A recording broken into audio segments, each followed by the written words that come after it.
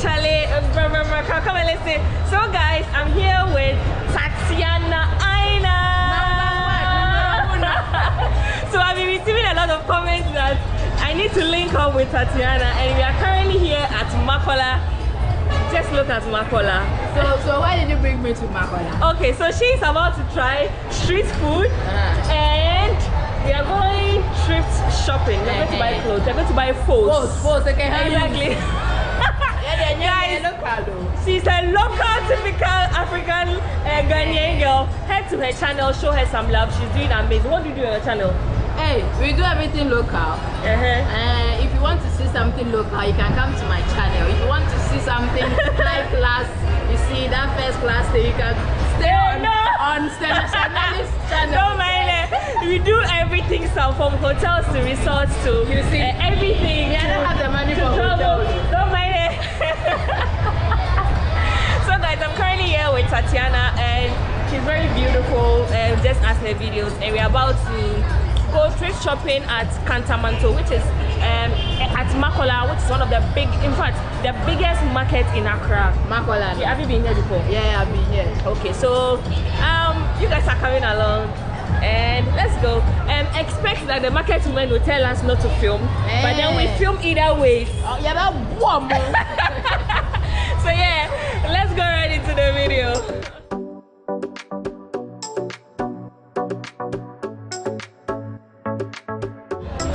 So we started with coconut. She's already enjoying, and this is mine.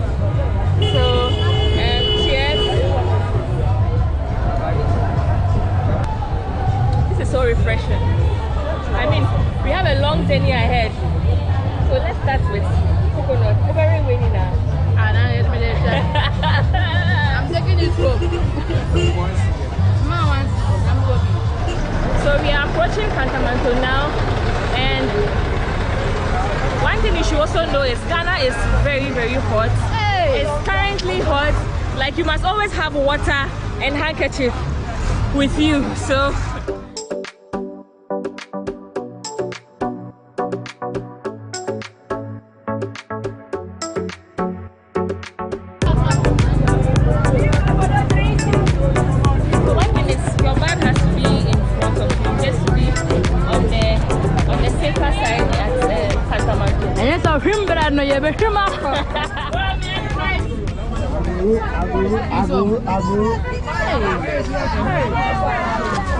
they said one is 4 cedis and then the rest is 5 cedis. So we're about to do some selection now to see what we can get.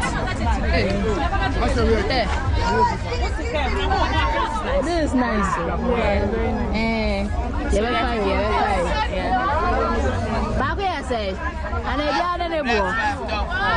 There be my amount. No, this one is not bargain, no. This is not bargain.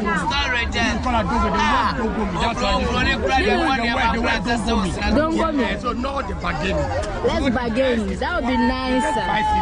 At the same time, the top is 4 cedis. Hey. That's the relative. That is the order from above. Order from above. Yes. The plan is to spend 100 Ghana cedis and on thrift clothing, which is properly called here fools. How much are you looking at spending to? So your budget is 20 cedis or 20 cedis. 20. So at the end of the day, 100 cedis, baby. but they talk about baby jeans. So that's the plan. Let's see what I get out of 100 cedis here at Kantamanto. So yeah, you guys are coming along. What did you say? Now today. What a nice, and it be pretty. Gentlemen.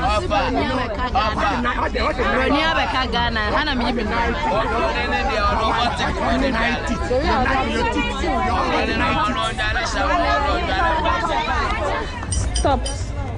Any Seminya away swimming costume crumple. Okay, swimming. What's it? Okay, swimming dodo. Hey. Okay, swimming. So I'm looking at getting office dresses, and then I also came to also get some. Let's see what it is.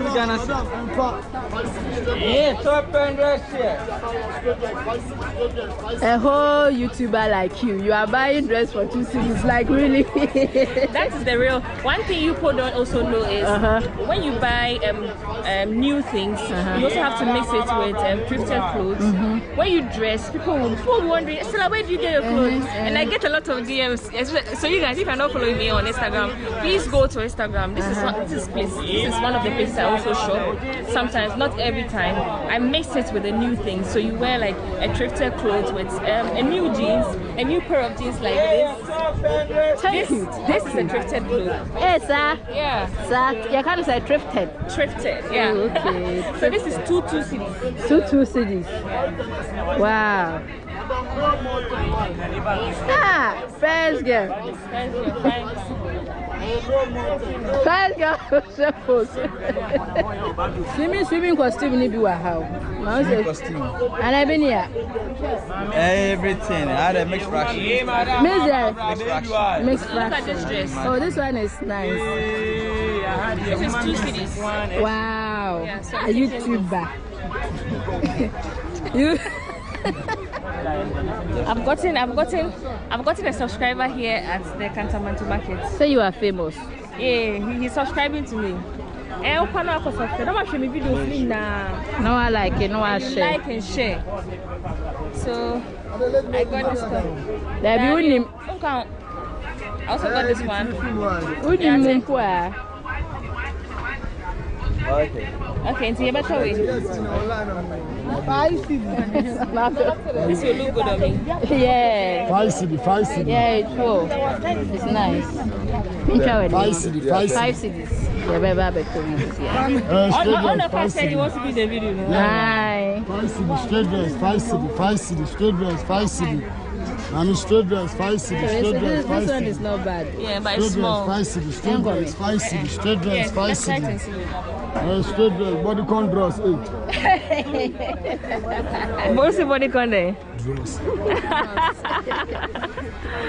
Straight dress, 5 city, straight dress, 5 city, straight dress, 5 city. This one, 5 city, 5 Ghana, nothing.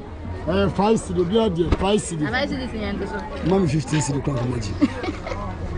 Straight dress, 5 city. Stella. Yeah, I'm mommy skaka. Sir. Is it there? Yeah, Toby. I'm some skaka. Yeah, Toby. This time marketing there. Maybe I is. Maybe I should. That me call me for Libya, never know. Okay, Libya. I'm for the soon. Sir, yeah, what be? Cafe, Straight dress, 5 city, Fanticasa. This one is cool. What do you guys think about this dress? It's cool. Let me know in the comment section. This is 5 cities. 5 cities, madam, straight dress, 5 cities, straight dress, 5 This is what we say. You need low, let's share it high. You know, when you get some heels, be on top. Who will know that you bought it for 5 cities? Straight dress, 5 cities, straight dress, 5 cities. Oh, that's nice. Straight dress, 5 cities, straight dress, 5 Hey, cities. Straight dress, 5 cities, straight dress, 5 cities. Have you gotten some? No. You know, it's my first. So I got like 1, 2, and 3, which is 15 CDs. Have you gotten yourself one? No. So that you need to help me. So she doesn't have the eye that I have. Nah. So I got like 15. But 20 minutes, I'm in Yaman. Why? 15 CDs for this 3.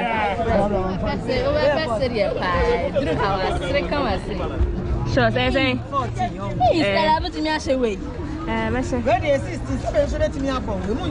Hey. So you're getting some jeans. You got some big So when your size, you get your size this time around. I have to know. Mama, me let me share it. Auntie Mewa has it. Oh, I left it. So just try stretching. Short. Okay, I think this will do. Maya saying Like that one. 15 CDs. Okay. So I'll try it and see. This one. I don't feel Okay, like. I also like this one. Hey, this one will be very cool. You? So Stella, Yeah. you like this one? It's not bad. Let me see the front. The front. Yeah. Oh, this is cute. Let me see. Say your buttocks is big. This one. Okay, so guys, when you come to the market and you don't really have time to try things on, you can use this one. Do like this. You can put my mask. Yeah. So you use it around your neck. Like this. Like this. Once the edges reach the back of the neck, like this. Hold it, let me show them. Show them. Like this. You pick the jeans, then you use it to measure your neck. If it's okay, let me see. You see, if it reaches the tip, then that means you are know that it's your size. And I have big thighs, so I'm looking at something that can stretch.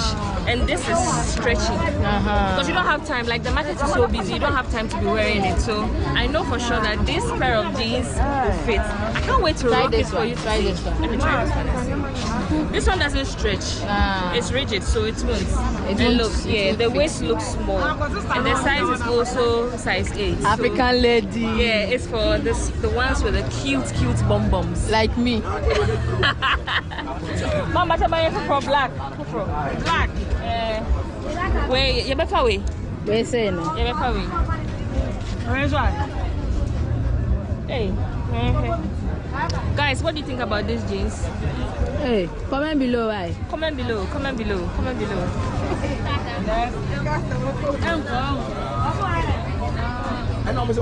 So guys, remember I told you how hot it is here in Ghana.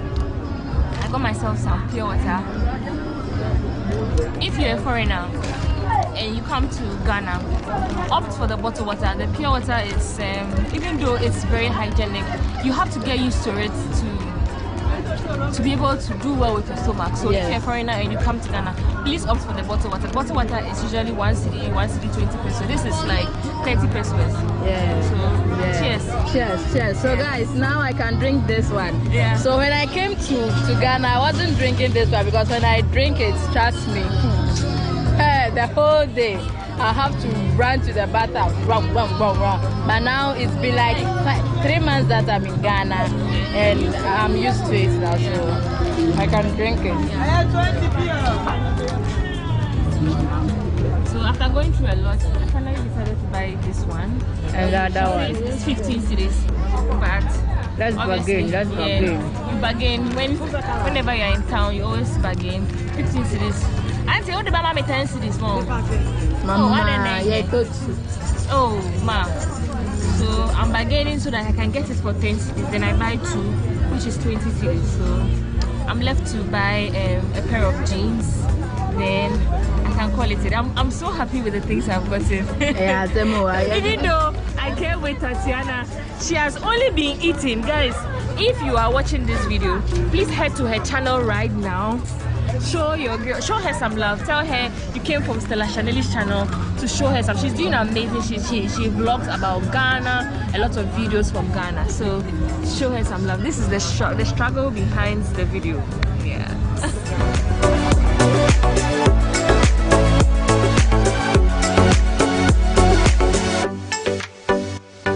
This is my friend called Sakwadie.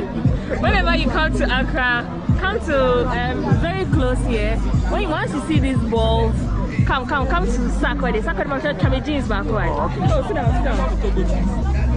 And say, 35.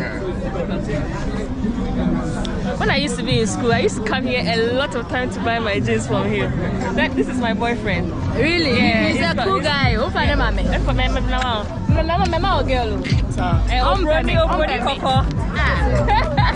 He's begging. He says he begs. Oh, I don't beg Coco. There be also when the girls propose to guys, they think you are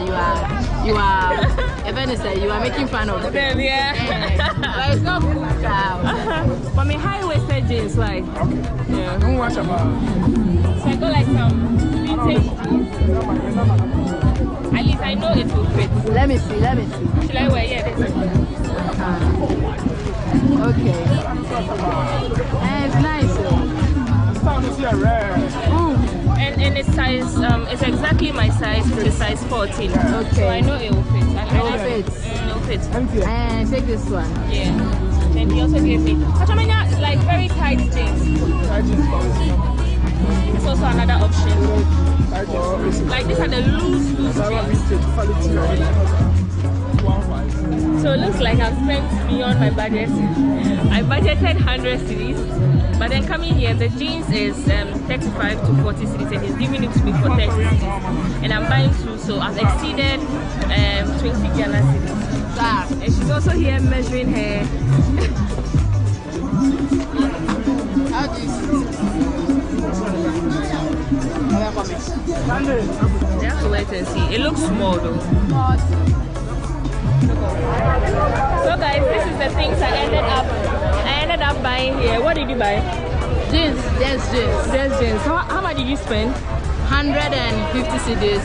And I spent close to 160 cedis for everything. Okay. So I can't wait to show you all what I bought. You also have to show them what here. Okay. So guys, if you're watching this video, show Tatiana Aina some love. Head to her channel, tell her Stella Chanelli sent you. Show her some love, she's been amazing. Go back, watch her videos and come back and come and comment down. So yeah, until next time on my next video, on my channel we blow them kisses. So let's go.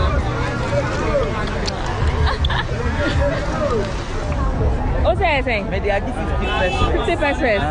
Hey, this is the cheapest I have seen. She says 50 pesos. So let's see what you got. This is 50 pesos. Can buy this one for my little girl. My cousin.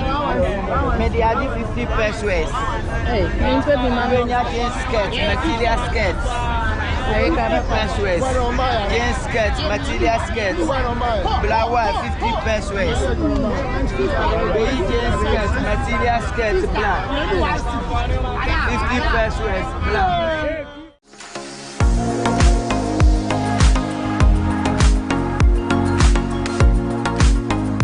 This is the chef of the day. Hi guys, we are back again, Charlie. I hope you are doing amazing. So guys, today we are trying Airbnb. I hope you're excited just as I am. Okay, so I'm currently here at a place called Afara, which is about 15 minutes drive from Tema and about 10 minutes drive from Ashama. So let's see how the place looks like and let's see what to expect if you decide to spend a night or two here. Let's go.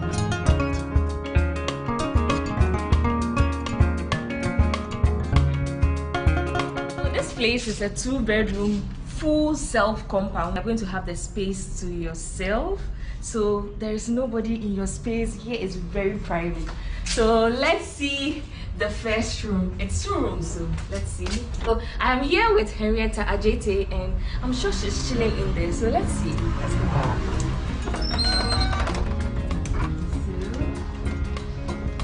Ta-da!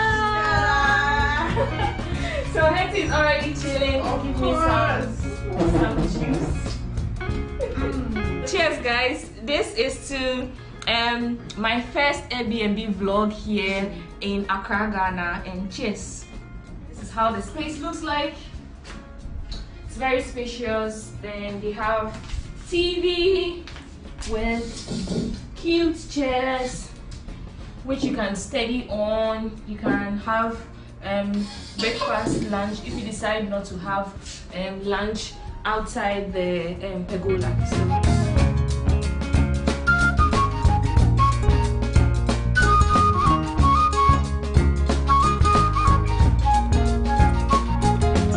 let's see how the bedroom looks like. The best place is the bedroom. Come. Ta-da! Woo! I'm already feeling at home. This place is very, very nice. It comes with an AC, a fan, and of course, a beautiful bed, which you can do 1 or 2 things if you decide to come. So come, let's see. So they have like a small storage area where they have like the towels, the ironing table, some toiletries, and this is it's a very cute bathroom. I really like this. Look at this. This is so cute. To hang your towels.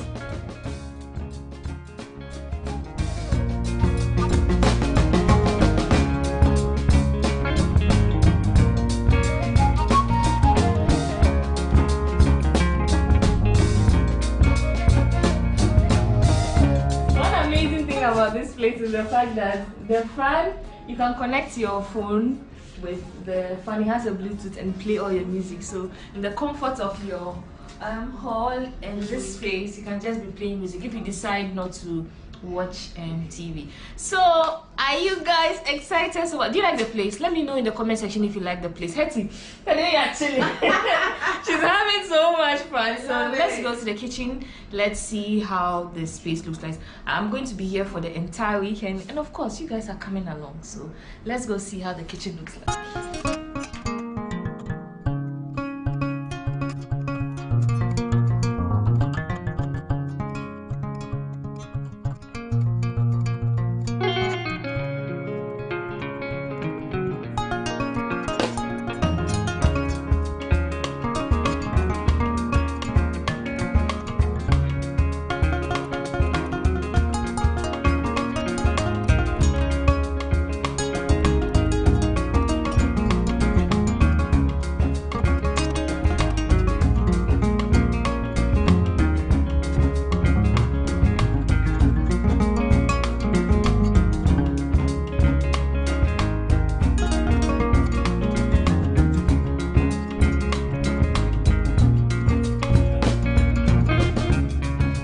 Let's see the second room.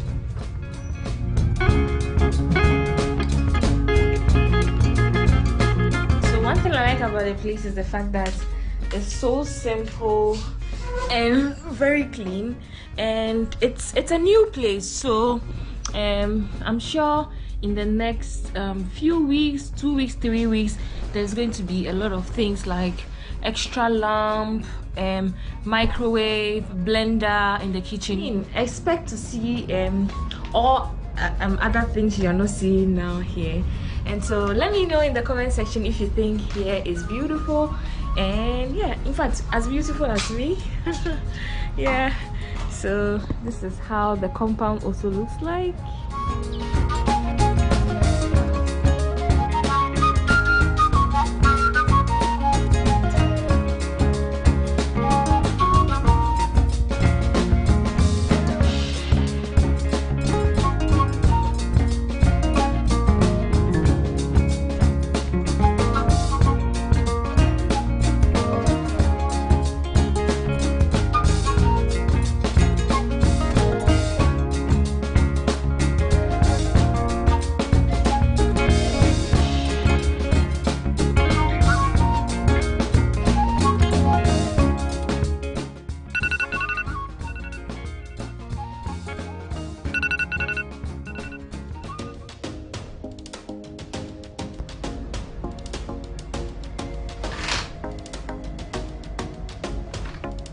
Good morning. Good morning. Good morning. Good morning. So guys, last night I had a good sleep. How was your night, Hetty? It was great, like I overslept, you know already. Yeah. I really did. So it's about 7:30 now, and we're about to go get some items to cook. What are you cooking? Eggs, sausage. We're getting some items for breakfast, and what have you got so far? Just going to prepare some sausage. Yeah, and it's very, very close to the Airbnb. Yeah. So really, really yeah, it's just about 2 minutes walk.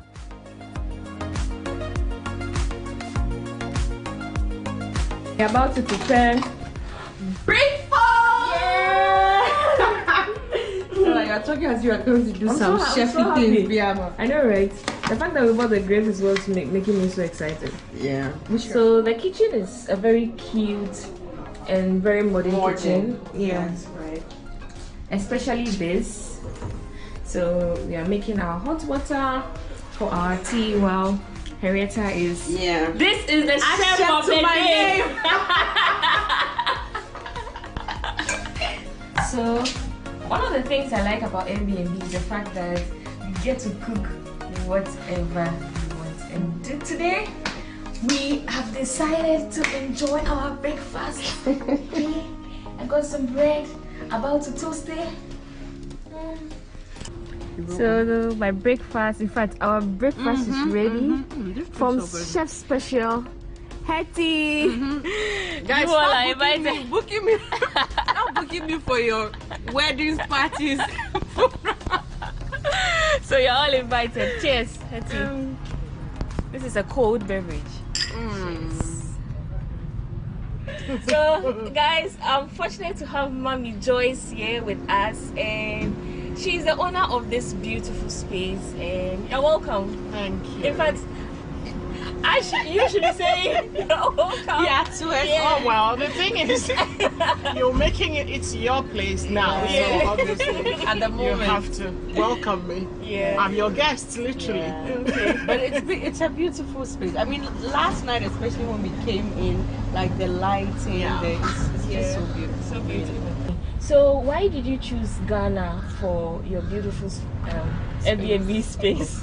Yeah. So the origin of this place is many years ago. We got the plot, and then we decided to put up something small and leave the main place for future development. And as it were, they thought leaving it there, someone will come and stay. People came and stayed and left and just wrecked the whole place. So just out of the blue, I just thought, you know what, maybe with the Airbnb coming up and or maybe doing something like that in Ghana might work. So it's actually a trial for me. I just want to see how it works. Okay. So the property was there. We thought we'd just turn it around and see if it works, then good. Okay, so where were you coming from? Or where are you coming from? Which country? UK. UK. UK represent. We don't say, we don't do it. But when they come, they always tell us in it. Oh my God, no. My son hates it. So, I mean, obviously last night we were here, we loved the space, we had a good night's sleep. Like the style for the rooms and everything is just so beautiful.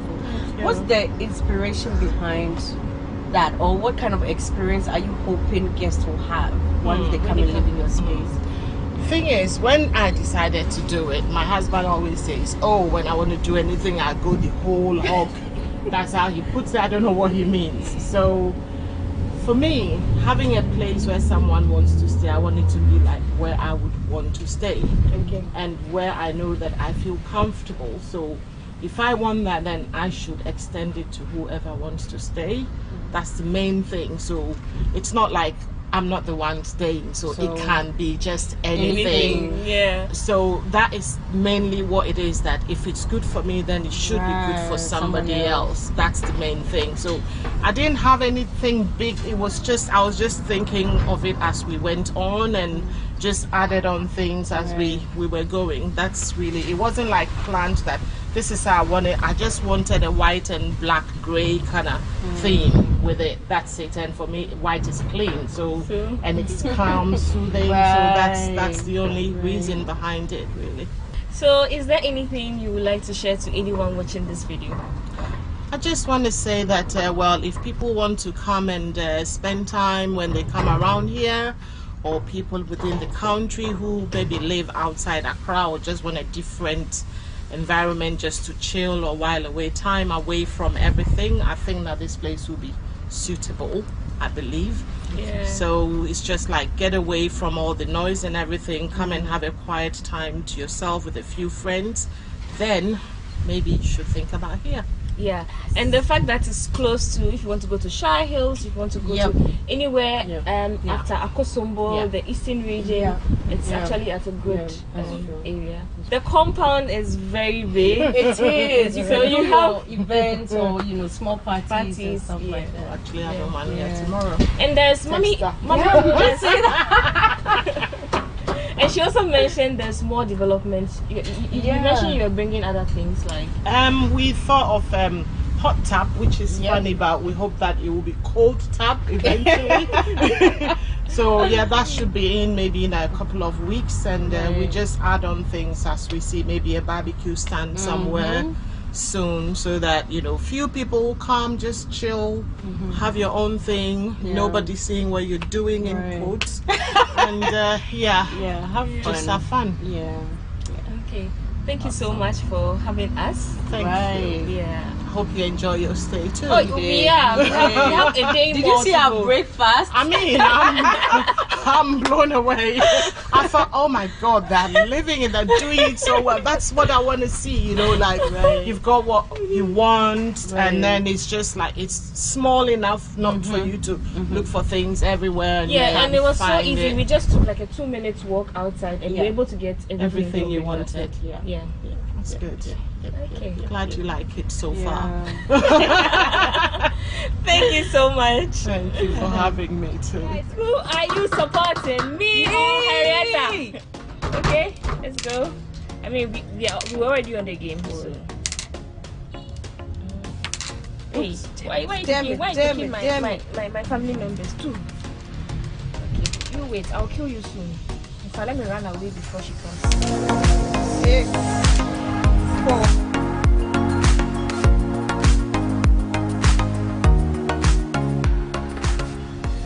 Guys, this brings us to the end of this vlog. I hope you enjoyed watching this video as much as I enjoyed being here. I'm also going to leave all details to this place in the description box. If you would want to spend a good time here for yourself, have this entire space for yourself, this is your plug, and it's right here in town, which is the outskirts of Accra.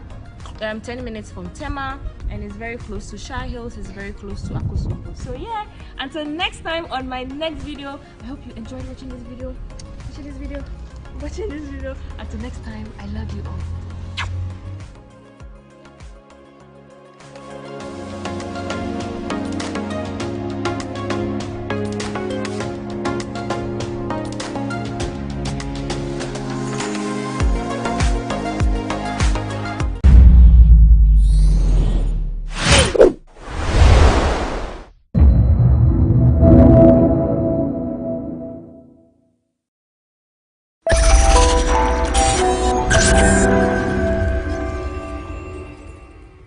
Hello, welcome to another episode of Say It Loud on GhanaWeb TV with me, George AC. Today, our location is Kaswa in the central region of Ghana.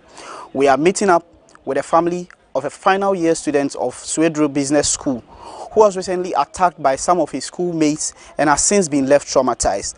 The student and his family believe that the school administration and in an extension, the police have not been managing the situation well. They are demanding for justice. Join me.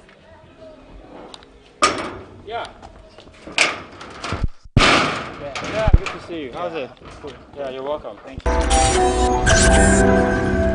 So welcome back. This is still Say It Loud with me, George AC, and as indicated earlier, I have my guest, Ishmael Ejay, a student of Swedru Business Secondary School, and he's going to tell us about an attack on him by some mates of his in school, which has left him traumatized. Ishmael, welcome to Say It Loud. Yeah, I'm Ishmael Ejay from Swedru School of Business, and I'm in Form 3. So, anyway, before we get into the conversation, how are you? Yeah, I'm doing great. A little bit. I'm recovering from the injury I had, and it's a little fine for now. Tell us what happened to you. You said you are, by the way, what form are you in? Form 3. Okay. Yeah, I offer visual arts. So tell us what happened. What happened to you? On last week's Friday, I collected SDRs from my housemaster, and then I went home to take an inspection staffs. You know, on the next week we have inspection. We had an inspection, so I decided to come on Sunday. On Sunday in the evening. So when I got to school on Sunday in the evening, my dorm was locked. So I called a friend in house in another house, which is the house 3. So when I called him, I told him to come and open the dorm, and then so that I can put my stuffs in it. The next day I'll take some of my stuffs to my dormitory. So on Monday in the dawn, we were preparing for school, and then when we were preparing for school, I finished bathing, and then I went to house 3 to get my stuffs, my uniform and and other stuff, my books for school, school activities. So when I was in the dorm and I was dressing, I finished dressing, and there was a guy called Opata who entered the dormitory. And then when he entered the dormitory, he came to Brian, and then Brian was also preparing for school. And when Opata came to Brian, I don't know whatever they were talking about or whatever they were saying on their own. And then all of a sudden, Brian started talking, insulting someone. I don't know who it was, but I'm sure it was me because I was. But I didn't know. I didn't want to put myself into it because I didn't hear my name. So I was also dressing, and when I finished dressing, Where exactly were they saying? It was like with Jimmy Cra, then he was saying some like negative stuff, negative energy stuff. So I was there and I was listening, but I decided not to mind him because I didn't hear my name from him. And then all of a sudden, he got to a point where he said he's going to sack the person from the dormitory. And then when I checked around, I was the only one in the dormitory, so I was the only foreigner in the dormitory. So I went straight to him and I approached him that, oh, if you want to take me out of the dormitory, if you want to sack me, I'll go because it's your dormitory. That's your dorm. No, that's not my dorm. So if you want to sack me, I'll leave. And then all of a sudden, I don't know what happened, and then he got angry. And then he got angry at me and he said, oh, why am I saying that? And I said, oh, but you are sacking me from your dormitory. You want to sack me. So if you want to sack me, I'll leave.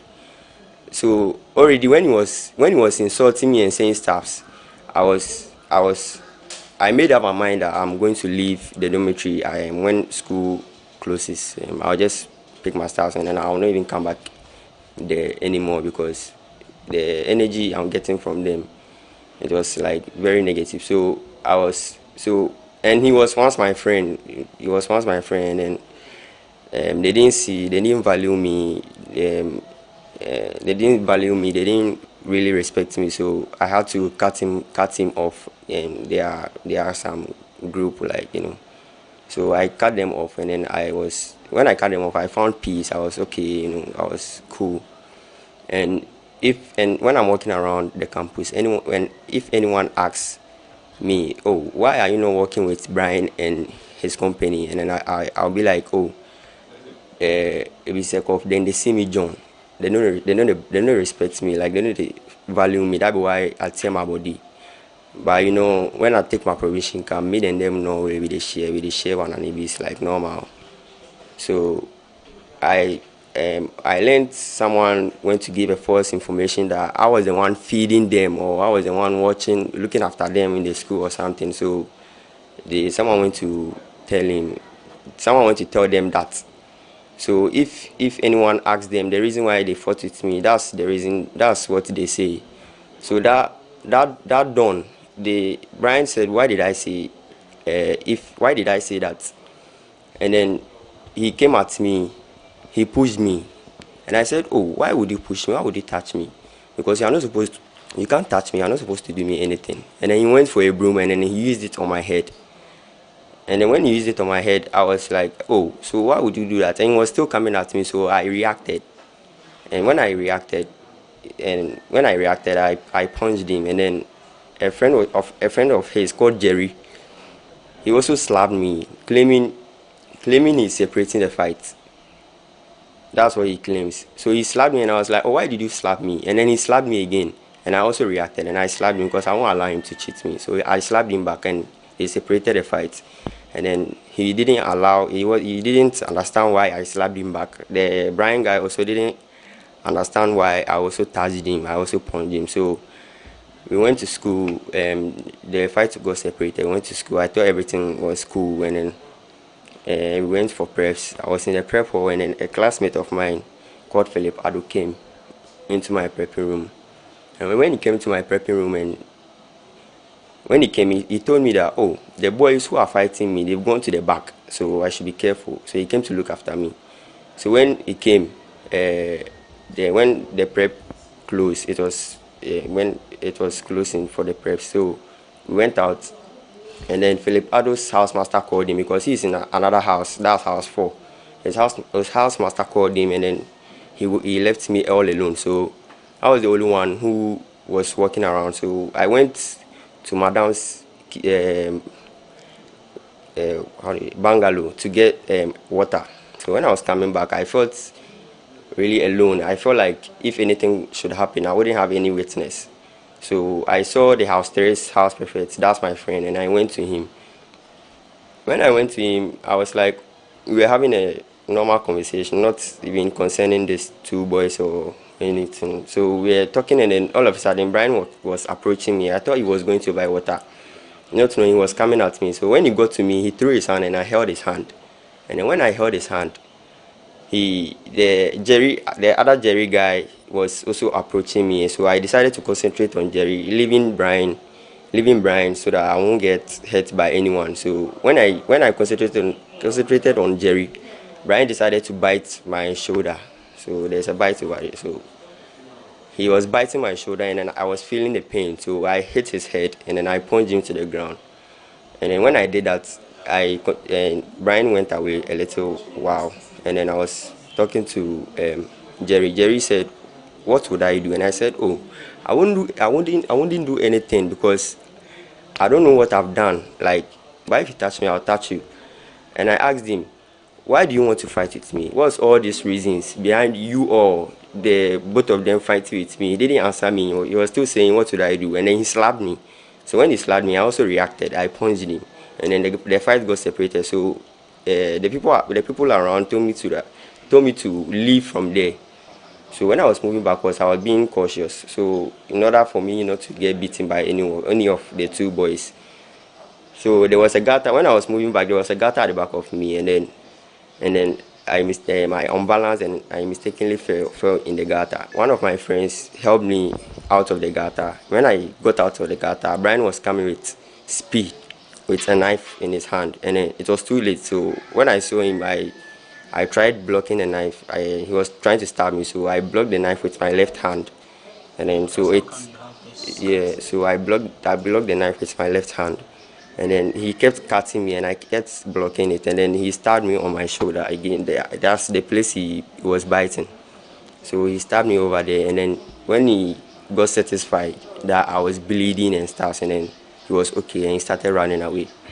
And immediately someone called my housemaster, and they came, and then I was rushed to the hospital. All along, you felt unsafe, right? When this whole thing started, you felt a little bit unsafe. So why didn't you report to your senior housemaster or class teacher or somebody? Yeah, actually, when I didn't feel unsafe till after preps, when a classmate came to tell me that the two boys have gone to the back there. So that's when I felt unsafe, because I thought the whole day, I thought, oh, everything is past, everything is cool, and I'm the type who don't like those kind of stuff, fighting, and no, I don't get angry that much because I like playing. You said you were friends with these people. What are their actual names? Opata, yeah, for Opata, I know that was the only name I know. Opata, and Brian Botte, and then Jerry Wellington, and yeah. How close were you guys? From Form 2, so from Form 2 to Form 3, we were really close. And then you just decided that you... Yeah, I just did because of how they saw me. They see me as John. If I should put the John, because that's they didn't really value me. They see me as a fool. Let me just put it that way. So the injuries you suffered, how severe were these injuries? Oh, it was really severe. It was really severe. I was really bleeding, and a lot of blood was really oozing out of my hand and then my shoulder. And there was a girl at Madam's bungalow who had a handkerchief. Who's so Madam Anita. And she is what? She is my house mistress. Okay. House one. So someone collected the girl's handkerchief and then tied my left arm in order for the blood to stop a little bit, So you went to which hospital were you taken to? I don't really know the name, but it's in front of our school, the Swedu Government Hospital or something. I don't really know the name of the hospital. You were what when you went there? What did they do for you? When I went there, I was rushed into the hospital, and then they told me to sit a little bit in order to, because they had other people to take care of. So yeah. So after them, I was next. So they sealed my hand.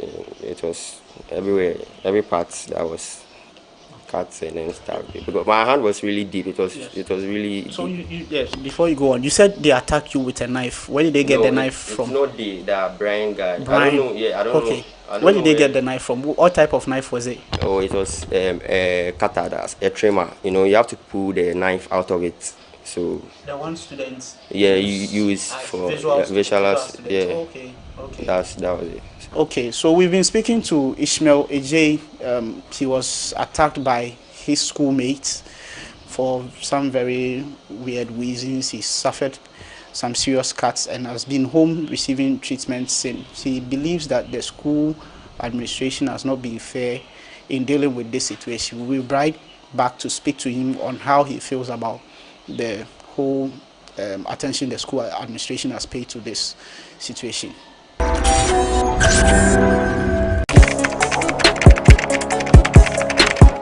We table issues relating to the arts and entertainment for a riveting discussion, of course, without fear nor favor.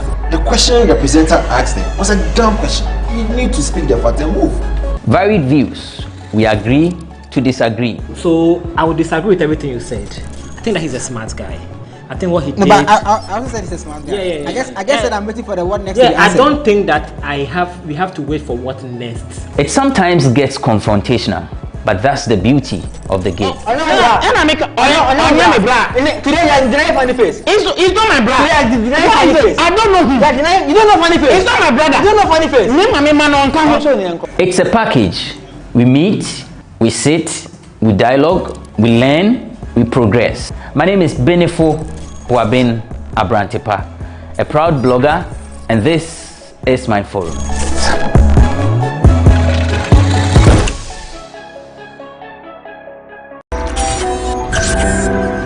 So welcome back from the break. This is still Say Loud on GhanaWeb TV with me, George AC. We've been speaking to Ishmael, and when the information came that he had been attacked, his father dispatched some members of the family to visit the school. The delegation was made up of his uncle, Mr. Wahab, and some other people. So we'll be speaking to him before we speak to his father. Boss, welcome to Say It Loud. Thank you very much. You went to the school after you were called. Yes. What transpired? Okay, so the incident happened on the 28th of February, and the mother went to the school the next day, which was 1st of March, I think, yes. So she went to bring him to the house so that the family can actually give him the proper care and all that. So he came. When he came, the next day the family met, which was a Wednesday. The family met. We wanted to discuss the issue. So we met in consultation with a lawyer, and he advised that given the fact that it's an attempt on the boy's life, he advised that we should report the matter to the police, and we should send the issue to the court for it to be addressed. So on Friday, we went to the school, and as courteous as we went to meet the headmaster. We made him aware of our intentions to report the matter to the police and proceed to court. So when we met him, to be honest with you, I wasn't enthused by his response. And for 2 hours, he kept asking that we shouldn't report the matter to the police. What was his justification for that? So after I made our intentions known to him, his first response was that given the fact that the boy seemed to be, he's getting better, that should be where our focus should be. He's getting better, so that solves part of the problem. That is his opinion, but I told him that, well, that is how he feels about it. But as far as the family is concerned, it goes beyond just him getting well. This is a crime, and the state actors must be made aware of. And at that point, he had not made you aware of any internal measures to address the situation. So his response was that he's given us his full confidence and that the boys will be deboardinized. But I felt that if someone commits a crime, which is an attempted murder, and I know by the statutes of this country, it's felony, if not, I mean, it's felony. It's a serious crime, which I know is supposed to be a very serious crime. So if someone does this and the punishment you want to prefer is to deboardinize the students, I mean, then what are you teaching the other students to do?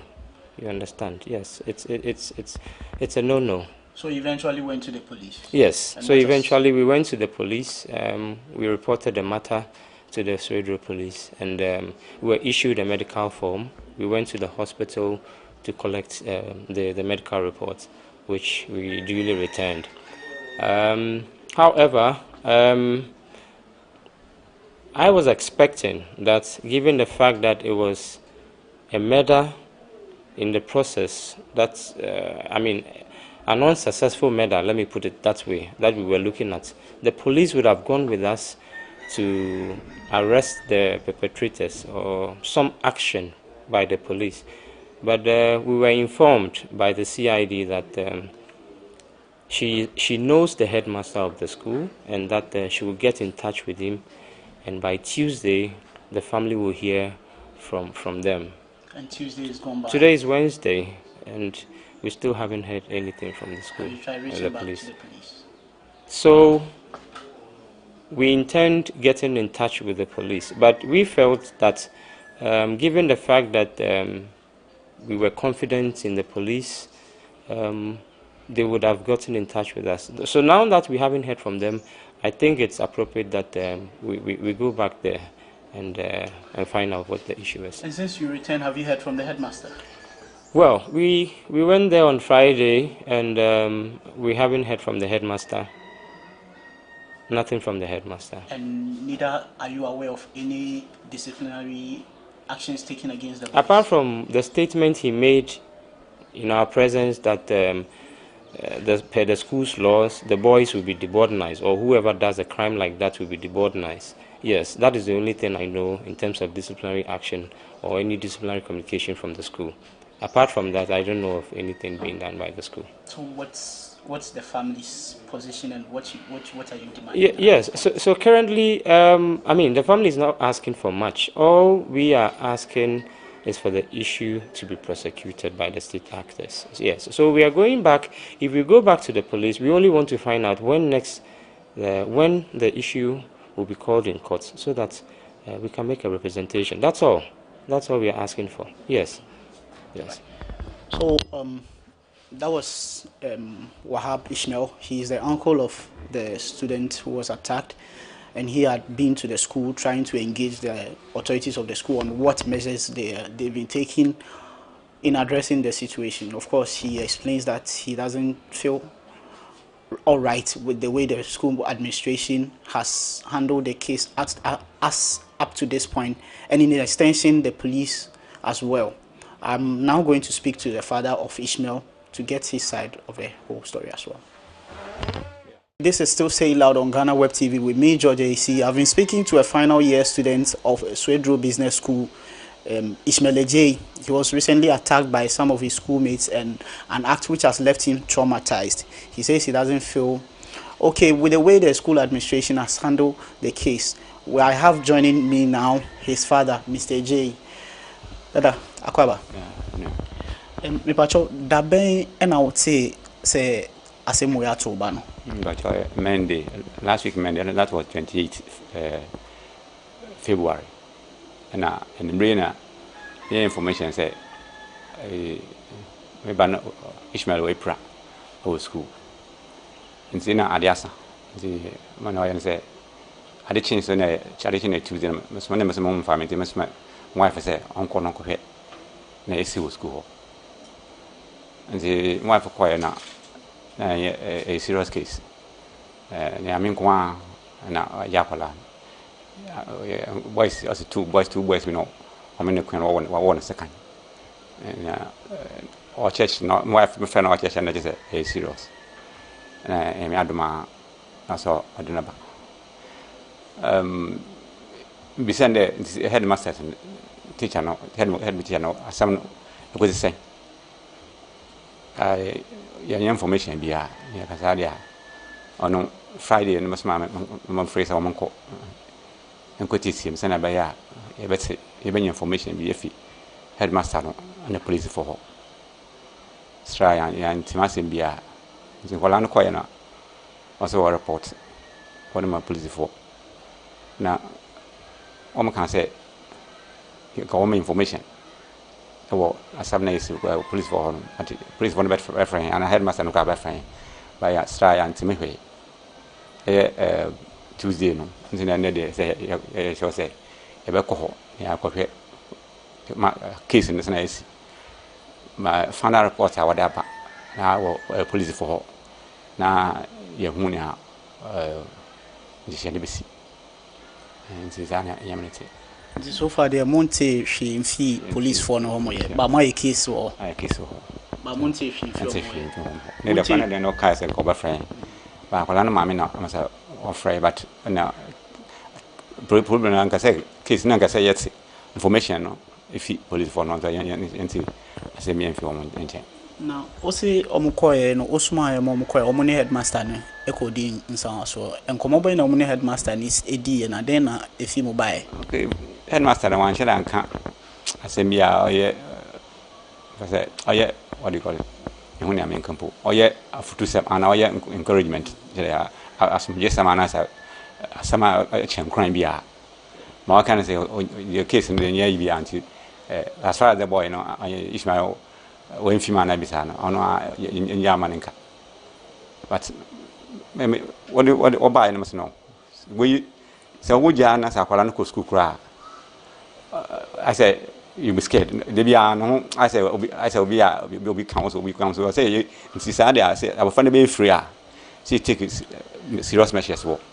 Yes, you know, I'm one hour school and cry, or that I yet I shall be, I won't say. Sassam, you see, no. And now for Isman now for take serious measures and send by us, case in the cry, ministry school. But now, near Ecosociano, do you believe that the head teacher has not been fair in the management of this case at this point? Yes, they are minimum who are passing. In cassette, headmaster and Casso, or taking charge of that case nearby. No more one want to okay, be chance, oh, we are when you have a trainer. Say, and procedures and another quite and person coming fast. Now, we are boy now, praise Maron. Now for Baba, Nanka Yasanasi, Nanka kiss and cry, Yaset simple. But I say, only the diagram. As I grew in boys, no, what's your parents in can? Okay, last week now, my friend. This man focus on my friend, but they made me. And your woman Casai, into many information being from my side. I'm afraid no more kind. I can't say maybe I and crash of Simbia. No more child, but I say no more so say near Sini. Parents, no information of quite a moment to say, in a manner where Pratt go school on. But is it something that you are aware that school no I invite parents no? Okay, need more information. Are you aware of any disciplinary action being taken against the boys? No, I have not. The minimum say well, take serious measures be on my side. My person when say case in a circle police name near by headmaster and some more back. Send a bias say Wakokoto, so maybe whom I buy a no. So it's my name. Now, as a parent, how worried are you about all of this situation? How is this affecting your son or yourself? More than say a case here, basically, I say, I'm a friend. Was saying in the future because Saba Franco school now in Tokaka, when you're not watching second, so would you one, and I would be plan. I mean, Quanka, Ukuma College. And see, at the same time, Sa man hwe na man ka asem no a the case na anye etc. Akola no ko school na man ka no o school a onye peace of mind in sua de school. So what I say. And so me take message a very serious woman say case na fe bibia adwo. Bibia adwo, bibia etc. fine. Obi art na master say asotwe bi na wole hwe kola no a ne hu say da asotwe bi akon say one letter bi kwa na mo say one letter we krata we na trust say mo bi anko school ha mo bi anyese mo bi anyese na asome jaba. Oh, parents, you are part of PTA. Have you tried getting in touch with the PTA? Have you tried taking this up to the PTA level? No, my family got PTA level. My first time in PTA, and I'm called cry. Ishmael Abedi pay 1 week of here. Say now, shall the condition say. Say now, shall I know. I won't say sometimes the crab knows. Sometimes I know my wife can't ask me to say. Because again, I say, both shady, none of Fanary and Afi, Zaki, out no better if at the same time. So, yes, I also got what's the pins to walk a prano. Stra or feel comfortable. No, you know. The name if you say, there, my folk can be sharp, a front obey scale, and I'm no but on.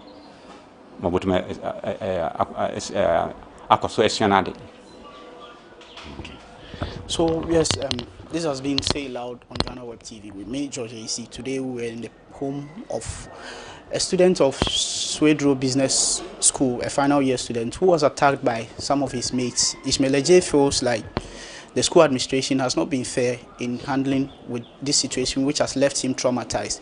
His father, Mr. J, is concerned about the safety of his son and is hoping that the school authorities will take the right measures in making sure that his son, when he returns to school, goes back with the right state of mind to be able to complete his education. This has been Say It Loud with me, George AC, and until we meet for our next episode, bye.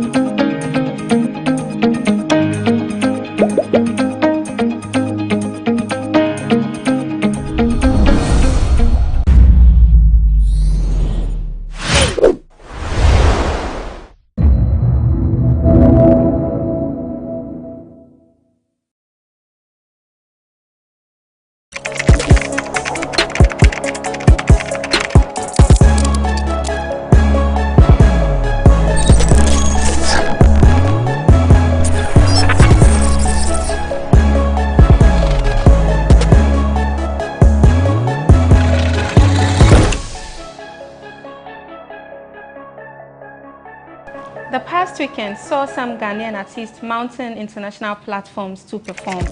We saw the likes of Kiddy, Kwame Eugene, Stoneboy, Sarkodie and others lifting high the flag of Ghana in the diaspora. While commending some artists, we also heard some bad news. We heard the demise of DJ Rap on Independence Day. My guest and I are seated. We discussed these on Bloggers Forum on GhanaWeb TV. My name is Benes Oparijan, and I'm sitting in for Abrantepa. We'll be right back.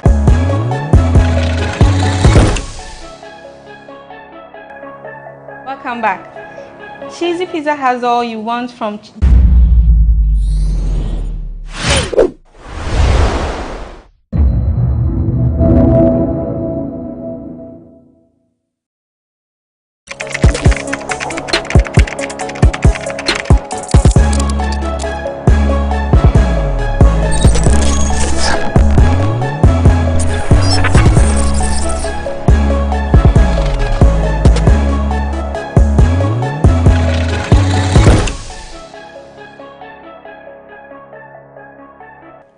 If you have been on social media, listened to radio, watched TV and read online platforms this week, then you have heard about the comparison of funerals between Ifya Schwarzenegger and Miss Bell. But What actually goes into a befitting burial? My guests and I are seated. We discuss these and more on Bloggers Forum on GhanaWeb TV. My name is Bernice Oparijan and I'm sitting in for Abrantipa. We'll be right back.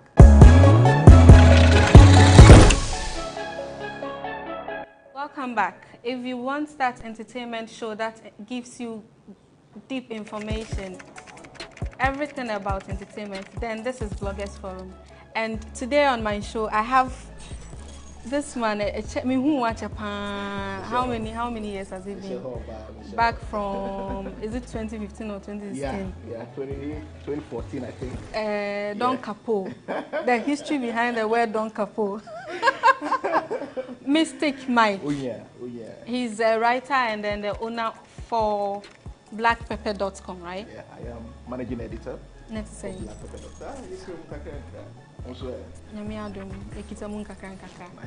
And then my Vivid Vida, right? Yes.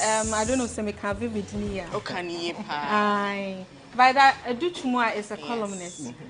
She's the first female spokesperson. Yes. For an award scheme. Yes. Which is 3 Music. Yeah. Sister, what are you up to? We're gearing up for the main event, 26th of March. So now the first list, yes, few days. The first list of performers are out. Kwame Eugene, Kidi, Black Sheriff, Ohima, Mercy. The list is on Sina, So, Akwabwa, Darlington, Muna, For Real, Charlie. Fully packed. Charlie. And this time, we are not having pre-recorded or pre-taped performances. All the experience we gave the month for last year, we are carrying it to the stage live. Nice one. So month for should watch out for 3 Music event. Grand Arena, so quickly dial *899*36# for your tickets and rep there. 250 regular, 350 VIP. Very cool. Nice one. Cool one. So they shouldn't miss this. Okay. I hope you're coming. I am coming. Now, right than a PRO for 3 Music, I am don't have an excuse. You don't have an excuse. Free your mind segments. Mystic. Yeah. So what is bothering you? You have to free your mind. Well, next segment. It's just an observation following the reconstitution of the board members for GAMRO. I see that we still have old faces still representing.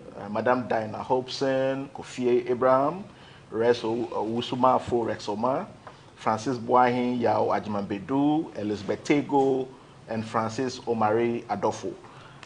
They are now the board, of GAMRO. But the thing is, what is new? What can be expected of this leadership? Not too long ago, Shatawale had raised concerns that for many, many years, he hadn't gotten any funds from being from his music being played and for GAMRO tracking it, except they brought 30,000 Ghana cedis over, I think, nearly a decade. And some said even Shatawale, who is so prolific, will be getting 30,000 over many, many years. What then happens to others who are not so much gifted and don't have that repertoire of music to demand, more?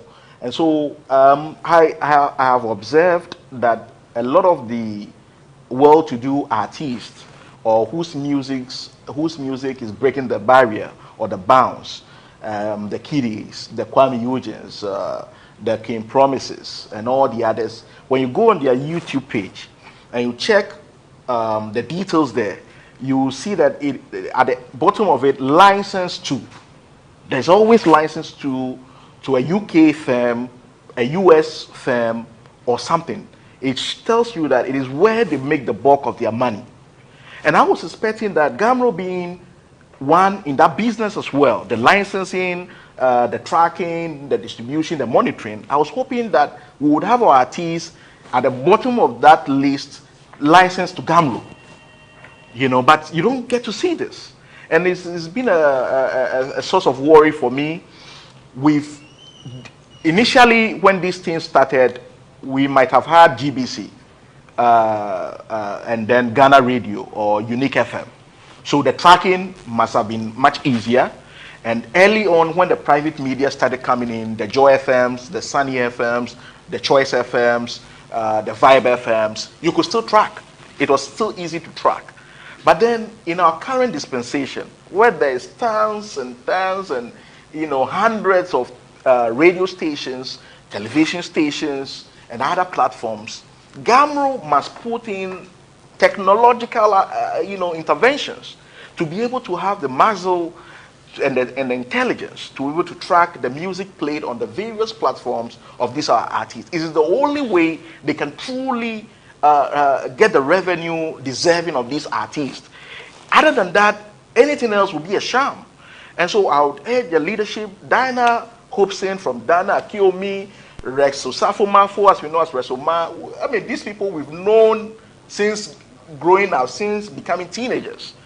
I would have thought that by now they would have felt the need to let the others come in, others with fresh blood, others with new ideas, others with technological insights, data analysis, and all the others to come in. But it appears that the old guard are not ready to let go.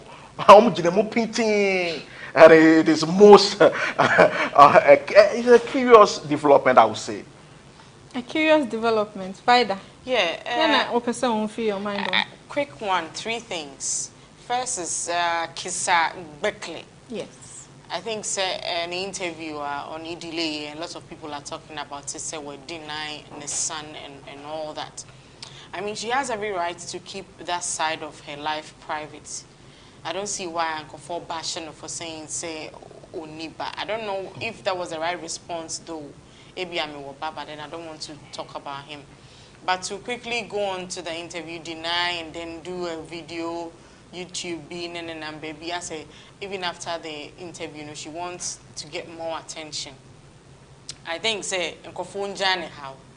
Or no, now, then she decides what she puts out. I think because of the critics and inside, and I will release a video. A video, yeah, talking about, say, on penny bass and all that. I mean, at age, at stage of industry, you didn't expect that Delay was going to ask questions about Otona Wakoye Nengwa.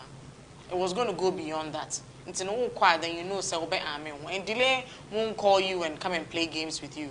She knows what she's about. And you need to prepare yourself before you go ahead. But I'm thinking, say, she was too excited to, have another opportunity to talk about the Botox and the surgery. I don't have any problem if you want to do surgery, to enhance your beauty.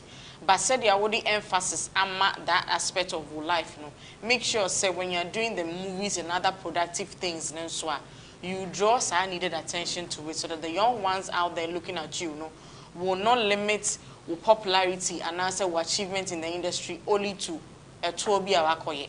So that is what I want to say. Then the second one is Gloria Safo. I think say the death of Nemamen is taking a toll on her, and you can feel sexually she's hurt. She's genuinely hurt. Utumu say ahana. Even her posts, her activities on social media and all that, you can tell. And I'm surprised, say, with all the work that she's done in the industry, from Efira to movies to voiceovers to influencing, music to influence. I mean, me who's our love, from the fans, say pour down towards her. Is it because she's not making the funeral, like a fashion show? Is it because that is how you mourn? I mean, said the path she has chosen, that is how you mourn. But I'm not seeing the outpour of dog from the fans, knowing the Juma why you industry. It is our mouth for a dream baswa. Say ye ni no bia besenko. Obi susu DNA. This is how she's chosen to mourn Nemami. So I think say we need to give her the love and the needed attention. No some fancy. Now, lastly, I'll talk about Abnakoko. I think there was Sunday Edimi and Sambi Abba Yabrel. We are tired of this nonsense. Yet now the biaka say Eraba unwako orgasm. Why should that be our problem? Once they did not rape you, no man harass you sexually, now consent to that act. Stop disturbing and with this kind of nonsense. You made us understand so we were mental issues. You are diagnosed with bipolar. Now, if you go about like this now, who best stopping other mental health issues and conform more mental health issues from getting the needed attention and support and even funding of their programs. Look at the timing out there. Stone Boy is preparing to release the album. And also a concert. And also a concert. Share Asamoah is coming up with a book launch. He's going around inviting ambassadors to, you know, to come and support him whilst on launching a book. And this is the time you chose to draw the attention from the good works they are doing to yourself. And see, and she rightly said, say, she's provoking them so that they can harm her because she's not capable of harming herself. And if you make such a pronouncement, where do you think, say, you better take you serious? And at this stage, you know, you're brave. A+, wherever you are, I'm calling on you. Fire now through for the first time and revive it. Allow us to appreciate these people and their talent. That is vivid vibe than I tuning. Can you ever break? You'll go for Vogue.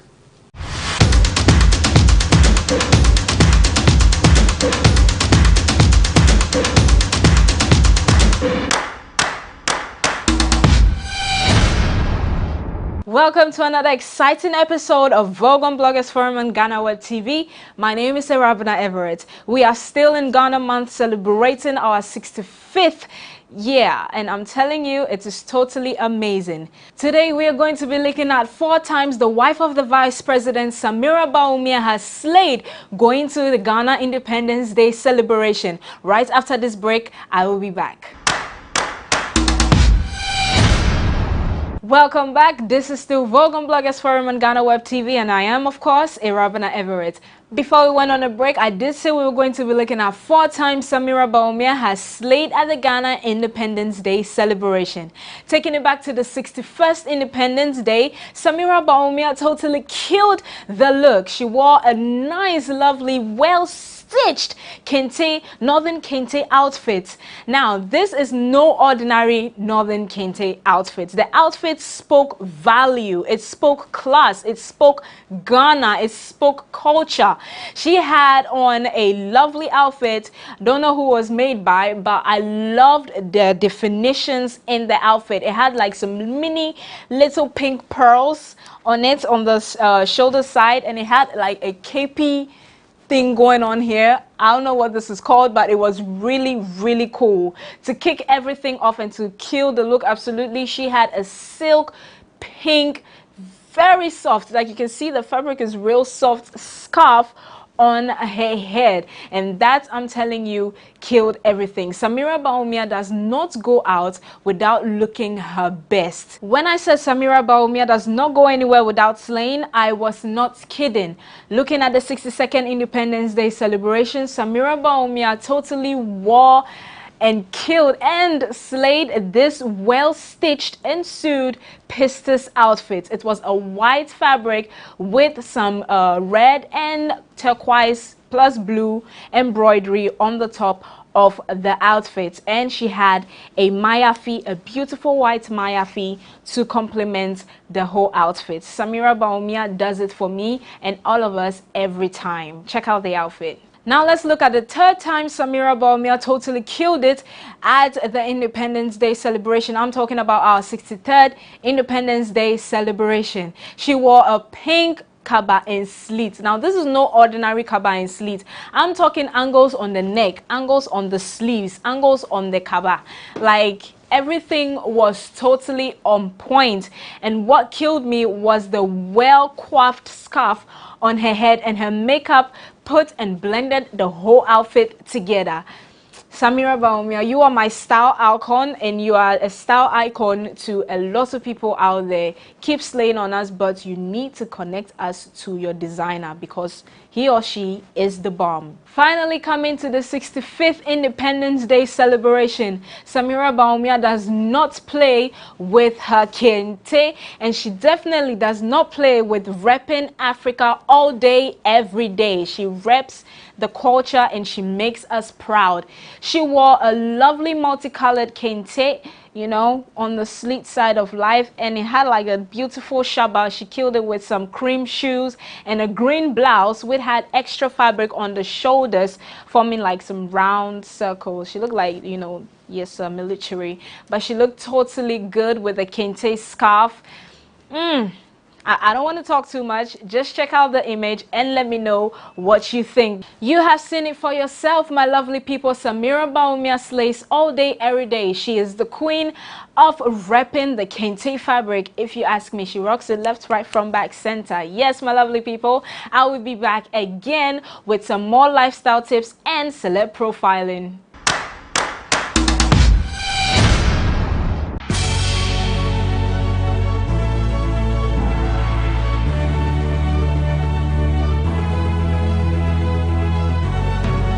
From the dawn of time, people have engaged in several businesses. With the onset of technology and innovation, life has relatively been made easier. By using debit or credit cards, mobile banking, thank you, and your favorite, mobile money, tech has indeed married business. On BizTech, we spend time with faces behind known and upcoming businesses in the country. Learn more about the new technologies and innovation, as well as find out about the trending issues in the world of business. Join us as we serve you with a variety of compelling interviews, projects, and others right here on GhanaWeb TV.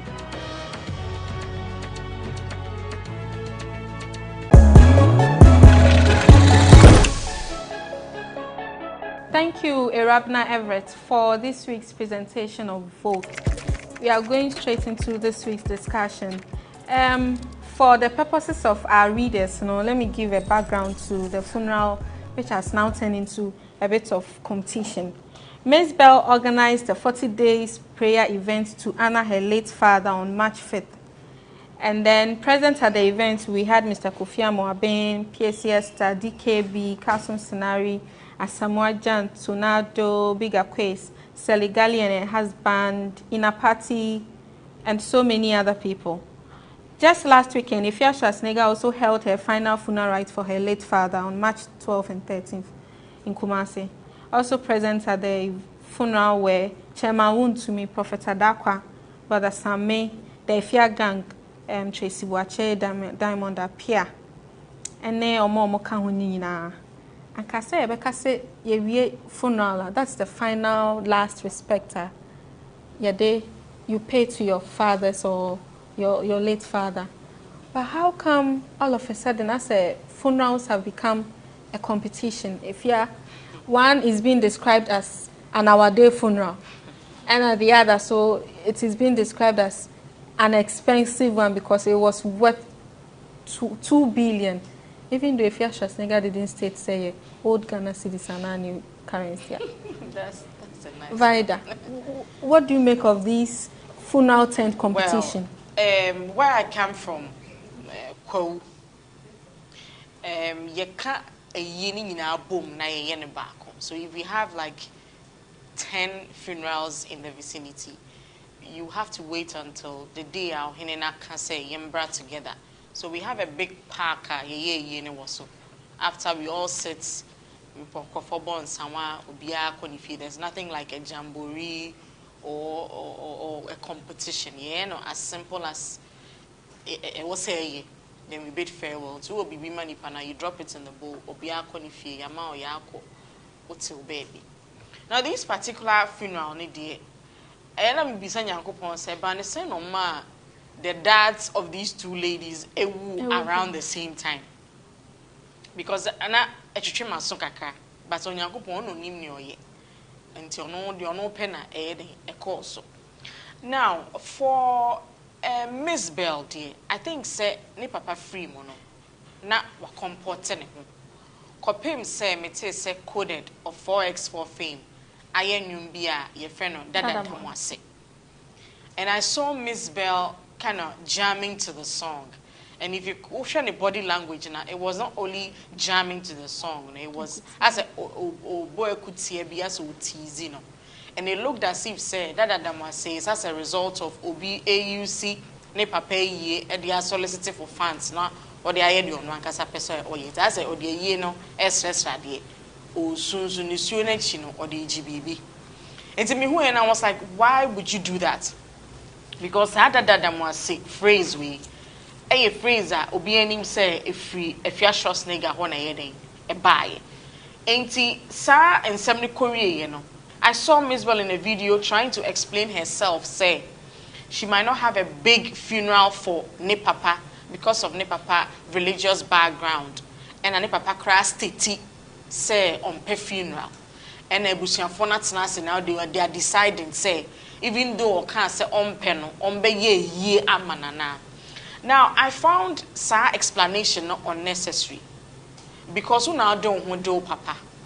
So also babon sem keke now they are bedin farewell uni obi ani hu asemka but because okoto sa teas no two mu wie na obi ehwe say how is sa both funerals ibekon.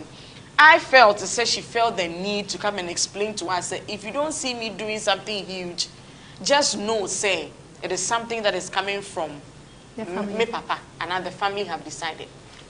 Now, if your Schwarzenegger also wanted to use this opportunity to tell you, say, even though I'm say manual, yeah, even though I'm feel say Ghana for a trouble me and pema semno, yet the minu me no kwensi wa me who or do a chain, and I'm going to prove that to you through me papa funeral, me baby. It's just 1 week ne bono. Share the kind of dignitary sir a baho. It's from then no started making a statement to Miss Bell say, me no beef no, ye transcended the aqua samando. As I see so cry me defeat too, yes, aqua samando suswa, me defeat too. You know, there was fashion. Celeb say baho, deco, armor, ye koto, ye say allegedly, see a ton in chim ye no for Adriane. There was music. Ye see a fake coffin no. Ye fly. Ye fly. Now, I was so say sabi enuanom Muslims omo hawa omo kra omo corpse no sabi o bi antoma bi na dey drown ho na ukọ but then ono person o chiro say wa mani papa baby papa ada de che say coffin adaka na ifo adaka na kasa kra full plane anzana e ba belande. Then I'm asking myself say when nyina e be kwa kwakosisen because ye can be say na mu supporting ma mu so why marginalize o industry ni mu munye say mo to what end is this the kind of beef and answer the kind of tussle ye pe say ye to aswana knowing Miss Bell no she's quite emotional when him say lady we wo de wasem ko to wo de wasem ko nanima o fa ho nchew obeki kanadwam ono no so ne ntokwa expiration date ni hu ntokwa na expire o share obabia o de be ma now uko tiziri ye no afi waja adwuma dirty job na matonado and Tornado is going around doing all her damage control and I want to nchie na wan yesi miti kumase mpo se radio station bi ko interview nchira. I mean, like, has it got into that? Why would you a whole radio station be fail be your tone nchie say man ye bia asumasi be tone nchie wo ho ana no tone sen. I mean, you want better issues to deal with. We are creative people. If you want to beef and if you want to show power now, do so through your creative work. Miss Beltonium, what the hates be banner? Where's so yesini, series be banner? I mean, can't we do sir and talk away if I ain't me an intellectual beef and now? What the son yema way in the name some sorry I must see a man support. If you walk into any office, that's also quite support for project for your craft.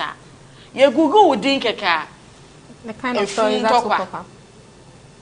I mean, it doesn't sit well with me. I'm even ashamed as a woman sitting here. Now, someone to me sorry. I'm sure they would have gotten up from my grave and told them, Sarah, but who disgrace me instead of giving me the final departure with respect. You know? So I'm ashamed discussing this issue. Some are sorry to have make can be pay ya a Danny fashion show be a being tone just to show off. afi akwa could do say oh bobo and perform ye wa doye edi. Miss Bell also no kokuemuno. Do you know the kind of people that supported her? On the donation part, so I feel very ashamed as somebody. I speak for a scheme like 3 Music, and we have a subset of the awards called the Women's Branch, where we to celebrate women in the arts. Affirmations are cut to encourage women, and you two fall within our space, our creative space. And this is how I'm really ashamed of these 2 girls. Mistake. Well, it could be argued that Miss Bell dancing with Dada Damwase, you know, in the background wasn't to stoke any fire. That could be argued because Dada Damwase had been banging so hard, you know. What I love to say is Miss Bell is the first lady of Hip Life. Miss Bell is the first lady of Hip Life. She's paid her dues. And when you're talking about one of the earliest urban female celebrities, it's Miss Bell. You know, and so if the dad passes away, it's going to generate interest. That's given. That's a given. The problem or the issue with Miss Bell's dad's passing had to do with 2 dimensions. He was a Muslim, and so you know how Muslims go about their funeral rites. But the man was also a royal from a Kumfi, and so even upon his passing, the royals wanted to bury him in a certain way, and then his religious people also wanted to. So there was that bit also going on. But eventually, he was buried, and then the adua was done for his soul. It was that which Diamond Appiah, another actor in the mix, said our day that was done. But if someone has passed and then adua is to be done, it's a solemn occasion. It's not a period of merrymaking. And so I understand it was held at Bawi. Even that had significant people coming to show love to Miss Bell. You've mentioned some of the names there. Party. I mean, and those were heavy hitters. People there were heavy hitters across entertainment, sports, politics, across the divide. So you cannot say even that was a child's play. Because, I mean, when I saw the visuals and the photos, I said, well, this is very gratifying that to have someone of Miss Bell's stature have these people coming through. Now, for Efia Schwarzenegger, she's an accomplished MC. She's a very solid, actress and all that. So you can also take that away from her. But the only thing with Efia, as I have come to observe it, is that she is very competitive. Very competitive. And so in her mind, everything, she must be the winner. That's what I find quite intriguing about her. And so right from the funeral, I recall seeing a video where she said, hey, now even the presidency or I think I chanced upon the video. Yes, she released a video like that. So she was not shy, she was not coy about soliciting for funds and other materials for the final preparation of her dad's funeral. It was clear. She went public about it and was not coy about it at all. And so I wouldn't be surprised if she went to the various quarters, including the presidency, for which became a matter that we'll discuss subsequently. But Miss Bell did not go about it that way. And so those are the 2 different things that I observed about this banter. And even at the NUS, Kwame Nkrumah University of Science and Technology Park, where the funeral rites were eventually held, I was expecting massive numbers. But I must be frank, that when I looked at the visuals, I was like... Very disappointed. I didn't measure up. Given the publicity, given the campaign, given the going rounds that Efia has done, I was expecting huge numbers. But this is not to cut you, but if you had studied the beef between Efia Schwarzenegger and Messi Siedu. Ube Sebi as a part of Asante Foni be Ebuefu because I think Messi Siedu was traveling to Dubai with her team. Yeah, the attache war. Yes, and I think so she a sweater also. And quickly Efia was referring Asante for Mutu Kwama Kosha sweater. You know, she didn't make it a Messi Siedu issue. Or Asante for issue. So there were many people who even said Otumfo shouldn't have given her the space to even come to Asante Man. So about the year. So there were a section of the people who were peeved. Yes. So in order to have large numbers, I also saw free Accra to Kumasi. So you think numbers? She didn't get the numbers. I mean, to be very frank, because I see most of the Kumawood stars. Yeah, I observed the visuals and I said no. I mean, giving a fierce loud mouth and giving her campaign, her funeral campaign that she embarked upon. But what about that Asante Fuase or say Asante Fuase? Yeah, their money. No, because they gave her the permission to even hold the funeral there. And I think they deserve. And I think she's an Asante. So, by saying that, she's saying Asante Fuase, and you know, tapping into the general pain and all that against Miss Bell and all that. But hey. It's good that they've found eventually wrapped up the rights for their respective fathers. It's good that daughters do that for their fathers, and we can only hope for greater things. On the part of donation, was it right for Efia Schwarzenegger to be publicly declaring, say, despite Mami 10,000 cedis, Wuntumi Mami 4,000, the funeral was worth 2 billion, and it's all thanks to Father Dixon, Chief of Staff, Sumami 50,000. Was it okay?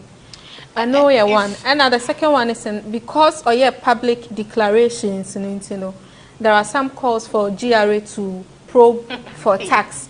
Charlie. They are linking it the to whole dimension Sam Panchakra's daughter, Reverend Sam Panchakra's daughter. So also, they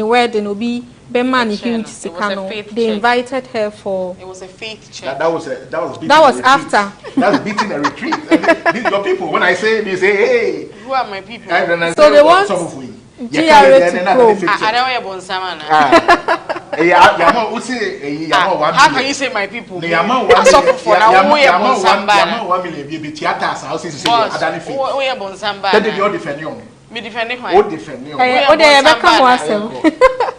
It's GRA, there is a reason why when you go for funerals now, we stay the Monday, Saturday is a burial, Sunday is a Thanksgiving service, nothing Monday at Tanasi.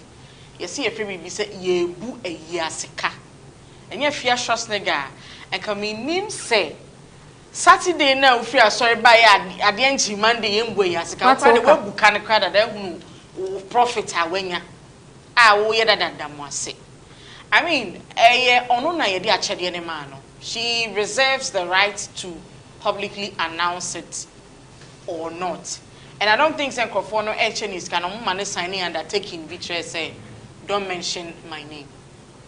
But look at the parties involved. Obi owa odeni sanifa echewadia on pese benkum ni behu say wachewadie. Inti sa wo obi a we matured person na wo na wo say what to say at what time. But this is a case yes our public declaration way to spite Obi. Already now for your target will be saying the funeral our day. Internet will see more reasons why all back a case study or more back or more the evidence. What field so betray the entire wood our day.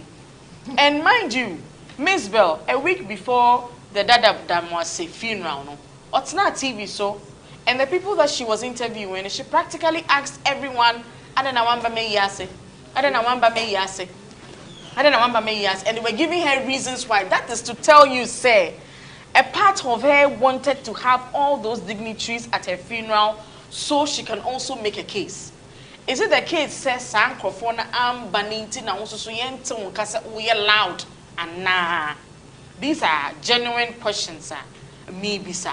But I felt say baby asikani free buy and a court say free buy. It wasn't necessary say obeboso. for the part of the private business owners, they choose some money. But when it comes to government side, some of the gifts and food soldiers need be as sorry say, busa say, Banisena, my brain on the delay, it's me born someone 50,000. But I've read a story that says that the chief of staff office deny, said they didn't give her that money. And I'm thinking, say, if truly they didn't give Efia that money, fine. But so with this kind of manner, in order to vindicate herself, she would try and look for evidence to prove, say, and you be out the so and so amount Emma, so that our day counterparts will not use that to to tease her. Until we have to tread cautiously, baby, a year corner. And it will amaze you, say, a year back, cause disaffection for a certain voting public based on that Moasinti, or we go Kromotie, ever go somewhere else. That is why I'm saying we need to be cautious. If the statement has come out said, trust me, if you trust me, God will prove. If truly they gave her the money, she will prove, say, remember truthful, you gave me the money. See, interested me, maybe I could do. Mistake. Yeah, I mean, I saw the Instagram video. It was a video where you could see that she was appreciative. She was very, I know, thanking the chief of staff, Madame Frema Opari Opari, for, the support, the 50,000 supposedly that she gave. And then also aiding to bring the coffin. And then in addition, saying that if she needed anything, she just asked. Wow. So much so that Efia had to say, Mama, Tumuda. You're sounding like her now. Mama Tumuda.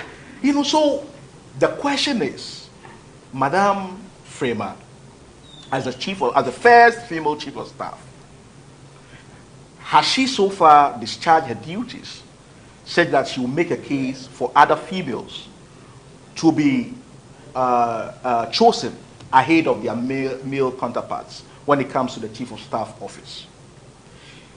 On this, I go back to Mario Puzo's The Godfather. The Godfather, in Italian mafioso families, do not choose anybody to be consigliere. The consigliere has to be an Italian with both parents being Italian. But for Tom Hagan, he was an Irish orphan who was going hungry, and one of Don Vito Corleone's sons befriended, and so became part of the family and was raised in the family, completing law school, and eventually choosing to work for the Don against much opposition from the other families. That he's an Irish, how can he be a consigliere when he's not Italian? But the attributes that Don Vito Corleone saw in Tom Hagan proved to be enduring, because in the end he served his Don very well. A chief of staff is like the consigliere. You are the filter between you and there's so many people who want to see the Don. Sometimes the Don gives you explicit commands that I don't want to see this person. But the consigliere has to go about it in a certain way that the person does not feel spited and so get to hate the Don. So that the Don always keeps a very fine face. But the dirty job has to be done by somebody. And so, even at the funeral grounds, when people do donations, sometimes, I'm an MC, I've done funeral MCing and all that. Sometimes people come to you, give you the money, but say, Momidin, Kachengbe, Ismona Nuhe. They give you the money, they say, no, make it Nicodemously. And so for Efia, one of her weaknesses is not being discreet. That is a major weakness. That she is always in competition. In her mind, everything is competition. Everything is in competition. Why did you have to come out and put the poor woman under such scrutiny? On the scrutiny, I want to read a statement from the Alliance for Foot Soldiers Advocacy. They call themselves AFA. And this is their subheading: Empower foot soldiers, not opportunistic media personalities. AFA. Alliance for Foot Soldiers Advocacy, AFA, is gravely scandalized over revelations by controversial media personality Valentina Najewa Elias Fiasha to the effect that Madame Akosia Fremont Pare paid flight expenses for her late father's casket and topped up with 50,000 as funeral donation. Inasmuch AFA is sympathetic to the plight of bereaved individuals, we find it extremely difficult to understand and accept the logic behind this particular gesture, considering the opportunistic character involved and the times we found ourselves. We say this because Ifya Schwarzenegger contributed nothing to the MPP's success victory in the 2016 general elections. Rather, and as a matter of fact, she used her platform to make mockery of then opposition leader, candidate Nana Addo Dankwa Akufo-Addo prior to the 2016 elections. It is therefore shocking why a few years down the line, with the MPP in power, the chief of staff as well as senior government officials will suddenly forget the pain she caused the party, reward her beautifully to the annoyance of party members whose toil and sacrifices birthed the fruits of government. Father Dixon cried the caveat, Ekahu. Say, if we are giving you this money, we don't want it to be public. But in her own video, she said, Father Dixon, Osi mame moso. Na ma moso, I want to be moso. Somebody who told you that, look, keep this, we are supporting you, you are in need, or you are whatever. Times are hard, take this. And they gave you a caveat. But this woman still found the need to let it known what Father Dixon gave. For the food soldiers, I can blame them. I cannot blame them. People want access to power. People have won scholarships. They need support to pay some of the fees they do not get. People want to come and see these elected officers. Oh, bro, Charlie, help. They are meant to sit at the offices of these MPs, ministers, deputy ministers, director generals for hours upon hours. Oh, Abeba, he's in a meeting. He will get back to you. You wait 2 hours. Oh, he will get 3 hours. They've been made to wait, go and come. But these food soldiers, who are they?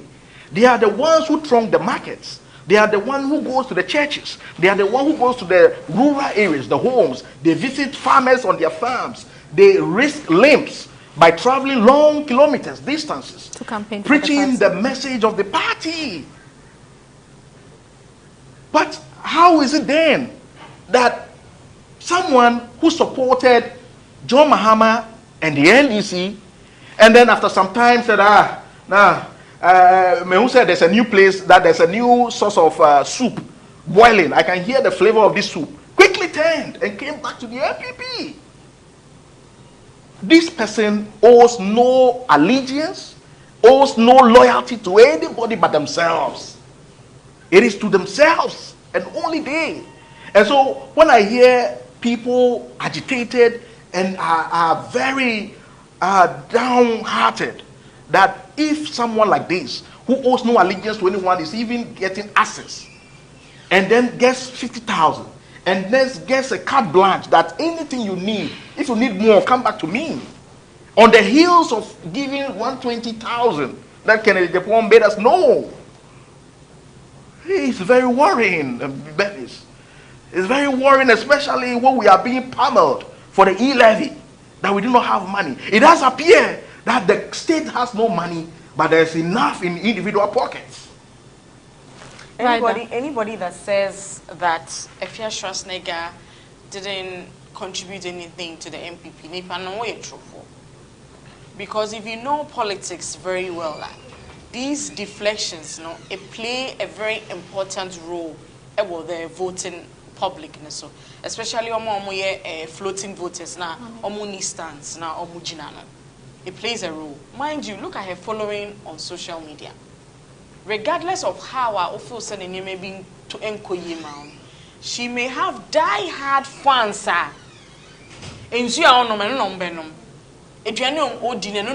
Such people are controlled by idols like Ifya Schwarzenegger. If they choose to follow MPP, it happens all the time. There are people in the MPP now and NDC now holding positions that they had to deflect from their party to the omo se see ano. So it's a normal political practice. Anya day who say if you're just nigga ebe. So if you say we may not have studies to back the number of people she was able to, you know, push to the MPP, but to say making any impact is a lie.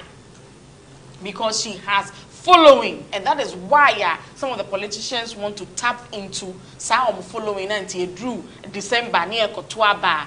They get the artists to, you know, to campaign for them because they know say it's a sure way of tapping into their fan base and getting them to vote for them. So anybody who says say one benefit, you know, I don't think say that is it.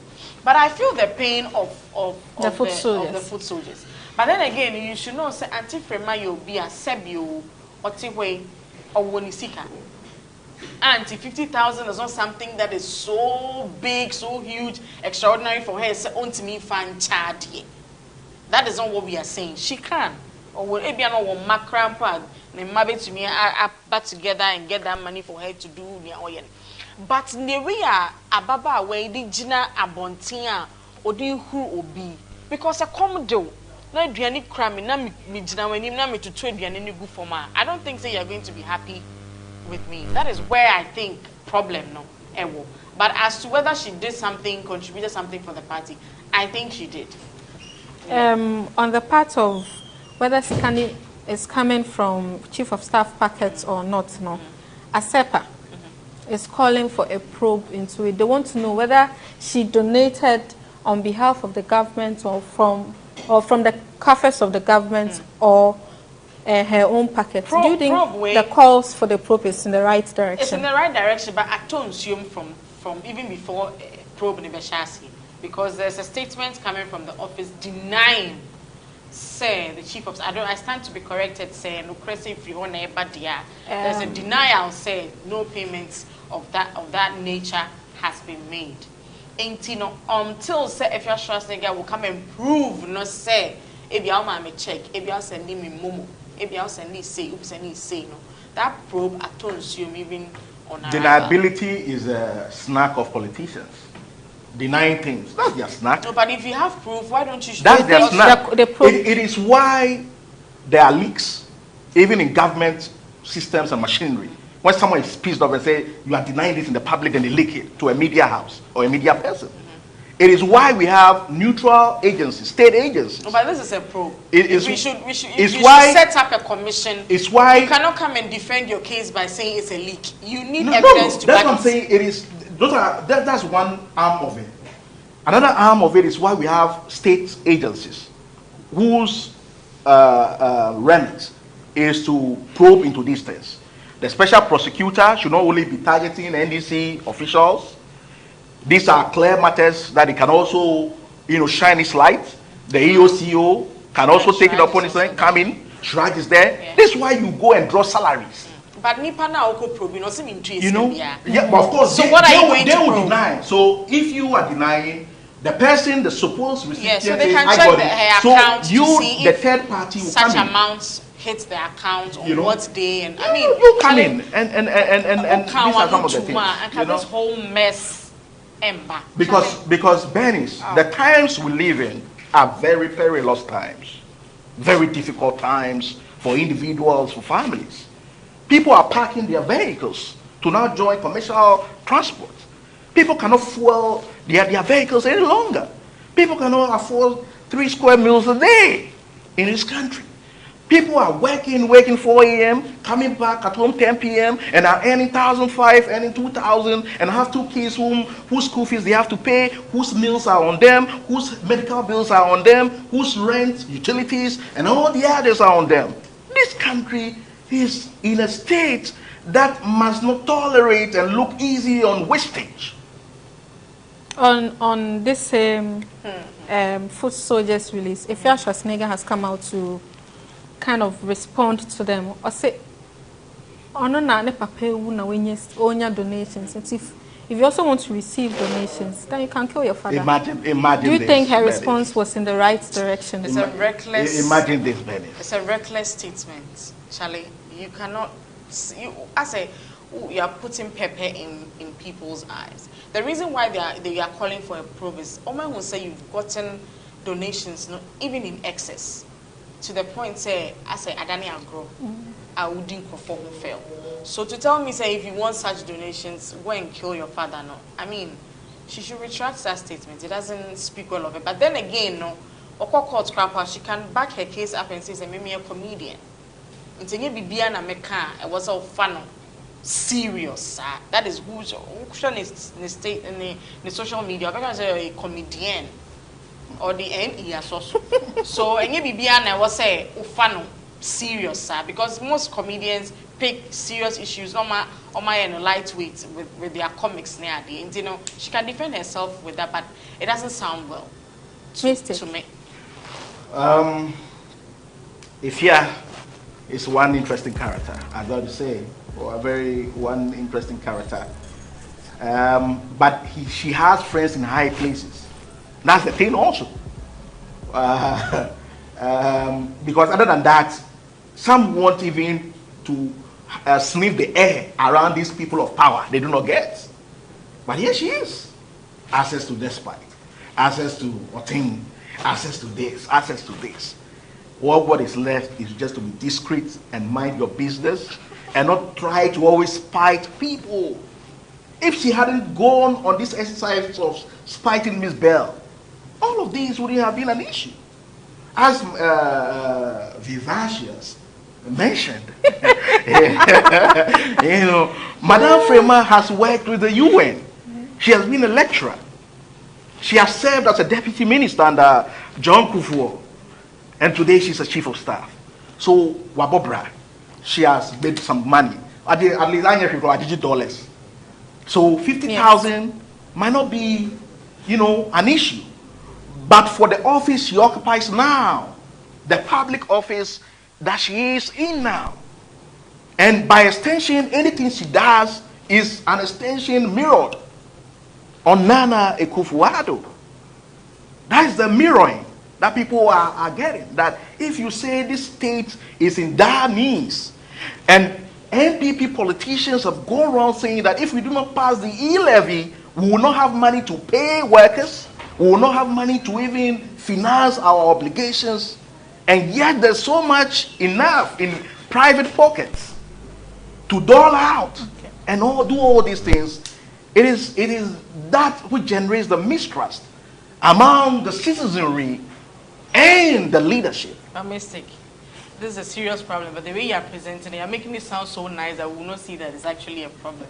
Oh, it is a problem. You know, the way you're presenting it is a problem. Why are you talking like that? It's making it not seem like it is a problem. So please. It is a problem. Break it down for us. And we just hope that... Mystic, well, final words. My final words... Okay.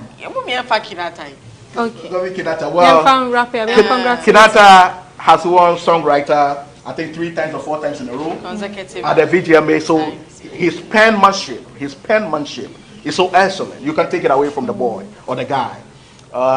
He can even rival some of the veterans around. And then it's little wonder then that he's been one of his songs is up for observation, up for scrutiny at the university. I think level 200 students. Level 200 Things fall apart. Things fall apart. And then it follows on the heels of Ochami Kwame, if I recall. Ochami Kwame also had one of his songs studied in the university as well. So Kofi Kinata, having come a long way from Odoko, where he used to, hobnob with a few of my friends to the heights that he has attained. I wish you very well, my brother. Keep on keeping on. Master, I'm not going that tangent. Kenya says because of the literary devices we use to simile, metaphor, onomatopoeia, in the song. Now, the other one is also the lyrical arrangement. Master, what's in an aquarium bedunyo? What's your pub? Things fall apart. Mimi who says a replica of Pabo, Unyami Sumponi. Now be your comfort, Unyami Sumponi, now be your woodini, yes, I saying the Asipa, Nadani. It's just theme now or no building, and he picked it, and or dear Nama 4 club in Manima Bishop. I don't see how I get so extraordinary from the classic we've enjoyed from Pabo, any Nanakwami and Pedua 77 when you're baby. It's KNUST. Don't be lazy. Oh, lyrical arrangements. Epe literary devices.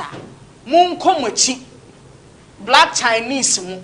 Munko na munko sample songs. Na munya say muti onoma. Ne mo show YouTube na mo study school. Also KNUST shouldn't be lazy.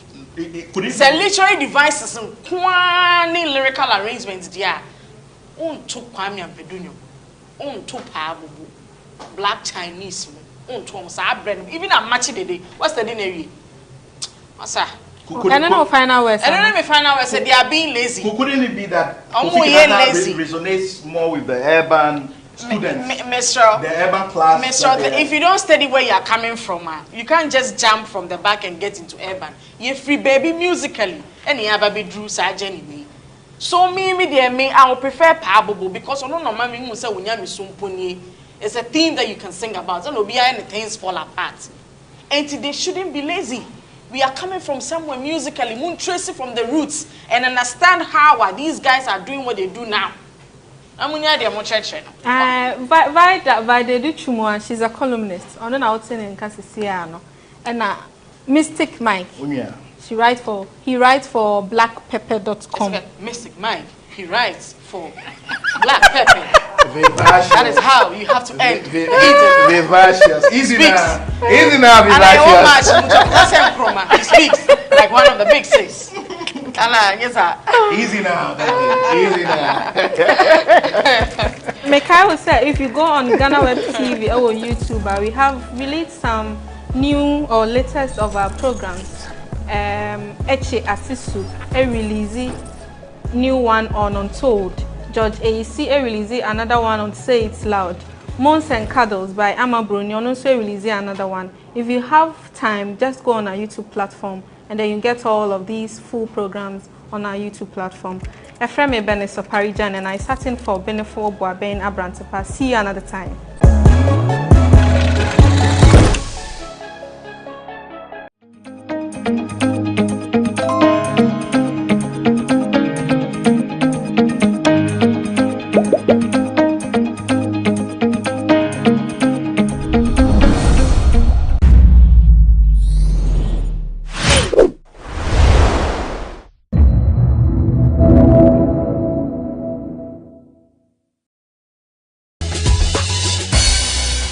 Previously on People and Places. The Sari Chief was once the tribal chief palace of the Shire. Okay. So when I say tribal, 4 tribes that lived here, when they see the leaf on your leaf, it tells that whatever you see here is a hidden truth that you will not go and expose or tell anyone. The focus was war-minded people, you know. They were like people who can easily come in and take the place from them, since they also took it from others. Somebody else. That's how you call them? Yeah, sometimes you just make a little noise. To stir them up. Wow. And hence the name Bat Cave. They sit on the stone, which they cover it with the skin of the antelope. Is that it? No, they took it away when they were sacked. Okay. And there are 2 indications. If you are a virgin, you get up easily. If you are not a virgin, you get stuck to the rock. Now, did you know that it is dangerous to feed the baboons you see at Shy Hills? In the last and final episode of the Shy Hills adventure, we learn all about the baboons, tour the museum, and meet the newest additions to the animal farm, the African pythons. Stay tuned and enjoy.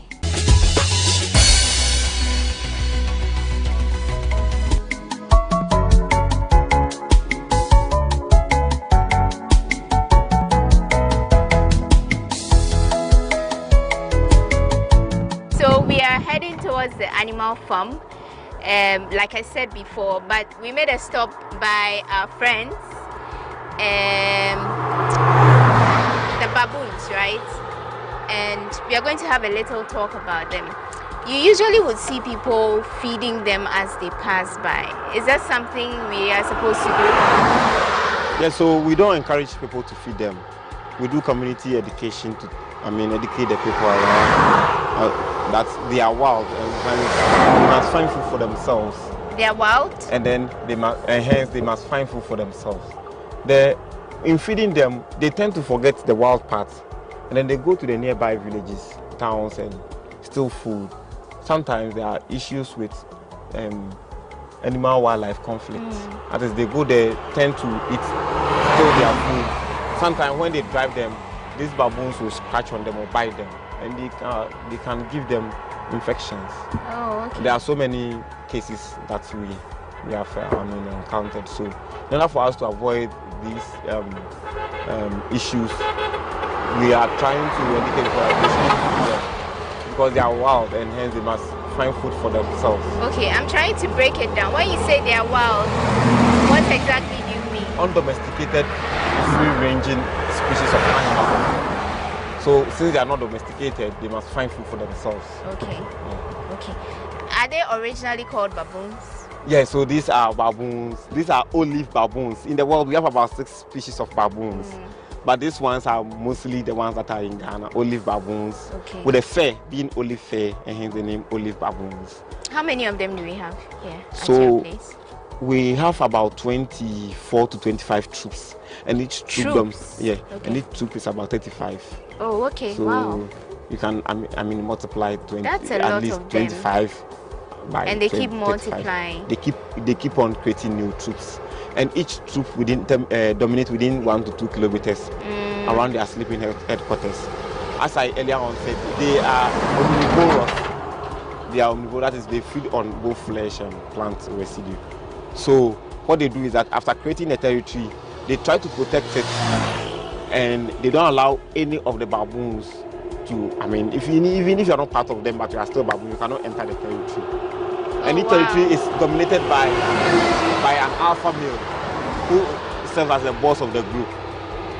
And in feeding or in food search, it's supposed to be satisfied before the younger ones eat. And then also it is supposed to mate with all the females when they are on heat. The alpha is supposed to be satisfied, eat them before the younger others. ones. And then in terms of mating, it is strictly supposed to mate with all the females. So if the females are 20, that is its job to satisfy them. That's interesting. Yeah. And so the same thing boils to the fact that strong genes are used for reproduction. So the stronger one is supposed to help with reproduction. And in view of that, if a younger one does it tries to beat them in that way. In their settings, showing your eyebrow like this is bad communication, or just putting your hands on the ground. So when you're closer to them, you are not supposed to do that. Yeah, they can, even if you're a human being, you show your eyebrow spontaneously, they can attack you. What does it mean?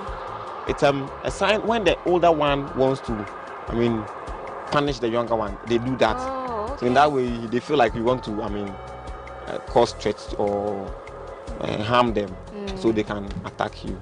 Oh, okay. They can actually live for 30 years, 23 to 30 years. Wow. And when people try to feed them, is that dangerous to them as well? Aside the fact that it changes it is very dangerous because one, you are not supposed to, you can't touch them. So in touching them, they can scratch you, bite you. You can't also, for instance, as I said, your facial expression. You don't know when you feed them, they can actually attack you. And they are wild. So when you get closer at some point, there are so many times that the younger ones will rather call, crack, crack, crack, crack, crack, crack, crack, and then the adult will just come and attack. It's very, and when you are bitten, you can easily get disease like rabies or any other form of infection from them because they are wild. I see. Okay, and one other thing I want to know, is there a particular story behind them, like a human face to them? Yeah, so they are primates, and primates are the in line, aside human, they are next in line. And so the only thing that the humans have that is more structured than them is our brain, our ego. We have well-structured brain, but they are next in line. But I mean, like in relation to people who come out or the people in the community, do they think they are human or anything like? Is there any perception? Yeah. So the perception was that or there is a mess, or totem, the shy people don't kill baboons because they see them as twin brother or sister, and hence their language they call them Kwan. What? Kwan. Okay. Kwan. Yeah, so they have a high sense of respect for the baboons.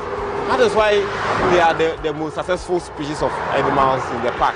Because you can see them along the road, nobody harms them, and even though we protect them, but still people regard them as totem, so they don't harm them. That is why you see them a lot here. Okay. Yeah. And how do they relate with the people in the community? Yeah, so in some way, they go there to steal food. The people also assume that since they are part of them, they don't attack them. Well, and also create avenue for employment because this reserve also has employed a lot of these young guys from the community.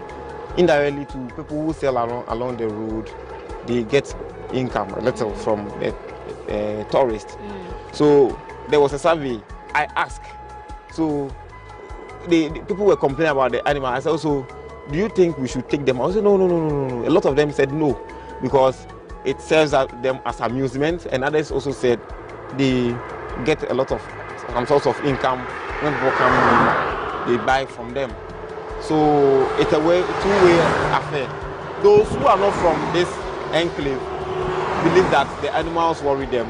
Those who are from this enclave, the Shaipo, believe that it is their totem or their precious animals, and hence they need to be protected. You see you see the bottles of the female. Why is it red? It is red and white. The male have black and white. And the bottles is called callosity. That is a thick patch skin which is attached to the mother or the main skin. Mostly when the females callosity develop like a sore, it means that it's on heat. And in between the bottles, you see there are underneath the patch. That house is where the vulva shoots up. So it shoots out the vulva, then the male can see it and have the pleasure to mate with it. So it serves as a means of appealing or appeasing the male. So it's only the females who have the red. Yes, and then the males have black and white. And the other thing is, I mean, there on this road, you see a lot of speeding cars. They get knocked all the time. Yeah, sometimes they get knocked, and sometimes too, those who have been able to use this place for a long time, they know that the animals are, even though we have signage, but still, we have people who drive anyhow. And so it's a big problem. Don't forget that here became a reserve before the road was constructed in the 90s. So the animals assume it's part of their territory, that is one. And then the people who drive along this road also give them food, of which you don't encourage. So that's why they usually come to the roadside. And so those at the roadside are more lazy. Those in the park, in the middle of the park or wherever in the park, they don't come here. You mentioned they are omnivorous. What kind of flesh or meat so do they eat? Birds, insects like butterflies, ants, and termites, and then fruit residue. Okay. All right. And then even they peck the grass. It's the juicy part of the grass. So that's the story behind the baboons here at Shy Hills. We'll continue to the animal farm to see the zebras and other things we have over there.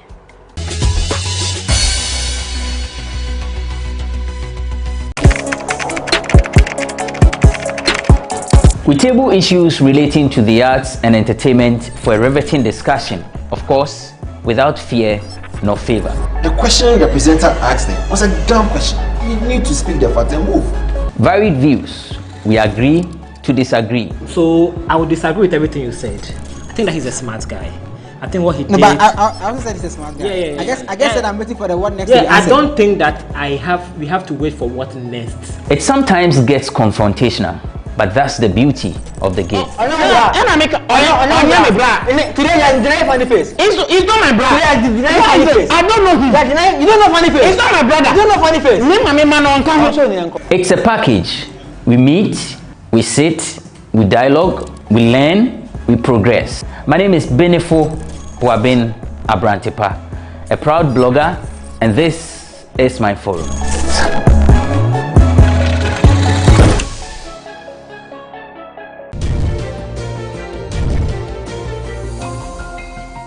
Now, let's learn something interesting about Ghana. Ghana's capital, Accra, came from the word Nkrane, an Akan word which literally means ants. The name was later corrupted by the British to become Accra.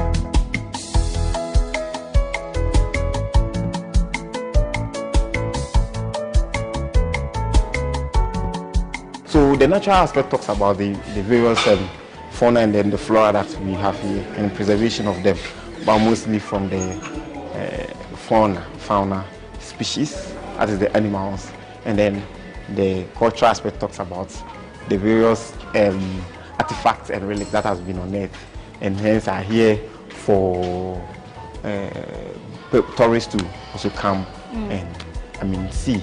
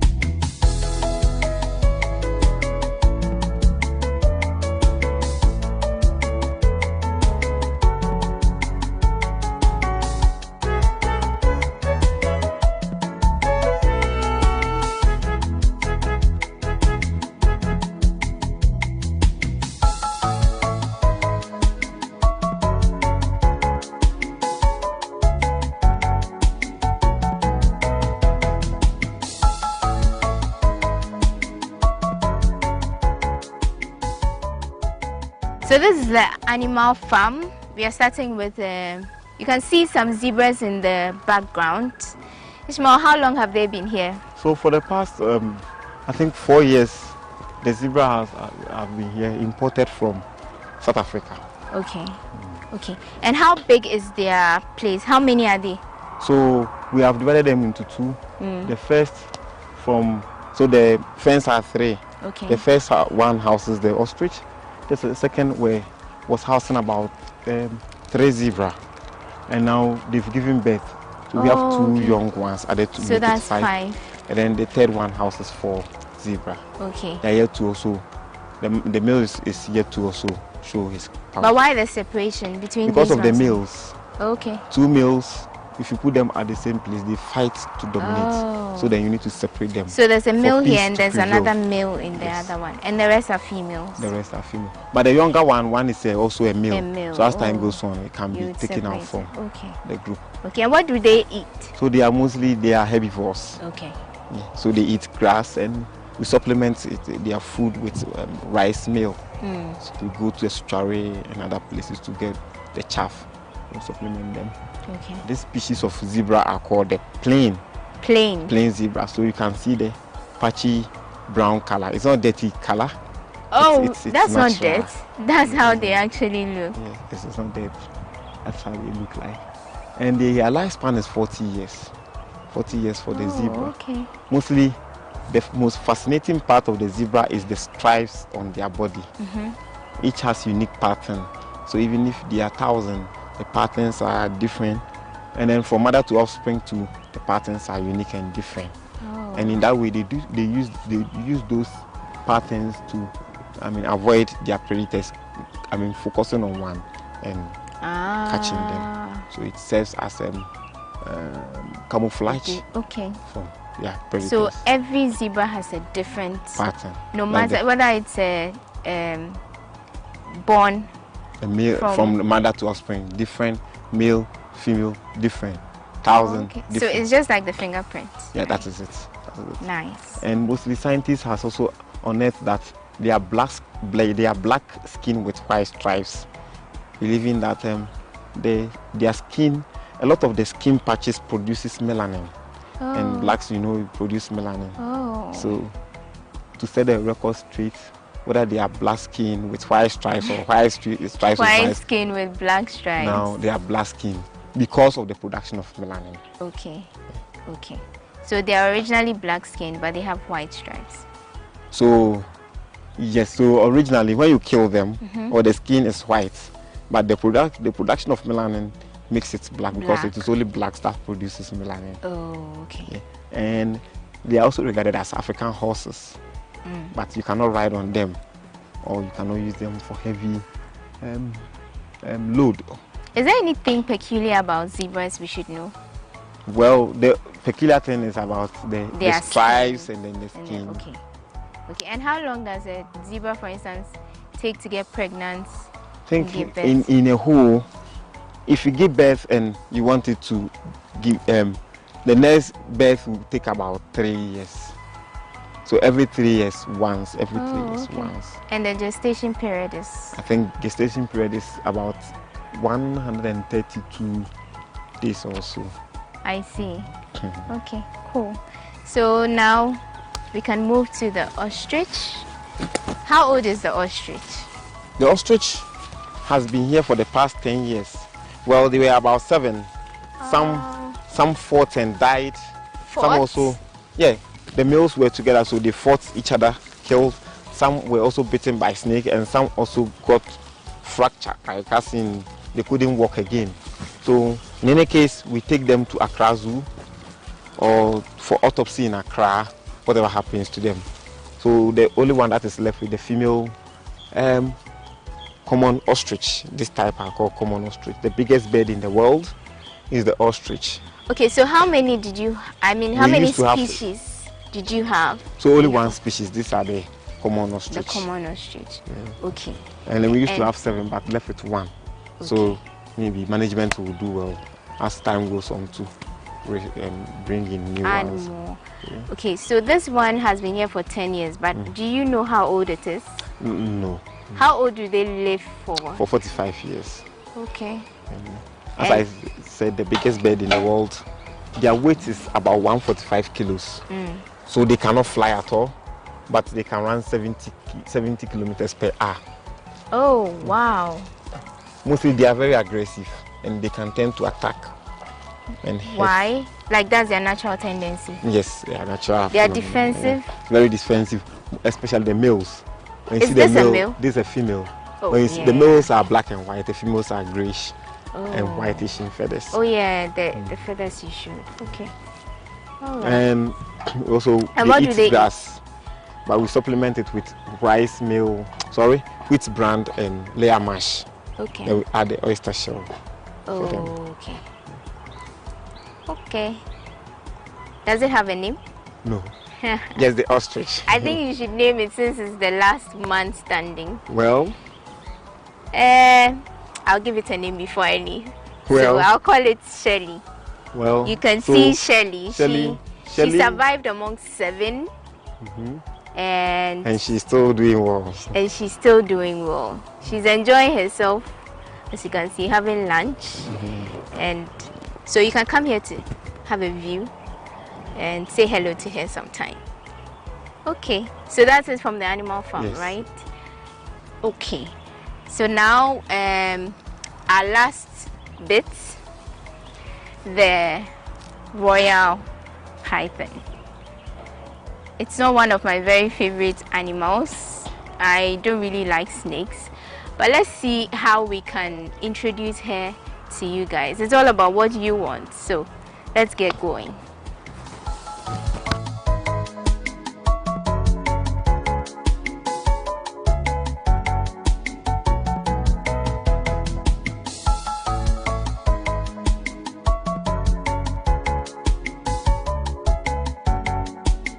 Let me close my eyes. I'm not leaving it. I'm not leaving it. Okay, so this is me holding a python. It's called a royal python. This is the most I can do. I'm giving it back to Ishmael. I tried. Okay, so this is what, the newest addition? No, the royal. Oh yeah, to the park. Okay. When did you introduce it to? Oh, about 6 to 7 months now. Hey, you're playing with the snake. They are ball pythons, so. Okay. Yeah. So this is not dangerous, right? They are non-venomous. Which but all means the snakes poison are has been because it can actually crawl on how do you call it, a mouse. So the bigger they can take it, the mouse, rodents. So, these ones, yeah, but they like live mouse. So they quell and squeeze it and then they when tap it dies, it then to they swallow. eat it. But how do they do that in the cage? Yeah, so sometimes we bring them mouse. Oh, okay. Okay. Cool. Is the other one the same? They are all the same royal pythons. And they were brought at the same time? No, different times. This is the first one. I was brought the second one and then the third one. There are two of the Some same were kind. captured here. Oh, okay. Okay. Captured here? Yes. And then the poison was taken out? No, they are non-venomous. So when you see them, you can still tap them and wow. pick them. I see. So is it like it's asleep or something? It's asleep. And as I said, they are also called ball python. And in that way, they crawl like this, as in a ball. Yeah, but even if it's asleep and you touch it, it doesn't move? If like it feels threatened, it will not move. It will be like this. Oh, okay. I see. I think it is a little bit wounded. Okay. And that is another reason why it wants to hide itself. Oh, I see. Okay, so how many species of animals do you have here? So basically, we have the primate, which comprises the monkey species. That is the lizard spot-nosed monkey, the green monkey, and then the baboons, and then antelope species like the bushback, scorps, and dikers, and then zebra and ostrich in the fence. Then the civet cat, genet cat, and then the silver cat. Then the species of reptiles, including the monitor lizard, the Demidel galago, we call it bush baby, and then the snakes like the royal pythons, the rock African python, the pafada, and then a lot more. Okay. Then rodents like the grass cutter, then 175 species of birds and 139 species of butterflies. Okay.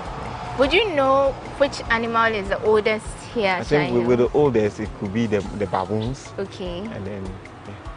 Okay, now tell us, if someone wants to visit Shy Hills, what should they know before they come here? Visiting Shy Hills, you must know the terrain very well by wearing a very protective cloth and then boots or foot.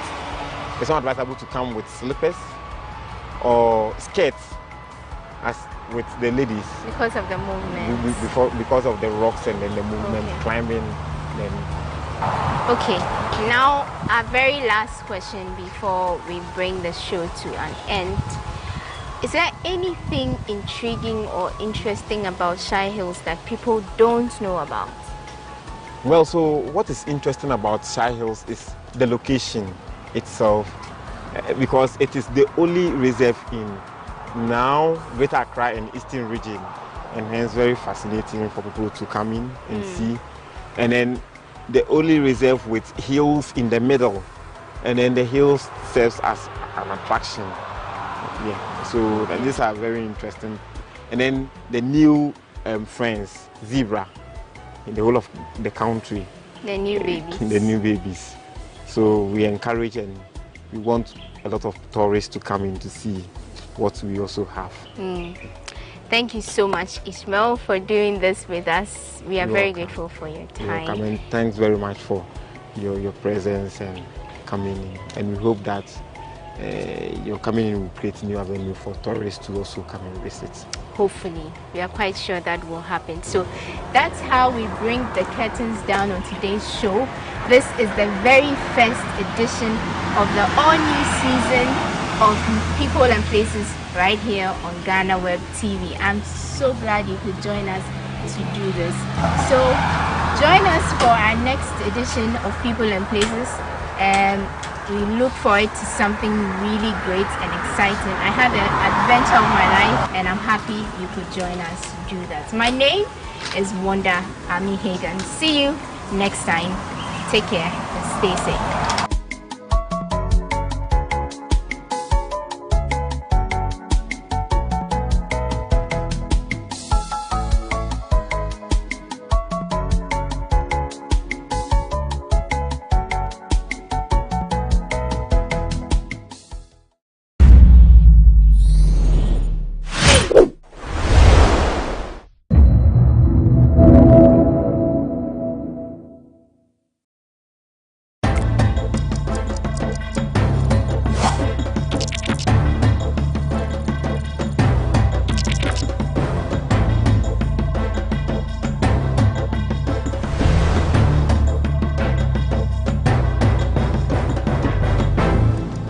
Welcome to the Lowdown on GhanaWeb TV. This is your most informative socio-economic program you could find online. We bring you the facts and updates on issues that matter to you. My name is Ni Akwe Ismail Akwe. In this edition, we are going to discuss some of the issues that are happening around the country, specifically the economic hardships that Ghanaians are facing. We've spoken to all the experts, we've spoken to all the stakeholders.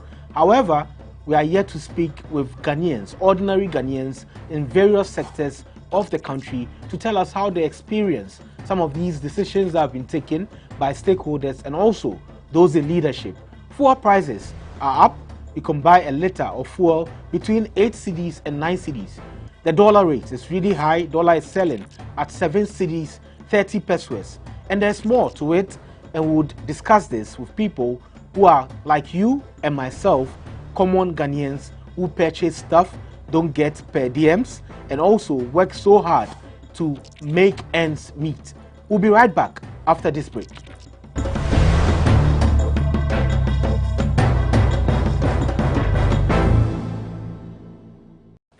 Welcome back from the break. This is the Lowdown. My name is Ni Akwe Ismail Akwe. This discussion is very important to you and me, and we are going to talk to ordinary Ghanaians who are going to speak about the issues that are going on in the country that are leading to the hardships that we have.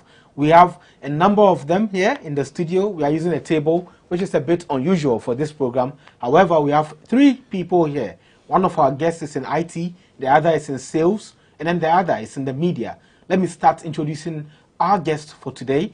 And we have Alexander Ajiman. He is an IT specialist. And we have Fatima Adagbela Tahiru, who is also in sales. And we have George AC. He is a media personality and a journalist. Welcome, guys and lady.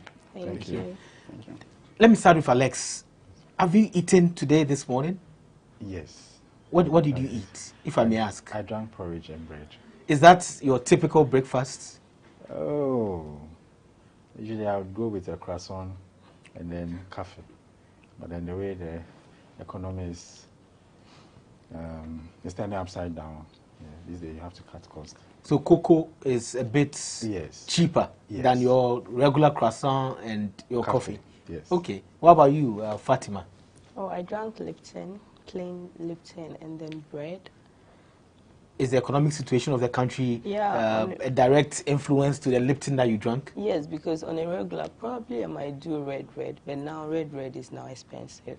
That's quite interesting. So, and what about you, George? Do you also have the same situation? Yeah, I mean, it's still been the usual banku early in the morning, except that this time around you are having to buy more because the size has reduced, and when you are buying more too, you are thinking of how much it is going to affect you and all that. What's the most significant change that you've seen in the past 1 year that really shocked you? For me, it has to do with the prices of transport fares. Can you take us through what you are facing? Where do you pick your, is it a bus, or do you use taxis, or use the Bolt or Uber service? How much is it from where you pick it from? And how much do you pay? How much do you budget in a week? How was it before that? So, depending on the exigencies, I relate between the trotro and the boat. I switch between trotro and boat. So, at first, boat rate was very manageable. You could move in and out of places with that at your convenience. But now the rate has gone up. Trotro as well. So I do from Taifa to Achimota Old Station, the Achimota Old Station to Jolu, which is my usual route to work. Here's the case that transport has gone up, and it is something that I find mind-boggling when it comes to my movement from Achimota to Jolu, because you are coming to work the same route, you are coming to work, you are paying something different, and when you are going back, it is something different. It is something I've always struggled to get my head around, the mathematics. Why is it that the same route, when you are coming, it's the cost is different, and when you are going, the cost is different? But then they say it is. So how much do you pay averagely? So from last year, it was around 150. I think the early last year, mid last year to 150. No, 1 cedi 50 pesos. 1 cedi 50 pesos yes, for the trotro. It's quite from Taifa to. No, I mean Achimota to Jolu here. It's pretty short. Achimota to Jolu is 1 cedi 50 pesos. That was back then. Okay. Between then and now, it has gone up to 3 cedis. 3 cedis yes. From Achimota to Jolu. Yes. And that's about a 15-minute journey. Not even up to 15 minutes. Not up to 15 minutes. When you take out the traffic, it should 5 minutes maximum. Okay. So let's say 1 cedi 50 pesos now is 3 cedis. Yeah. So when you are returning, that's another 3 cedis, yeah. and that's 6 cedis. Yeah. And then from Taifa, do you continue from Achimota to Taifa as well? I think that has also gone from between 2 cedi 20 pesos to 3 cedis. So that's also another 3 cedis. Yes. So both will be 12 cedis a day. Yes. 12 cedis a day to work every day. Yes. So let's calculate this. You work 5 days a week. Yeah. So 5 days a week, 12 cedis by 5, that will be 60. And then in a month, that's 4 weeks. That's going to be 240 Ghana cedis. And I do work weekends sometimes. Sometimes. So averagely about 300 cedis on transportation in a month. So imagine someone is paid about, let's assume 800 Ghana cedis, so 1,000 cedis. 1/3 of it is gone into transportation.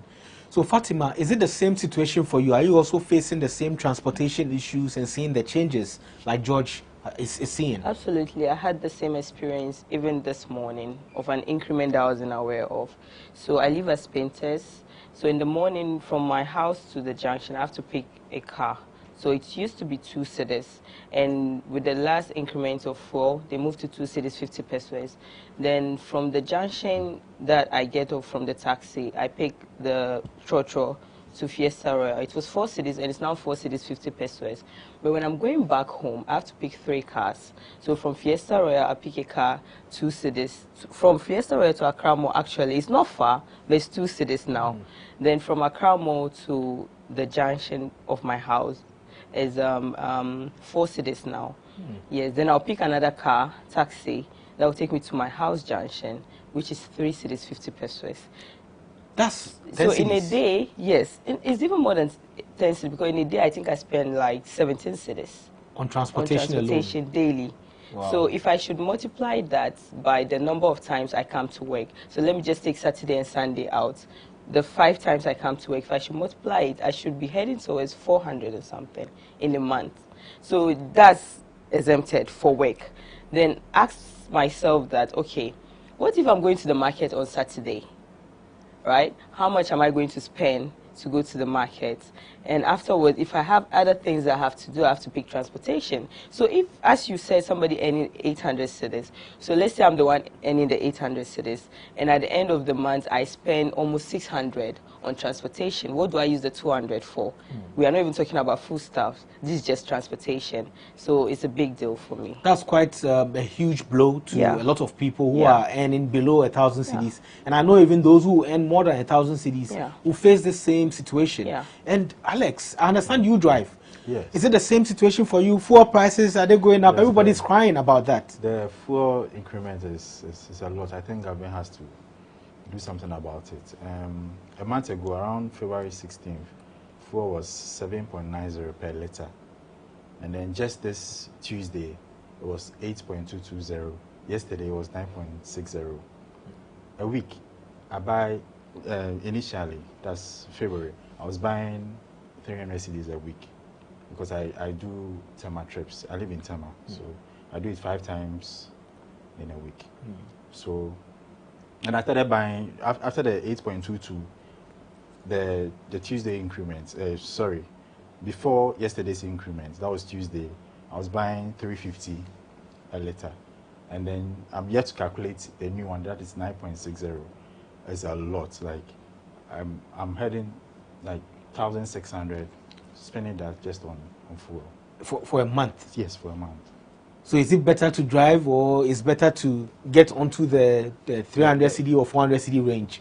You see, driving is a necessity. It depends on the type of job you do, where you live. It brings some comfort. But as of now, it is becoming a punishment because the fuel is a lot. And I think fuel increment affects everything. It affects transport. When fuel is increased, transport fares automatically gets increased. It affects goods and services, the price of commodities, everything goes up because market women, they'll be going to bring food stuff, they'll charge. Like, they'll start charging higher fees for food stuff. So I think what government needs to do is the tax on petroleum products, he needs to, decrease it or cut some more so that we the citizens can, the pressure is too much so that we can, yes. I understand there's going to be a meeting on that for some of the taxes to be taken out and then to bring some kind of relief to Ghanaians. However, has it affected your mobility? Do you move around as you normally do? No. Because I understand a lot of people now park their cars to just stay at home and go nowhere. These days, all my movements are calculated. If I move, then it's geared towards money. If I'm not getting money, I don't move. No, fancy driving around as before.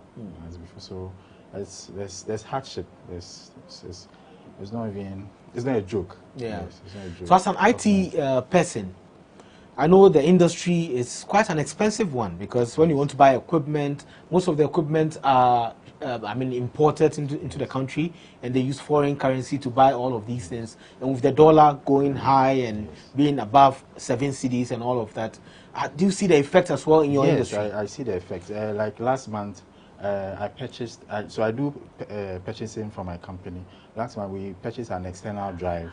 That was a 1 terabyte. It was around 300.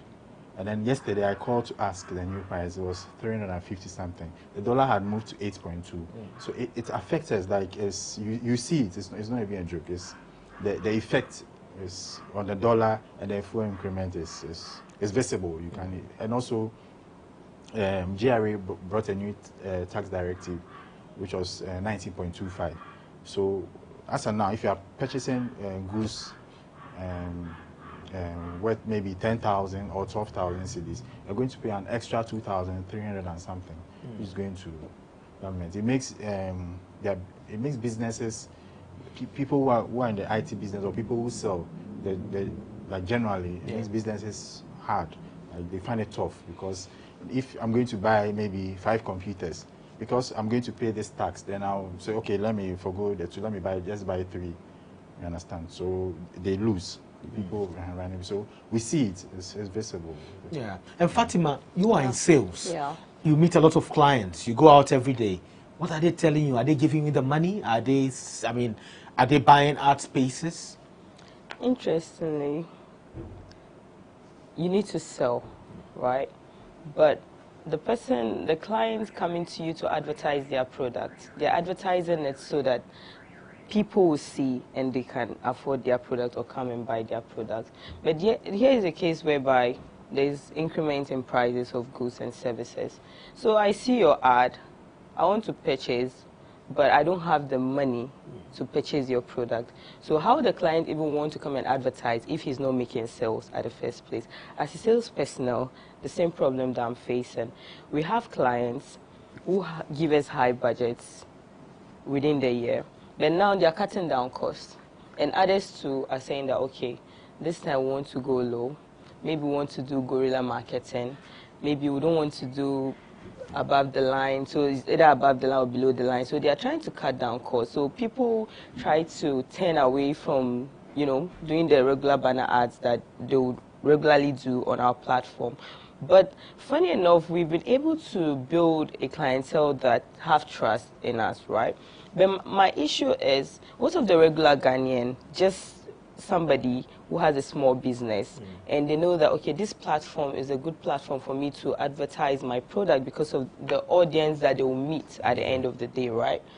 But they can't afford to, right? And it's painful when you are not able to serve. We try as much as possible to, you know, understand them, and sometimes we work with their budget. But we also do not just serve the Ghanaian market, we serve outside Ghana. And we are also, the platform we use to place our ad, we are also being charged for that. So if I reduce it for you, I'm going to also pay for using that platform in dollars. So I need to also bring in the issue of commission, because now we are talking about your pocket as an individual who is working with an organization as a salesperson. Are you making money? Personally, no. Because you're not getting any clients to because you are not able money to advertise. You need to meet your target to be able to earn that commission. But here's the case whereby the clients that you have, they are rather not advertising, or they are cutting down their costs. So if last year they gave me 100,000, this year they don't even want to do even 50,000. They want to go 30,000. So how do I meet my target? And what are the reasons they give you for cutting down their costs? The reason is because things are difficult, like the prices have gone up and they are not making sales. So they are selling. So they need to advertise to make sure that the money they are putting into this ad, they are going to gain it back. But if they are putting the money into the adverts and they are not gaining the money back, why are they going to advertise? Then they choose not to. They lay low. They do the regular adverts. Probably maybe they'll use their social media platform to do their ad, which at the end of the day would not really meet the target that they want to meet using our platform.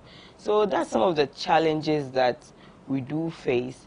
But I'm just hopeful that sometimes people don't really understand how advertising really works, because there are times that I've seen ads that I'm not in the mood to purchase that product now, but later in future I have a lot of screenshots on my phone that I feel like, okay, maybe in future I would like to purchase from this company or this person.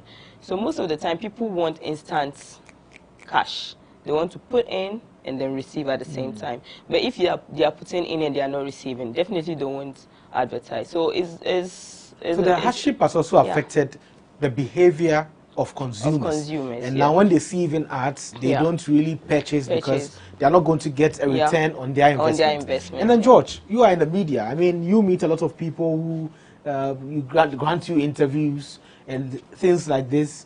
What are you getting from the ground? So here's the thing. Ghanaians tend to be swayed by the mood of the economy a lot of the times. You know, like people, it's a human psychology. When there's a lot of pressure on you and daily demands for you to meet and all that, sometimes you walk to somebody, you would want to speak to the person about one thing or another, and the person is like, I'm not in the mood. It's not because the person does not want you to listen to them, but they need to prioritize what they are doing. The person is going after his daily bread, and you go about chasing the person for interviewing. The person goes like, I'm not into this. There are sometimes when you meet people and you get to understand how hard the economy is being on them, and you feel like maybe you are in a position to help. These are people struggling to get their daily bread. These are people that are struggling to go by. I mean, we see this all the time. We feel it. You go to the streets and you see people sleeping on the street. These are people that struggle to get their daily bread. So these are the realities we get to see by our interaction with people. Of course, as a publisher, I monitor the media space a lot, and you listen to the sentiments of Ghanaians, how bad the current economic situation is affecting them. It is like Mr. Ajman said, the reality is there. It is not about what I am saying or what I sit here and not say. It is what is happening now. There's a popular saying that Ghanaians are magicians, and clearly it's Alex, Fatima, and George are magicians because they are living. I mean, they are surviving. How are you surviving? So this is a question that we'll be getting some answers from them right after this break. This is the lowdown. Don't go nowhere.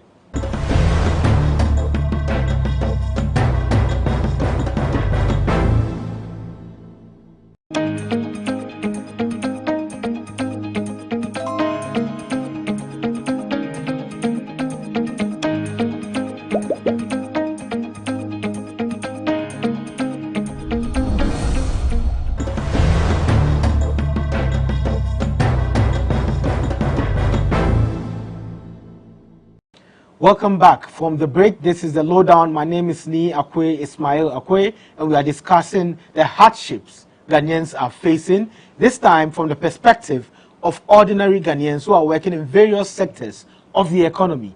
The stakeholders have said their part, the big men, the government officers have all said what they had to say, the experts have said a lot of things. But what are the people saying? We have in the studio George AC, Fatima Tahiru, and then Alexander Ajiman, and they are in IT, she's in sales, and he's in the media, and they are telling us their own experiences. Now let me come back to you, George. Can you just give me a range of your salary? Are you between 1,000, 2,000? Are you in the hundreds? Or what's the range of your salary as a journalist? The very first one you mentioned. So you are between 1,000 and 2,000.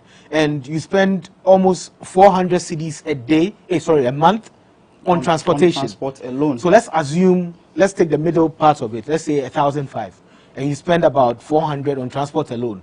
You eat as well every day, and you are not married, you don't have children, but that money that you have, are you able to save any of that money? So that's the issue, because like you said, I spend over close 400 or more just on transport alone. Then comes other costs, utilities, everything, water, electricity, rent, and all that. And then you move on. Sometimes, I mean, like you said, I'm not married, but then you have somebody you need to, maybe somebody that calls you here and there that depends on you, something. These are all things that I have to think about and all that. There's a need to save. I'm schooling. And sometimes, like, it is just a matter of grace. Sometimes you are done at the end of the month, and you look back and you're like, how did I do it? Where can we find that grace? Because I'm sure a lot of people who are watching us would also be thinking, how can we make it? How are you doing? Is there any secret besides the grace?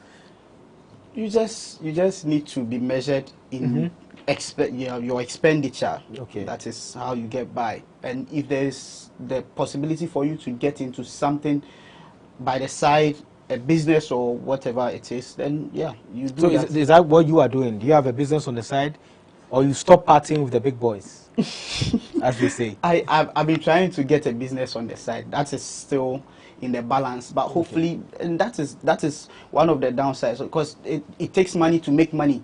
Okay. That's how come the rich always keeps getting richer and the poor stays poor.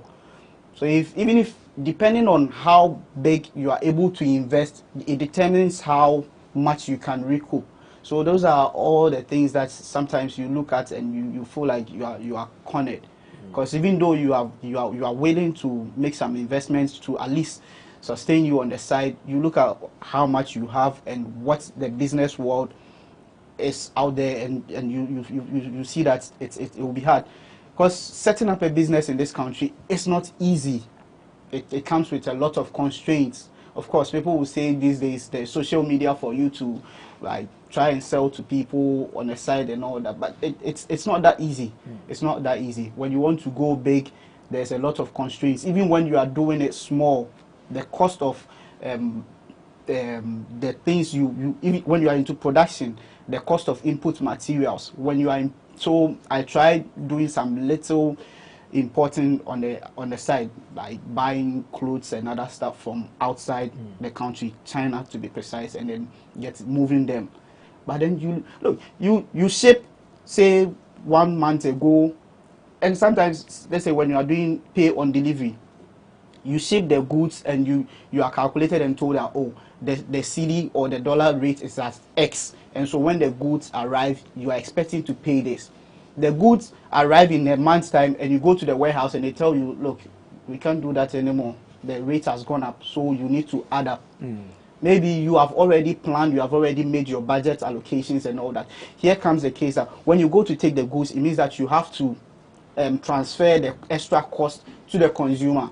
You go to the consumer, please buy this at this rate, and they are like, why should I buy it at this rate? I used to buy it at that rate. They are also facing the same challenges you are facing. They are also capitally strained. So how do we reconcile all these things? And so there's a ripple effect exactly of the situation, exactly, from consumer to importer to everybody. Yeah. Exactly. Fatima, yeah, what's your magic word? I mean, how do you do it? Yeah, apart from my day-to-day job that I do, my regular job as a sales personnel, I'm also a makeup artist. Okay. So that's something that, regardless, at least if I get 1 gig, 2 gig, I'm able to sustain myself with the cash that I get. So I'm not even able to save as much as I want to save from my gig, because if the salary is being taken, I will buy the transportation, the foodstuffs that we buy and other stuff. I rely on my gig that I get from the makeup that I do. But my problem here is that everything in Ghana keeps increasing, right? But salary doesn't increase. That's the problem. And I was talking to a friend last night, and he said to me, it will only take a thoughtful employer to want to sit back and understand the situation and say, okay, I understand what my employees are going through, and I think I want to take this measure. But ask yourself, as the employer, if you are selling and people are not buying, what are you going to use to increase the salary of your employees? Yes. That's why I say to take only a thoughtful employer to do that. So that's the problem that we are facing, because if I'm very sure that if products or goods, services are being increased, and salaries and people's livelihoods is being bettered, like, I'm sure that people won't be complaining a lot. Because if you are taking from me, you should be giving more to me also. So that's what I'm saying. I don't know where we are heading as a country, and we keep saying that let's give chance to the youth, It's the same youth that we have in universities who are SRC presidents, and it all starts there. Corruption starts from there. I've been a student. I've seen it happen. They mishandle funds at that level. So if we are saying that the old people are not doing it, we've given the chance to them and they are not doing it, is it the youth that will do it? I think we have to have the mentality of having a developmental change. I think that would be the only thing that can change the situations that we're having, in the sense that we don't need a politician to come and sit or stand and tell us that, oh, when I come out, I would reduce is it the dollar rate? They'll do something about the dollar rate. They'll reduce fuel prices. They'll do this. They'll do that. Those are promises that we've heard over the years, and that's why we're agitated, because we are like, you said you do this, so why is dollar going up? Why is the fuel prices going up? That's what we are talking about. So if we have a developmental change mentality or plan, whereby if it's backed by law, any government that comes in power, whether you are old, you are young, because as I said, the reason why I bring the comparison between the youth and the old is because we have youth in positions in universities, right? And these are the same people that come out and join politics and they become leaders today, right? So I'm saying that when we have this plan in place whereby we know that we don't need to go for rallies for this person to come and promise me reducing dollar, increasing salary, reducing fuel prices and stuff like that. Okay, if you come to power, this is what you're supposed to do. If it's 2 years, if you're supposed to build more hospitals, we are supposed to do this or that. It's a developmental plan that has been set and is backed by law. So when the person comes, we know that this is what they are coming to work on. So they will work on that. Because if we want to make Ghana Dubai, we can make Ghana Dubai. We said we have Dubai. But was it a developmental plan? No, it wasn't. If we really want to make Ghana Dubai, we can make it. Dubai is not different. They started from somewhere. Deserts. But they are where they are today. What shows that we can do? We can do it. But it's just that we don't have that plan. Everybody who comes in power is looking at making themselves rich. It's personal gains. It's quite interesting how you bring the issue of leadership from different areas of the economy, because you are looking at students level to the level of employers and then the governments themselves. Of the developmental plan you are mentioning, yes, all of them have plans, but it's not a united plan. It's not a plan that's collective, that is going to be followed by everybody in the country. But what is your personal plan? I want to talk to you about that, Alex. Your personal plan, how do you manage to save money and to make ends meet? Because they say Ghanaians are magicians, because you still see people going to work. You still see people eating their banku and their foods. You still see people partying and having fun. But the same people are also complaining. So how do we make it? How do you make it? So I personally don't rely on my salary. Okay. The salary is good, but it's just to maintain, just for maintenance and a few expenses. You should always have passive income coming in. You should always network yourself more. People come to me for consultancy, because I'm an IT expert, and then I charge. People come to me, okay, they have this side, they have this network side. I charge. I develop it for them. So that's my side, and will always make you a bit comfortable. Yes. So I urge anyone having salary issue, if you speak to your employer and it doesn't go well, look for avenues, look for places. Use your talent, your God-given talent, your experience, your technical knowledge, and then work extra for yourself. I have a question for you though. Where exactly in your mind do you think the problem is coming from? In your opinion? In my opinion? Yes. I think our leadership. A lot boils down to our leadership, because there are certain decisions they take that affects everyone. I was speaking to a friend recently. Some of these contracts, when they come in the cabinet, some of them don't even read. Someone was saying they don't even read, and when it goes to, they just and later on there are repercussions. You hear Ghana has been sued, or this in Ghana government has been sued because we didn't honor, or you see, we hear all of these stories. It boils down to leadership. I think the leaders, they personally, they are there for their personal gains. A lot of them are. It's not.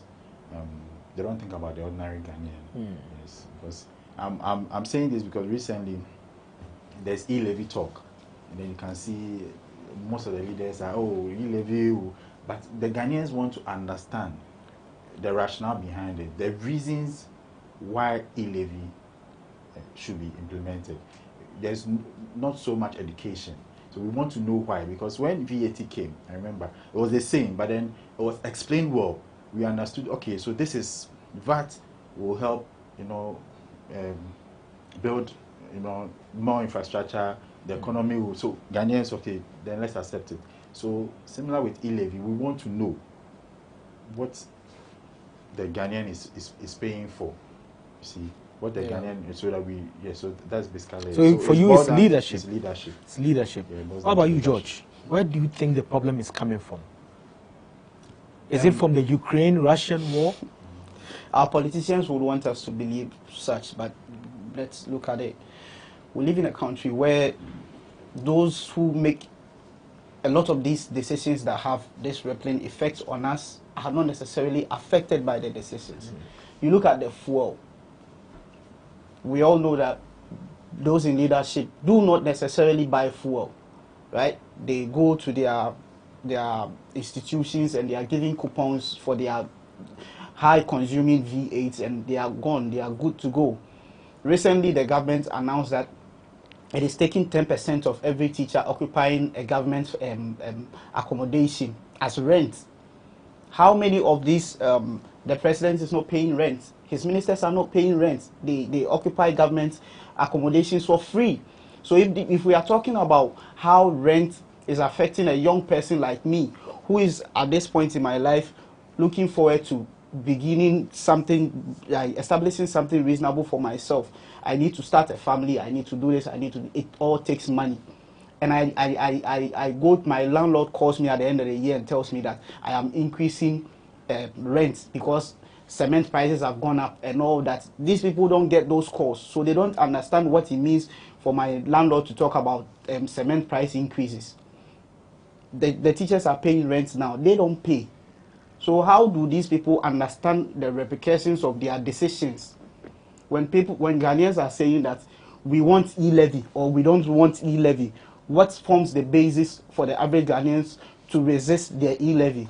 I think they need to understand things from the average Ghanaian's perspective, and then also make decisions in the collective interest of the entire Ghanaian citizenship. Now in Parliament, it's all about the majority and the minority. Everybody has taken an entrenched position. E-levy is not passing because minority is against it. E-levy must be passed by all means because government wants it to pass. But collectively, what do we want? This one says I'll give free SHS. This one says no. Let's work around it. Can we just have a national dialogue? Can we all understand what we need collectively as a country and not what a government needs, what a party needs, or what an individual needs? We can keep on having these conversations each and every day, but then it comes to action, taking action. We live in a country where between 6 a.m. to 10 a.m. every morning, across all the media platforms, people sit on these radio and TV stations and bring up all the problems we face from our 19 whatever, 18 whatever, and prefer solutions, workable solutions between that, say, 3-4 hours of the day. We do that every single day, Monday to Friday. They do it Saturday, they do it Sunday. But then we are still where we are. It is about time we speak to ourselves and say, no, like we need to go beyond just the talking. Just, maybe reduce fuel. Just saying, maybe CDNI is stable. We need to be proactive in managing things because things are not looking too good for us. We need to go beyond the talk. We'll be right back. This is the lowdown. We'll speak more about the issues of hardships and what solutions our guests would have for the government and also for the people of Ghana. We'll be right back after this break.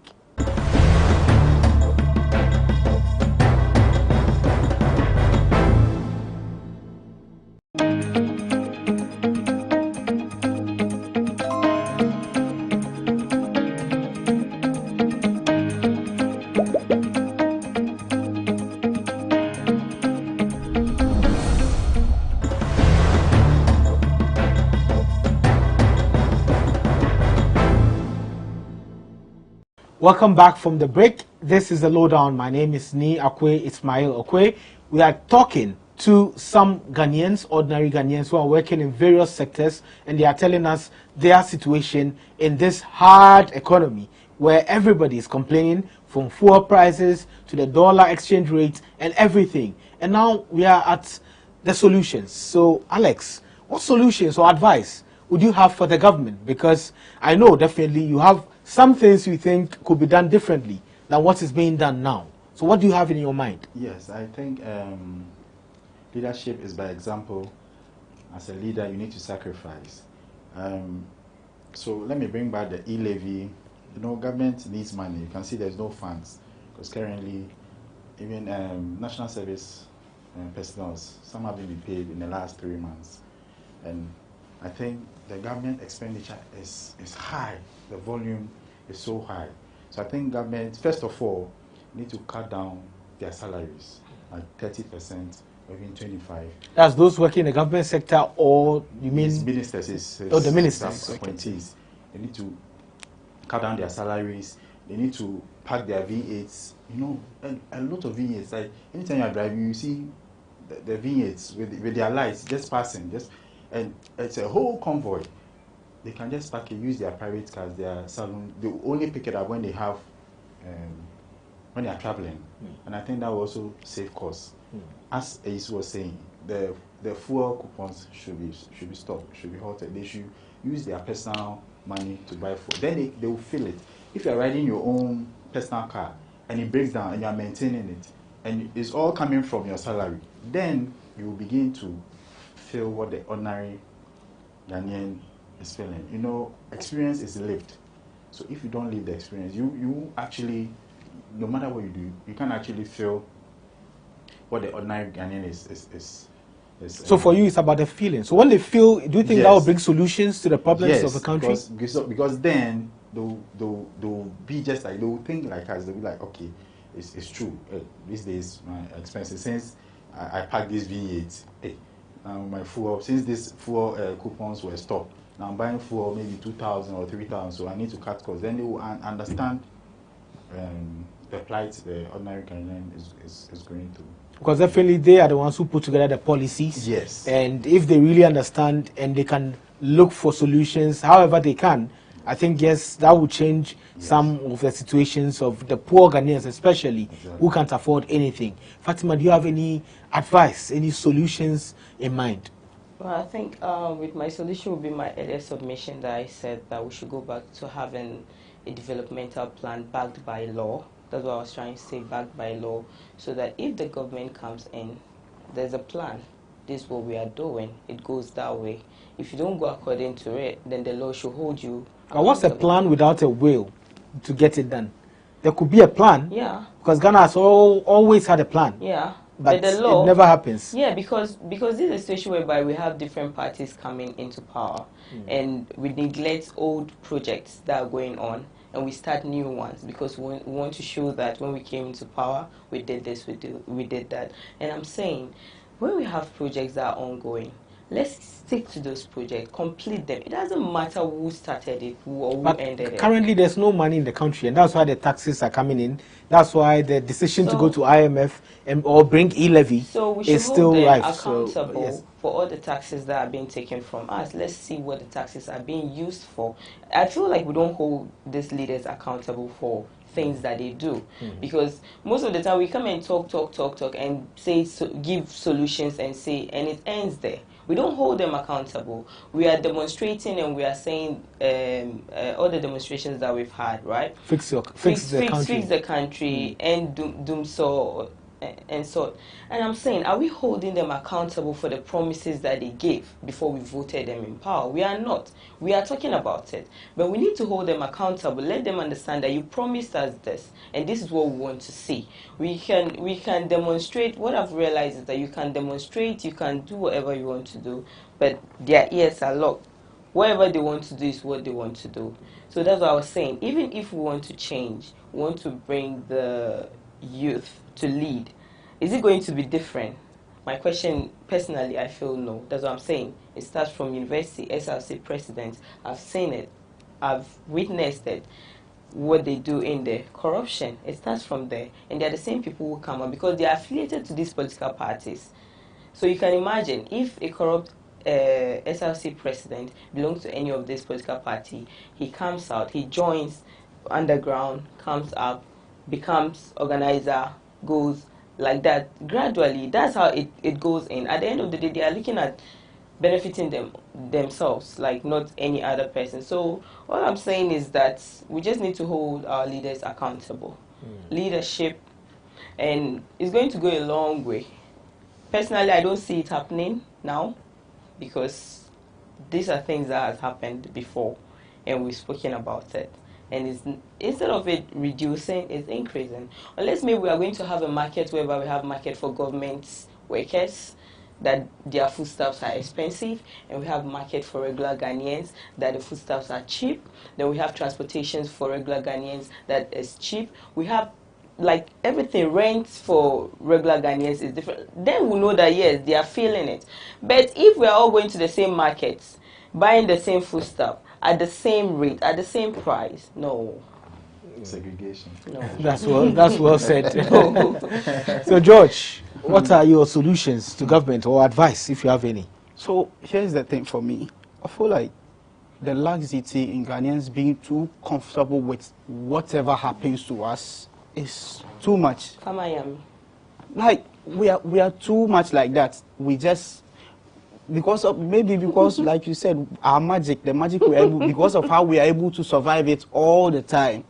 But we need to take a sit back and say that no, things definitely have to change. And how do we change it? Because we have to go beyond talking and then walking the talk. You bring the very people who are responsible for whatever has happened now, whether it is the politician, whether it is the civil servant, you bring them here and they will sit here and tell you the very things that we are saying right now. They will be able to identify the same problems that we have. Like I said, we do this every time on our morning shows between 6 a.m. to 10 a.m. We profess all the workable solutions that there is. So why aren't we taking the right measures to make it happen? We can. And it is time we sit back and say that, yes, let's do it. Come on, we live in a country where if the police is working, it is a problem. We have gotten to a point where not even a single institution in this country can be singled out and say that this one, for this particular one, it is working perfectly. Why is it so? Our power sector, there is always challenges. Water sector, there is always challenges. Health, what have you. Of course, we cannot get up and solve all our problems in a day. But once we have a sense that, yes, it is working, we can all support it. The IGP came into office and we all could see how things were changing. I don't know if it is still in that direction or probably he has also been affected by the whole situation. But then that is it. We need to understand that there is the need to work towards something. There is a collective goal for, come on, we talk of Malaysia and all these places. Nkrumah himself had to travel to some of these countries, build stuff for them, just to say that, oh, me, I'm Ghana, I am rich, and so I want to give you some. But can we do that today? We go to these people to borrow all the time. Why is it so? Why is it so? Like, you begin to talk about these things and you feel sad. You begin to get passionate about it. But it's not always about the talking. Do you think there's a bright future for your children and even yourself in Ghana? Let's go to Ghana airport today and see the number of Ghanaian youths that are fleeing the country. There's no hope. No hope. I'm not saying that there can't be hope. There can be hope if we work towards it. But as it stands now, we need to work extra to revive that hope. We need to work extra to revive that hope. And you see, the polarization of issues in this country is too much. The politicians are worrying us, whether they are the opposition or the party in power. They can't just come into consensus and say that this is where we should be heading towards in the interest of me and you. No, it has to be about me without you or you without me. Why should we be doing this to ourselves? It's not fair. I mean, we are here just for a moment. So if we are going to be here for this while, let's make things right. So that at the end of the day, when we get somewhere, we die and we sit somewhere, and we are given the opportunity to reflect on what we left behind. We wouldn't be hitting ourselves in the head to say that, oh, I could have done better or something. Fatima, do you also have friends who are leaving the country because of the hardships in the country? I know someone who is out of the country and he's been there for 6 months and he wants to come back. Oh. And the friends here are pleading. He's bought his tickets. He's to leave today. But yesterday, there is a conference call. There is a meeting. They are pleading. Yeah, he shouldn't come back. He shouldn't come. If he comes, he will regret it for the rest of his life. And what if he's facing difficulties where he is? It's better there. That's what they are telling him. That difficulty is better there because at the end of the day, the dollar is high. So stay there and suffer there. That suffering is better than the suffering in Ghana here. I'm telling you. Just yesterday, we were having a conversation. They were literally like begging this person that please stay, don't come, whatever the situation. They will try and figure out something for you. And someone is like, let him come and we'll find out. And the person is like, no, don't let him come. He's going to regret it. And 6 months in US, you earn 3,000, 4,000 a month. Cedis or dollars? Dollars. And now you want to come back home. For what? Because you are down with the whatever it says. If you are going to be there illegally or what, just be there. don't get caught. Yes, I'm serious. Don't get. That's how bad it has become. For youth to be telling their fellow youth that don't come back to the country, then that's worse. Do you see any hope? Do you see a future for yourself and your children in this country? I'm sure our great-grandparents used to say we need a better Ghana for the next generations. And those next generations have come and we are part of them. We are sitting here, we are talking about the future for the upcoming generations. I'm sure it's going to go like that. It's going to be better. You mean? Better? I hope so. Alex, any hope? No. Currently no hope. But oh, do you also want to leave the country? Are you part of those planning to go? Oh, I reserve that for another show. But then, to buttress on Fatima's points, like, we need a blueprint. We need something. It doesn't have to be MPP, NDC. This is it. This is where we are going. With that, Ghana will move forward. Otherwise, there's no hope. There's no hope. Every day, people are fleeing. So without blueprint, there's no and hope. a perfect example was the Ukraine, Russia. We had Ghanaians out there, and then they decided not to come back. Even there was a plane bringing them. They said no. They'd rather die there. You are even saying, even in Africa now, Nigeria, the Nigerians there, they don't want to come back. Yes. Why? Nigeria is like giant of Africa, if you're going to put it. But today, everybody's complaining. Everybody's crying. People are now buying food and they're storing it in their houses, their rooms. And apartments, estates developers, they are telling their residents that please, so everybody buy your generator. We can't buy fuel to power the gen. So everybody buy your own generator to get your own fuel and power your... Like, things are becoming bad. Yeah, there's a problem. It goes beyond George, Ghana. you want to add something to it? You see, the fact that our solution to every problem in this country is let's vote out the government is a big problem. Like, that is our only solution in this country or in Africa. If there is heat small, our main result is the result opposition. Let's kick them out. Let's bring somebody out. But these are people that we've rotated each and every maximum 8 years, 4 years. We kick one out and we bring it. And they've become accustomed to it. Now we live in a country where the opposition knows that by hook or crook, unless maybe something divine happens, 2024 they are coming into power. Somebody has already started putting in place plans for him to come and steal. I'm sorry if this is being too blunt, but it is happening. People have already started planning. Those who are about to exit, if it happens, have also started preparing themselves. The people are preparing their exit package. Personal one, not the one that the Constitution is giving them. So we need, and look, this country, we have institutions, state institutions that are supposed to work and bring profit to the country. About 50 plus of them over the past years, I think 5, 10, decades or so, none of them has made profits. People should start thinking about managing the state as the same way they would manage their personal businesses. Mr. President, if somebody is not performing, I mean, I work for a company where if I don't perform, my boss might kick me out, and that is part of what drives me every day. So why is it that the person you appointed as CEO of Boss, what have you, Cocoa Board, whatever, is making losses and you are still keeping him? Because the person has funded political campaign. The person brought you to power. So that is what brings us back to the fact that we kick them out, and it is because the person knows that if I force and I join somebody and the person comes to power, I'm going to reap. Even if they make me CEO and I make losses, I'll still be there. We need to rethink how we manage our state institutions as well. If we have stronger state institutions, things should start getting better. At least, if we can't say anything at all, let's look at the police service for once. When the new IGP came, and we all started confessing to the changes that were happening. Let it cut across. Let about 4, 5, 6, 7, 8, 9, 10, or all our institutions start to exhibit such changes. We will begin to see that things will, because it's a block of pieces that comes together to form the economy, to form the nation. If the Ministry of Finance is working effectively, if Cocoa Board, if Boss, if each one of them is functioning better to an extent, collectively it comes and then it drives the nation forward.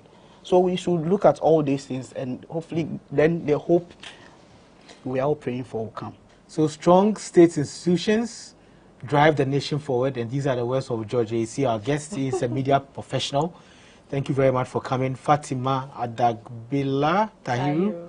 Thank you for coming too. And then Alex Ajiman is an IT expert. Fatima is a sales executive. Thank you very much for coming, ladies and gentlemen. This is the Lowdown.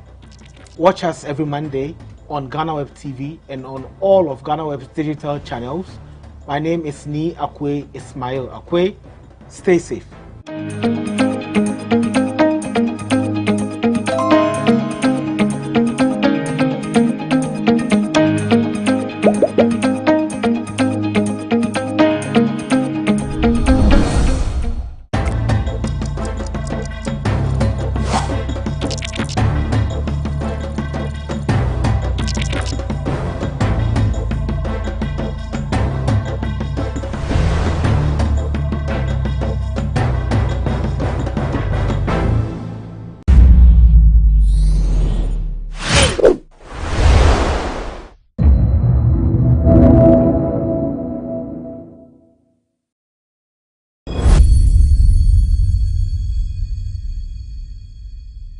For the first time, Mashebejani, Emma Domico Benya, Sarah Joasafo, we be na no akasa. No man for Becca and Senten with the majority or Mashebejam dear. We sorry and no more bonnechi, Kennedy Japan, sorry, or say, oh, we are my baby mama and today, you know, Nansempo, they are not on prayer, or no soon put in stem for me, to Jana or Trim would say, near Sarah Joasafo, no, just saying, same fatan to know, a bayan can many me, a baby crow will be an omuhian, so Papa Mashebejam, not just obey to me, a boy, Mona. Jume die bi person mu di o mrahye bedwam na tumi akoso and then for the first time yes Sarah just avoiding some for bi ababeto ni Facebook so ana chese watch the ato was say ka survival la eno nchese bi ase watna se ache na mom no oha na mane mu nyina no tumi gina wona so abrekra na chese asumdwe ene bibia wo memra wona e bi o mo kan asem bi e de afa ho no chese wonfi ana se bibi eno no manfo e ba ye no manfo e kirema we de akwa yesa de andodom pre be kan fa no ho na no nti na chese ono so di sansim fa we nyina beto jwa na sene ya kasa ide ya de ya nhyeda enka se ye bia se ye anodom pe na auto amane na asempo no ya MPP amane ko na chese auto e de amane won.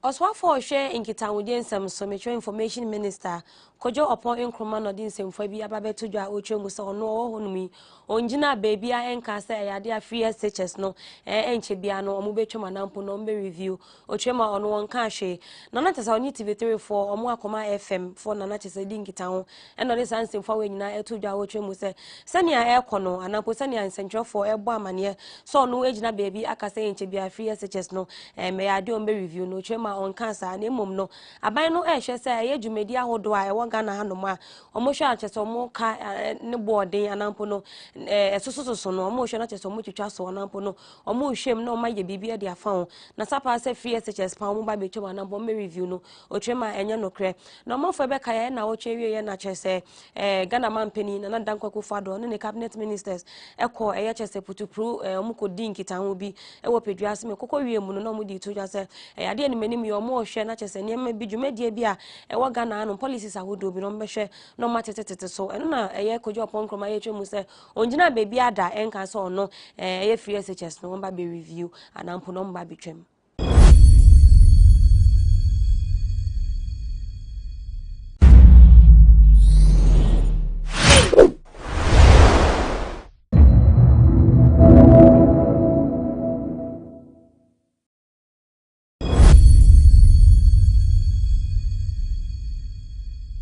Dr. Obed Asamoah kani otitreni ema NDC amanyoko no ono no twema wo futu papa e de ma former president John Dramani Mahama otwema Mahama ono de nkani pem na nkanke beye ni manimia bomode na chese eye bibi ntawantawa bi e wo na afi wo manfo mo fra mantemu bomode na chese ntawantawa bi e wo mbia no monko na monko solve ni system ni manimia esan so no hu ni 2024 on any vice president maumia ekokogina se eye amampeni fo na mpo mo ma be pre eye mampeni campaign to me and sure na chese ankwa nkowie ni ye amfa ma ye kra esanse no odin oye mfato mi na wotwem se Savannah region te ukọ no ma e ade a MPP e wo mu pa afen so ukọ ye Northern region tifi mantem nso e ade a baomia wale ne important ne nkeka ho e ade o stand se wo ye pa nti sa won so wakwa se voter region de won se ne hu NDC anu hu voter region wan kasampo be kaya fi 2020 ma mo kwa abato no otumi se nanka wins anka wo se wonya no ana vote awodo mpo nanka wo se wonya no went to me nya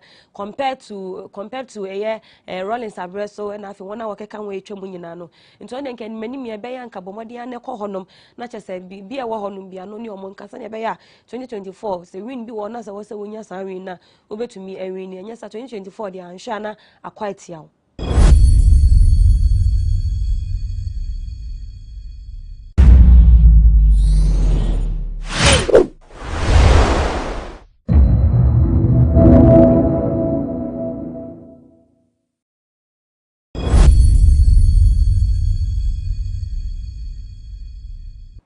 Ejebo eja enya ba bedru Ghana Black Star squad na se dodo na hwe animu se coach e friend se Otoado e de ba betu dwa no na se afede papa no etimi release squad na de tie se 27 players na Otoado ato ne sa e de afro se Ghana game against Nigeria e FIFA World Cup playoffs ni mu no omomra no mbehwe na omonkonkoden emfama oman Ghana na nipa 27 na coach no efre no omomudi no na se Ghana fo nima ebetimi abobo no ebi Thomas Partey afi abrante efre se Jordan Ayew enso e kan squad ne ho bi Richard Ofori enso edin ewom mrante ni bi etese Kudus Mohammed omonso edin etimi piepie mu a abrante efre se Andiyado mo nso din wom afi Fatau Isahaku onso edin wom na afofrofro no be se miensa edin etimi apie ma branch friend say Elijah Owusu ono edin ababe kan afi heart to folk branch friend say Dennis Kosa ono nso enya call up ni bi na afi branch friend say Dennis Odoy a ono say Academy Club Brugge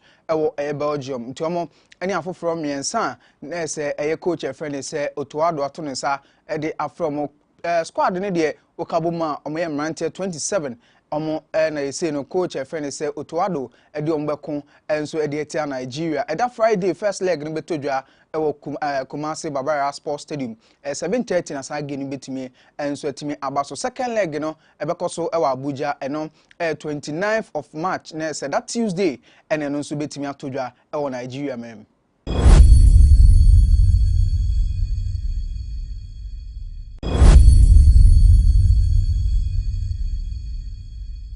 Kani otitreni ema NDC amanyoko no ayefe no se Dr. Obeda Samoa enodi nsemfo bi ababeto dwa efa Vice President Dr. Mahamudu Bawumia ho otwema asisi no no hu ni se Dr. Mahamudu Bawumia ansha na chese 2024 wakwako DNPP amanyoko no anim enu ntina asisi ano wakwako yese wakana no atumusa no otwema ade asisi ano ababesi Bawumia na so se 2024 obedi amanyoko no anim ntim so onim na se ni manim ya obie na no Sembia and Shana the opponent Edina non Casanin Sem Akatiano and International Wabon Hoches or didn't we see our person become Bibia and our Baba Casa yet is Caso Nawako Dani as a media manu.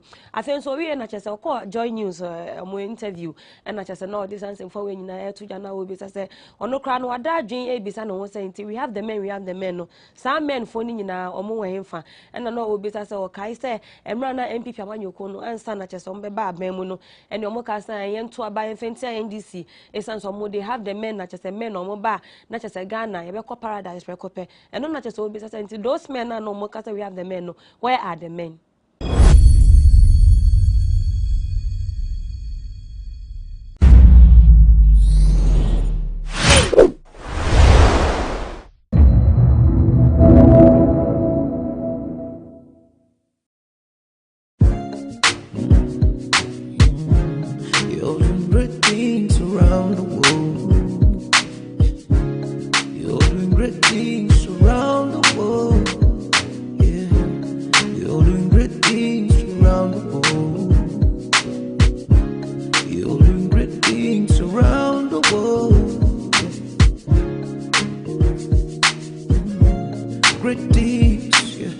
Welcome to another wonderful episode of Diaspora Link exclusively on GhanaWeb TV.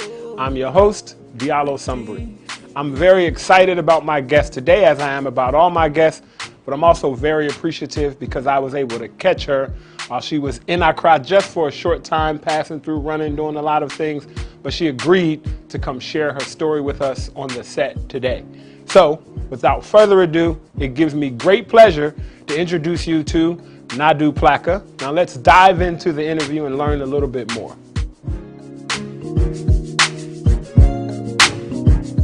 Welcome to Diaspora Link with our guest Nadu Plaka. As we do every episode, before we get into our interview, let's find out a little bit more about our guests with choices. Nadu, this is what we call choices. It's really simple. I'm going to give you two choices, and then you choose one and tell us why. Okay? Okay. Pretty simple, right? Supposedly. Okay. You ready? I'm ready. Okay. Lagos versus Accra. Ooh. Oh! It's very different. Accra. Accra. Why Yeah. Accra? I guess maybe why not Lagos? Lagos is too much. Okay. So you were talking about like, before we've had conversation, Accra lifestyle. Lagos is too much. I got you. Okay, just there's no right or wrong here. It's just your is your choices. Okay, so Accra. Yes. Okay. Next, London versus Accra. Accra. Oh, you are London is consistent. cold and people are miserable. Too many bronies. No, we'll stay here. We stay here in Africa, in your hometown. Yes. Okay. All right. Jollof versus Wache. Oh, Jollof. Jollof all day. I'm not a big Wache fan. Okay. So I'm not that I don't like Wache, but I'm not a big Wache fan, and I think Jollof is always a safe bet for me. Okay. How about this? South African Nights versus Accra Nights. South African Nights. Oh, like, no question. No question. No question. That will be, South Africa will have their own year of return because, you know, after Ghana, it has to be somewhere. It has to move around. And I do feel like all eyes are on South Africa now. But from growing up there, from being younger, it's always been a vibe. Like the music, it just touches your soul in a very different way. The vibe very is real. different. The vibe is real. Okay, how about this? Hip-hop versus Afrobeats. Ooh, Afrobeats. Afrobeats over hip-hop. Yeah, I mean... Okay. No, it's fine. If we're talking old school hip-hop, like, it's funny. Whatever you want it to be, then hip-hop versus Afrobeats. Afrobeats. Okay. Afrobeats for me. It's funny because we were out one night at Front Back, and Afrobeats came on. Everyone was dancing and hip-hop, and they had the new stuff, and it was just like, oh, what is this? New hip-hop. Yeah. And the crowd didn't really... it was like, yeah. You needed some diamonds on your wrist to dance to the music. Yeah, no, Afrobeats. Okay. Fufu versus Banku. Banku. Banku. I don't actually like fufu. This is the thing. Kenke not so much. They might not let you back into the country. You realize that? I like Banku. Banku's good. No, Banku, it just has a different taste. For me, I never really enjoyed fufu. But is it the cassava plantain versus the maize? Is it like the base? Is it the fact that it's maize? You like that better? Yeah, it tastes a bit better for me. It tastes a bit better for you? All right. One more, and I know you're going to hate me for this one. You're going to hate me for this one, but I got to try. Afro-punk versus Afro-cella. Oh, Afro-cella. Oh, that was easy. I thought it was going to be different. Cella. It's a different vibe. Okay. All right, to be fair, it's difficult, and that's not fair to do that. No, it's not now fair. Maybe I'm backtracking. Don't backtrack. They both have different assets that they bring to the experience. I know. So the choices is if you had to choose one, and you chose Afro-cella, there's nothing wrong with that. There's no right or wrong. Thank you for playing this game with us. As you always know, why do we play choices? Every day we wake up, we all make different choices in life. Our choices should not divide us further. Our choices should only serve to help us become more clear about who we are and bring us closer together. So remember, just because you may think differently or choose differently from someone else, it doesn't mean that you have to be opposite or opposed to them. You guys just have different choices, right? Just different choices. Okay, now we're going to find out a little bit more about Nadu with top 5. Nadu, this is our top 5. Are you ready? I am ready. See, these games are not too bad, right? Ready. You're doing great. All right, top 5, I'm going to give you 5 categories, and you just choose your top in each category. All right, number 1, your favorite book. If it's not your favorite book ever, one book that you would recommend that everybody read. What is that book? The Celestine Prophecy. The Celestine Prophecy by? Ooh, James read something. James read something. Okay. It was James something. Yeah. Okay, and why this book? Changed my life. Okay. It was ironic actually. So one of my ex-business partners who completely fell out, I'd known her for 20 years. She gave me that book, and when I read that book, it just speaks about intuition. That feeling that we get in our stomach if you've had an argument with your partner and you feel away because you know maybe they're hurt. You know if you took a left turn but something told you maybe it was right. It's being able to listen to your intuition, as small as it may be. Being able to read people's energies and feel like what do people want to get from spaces and how to navigate.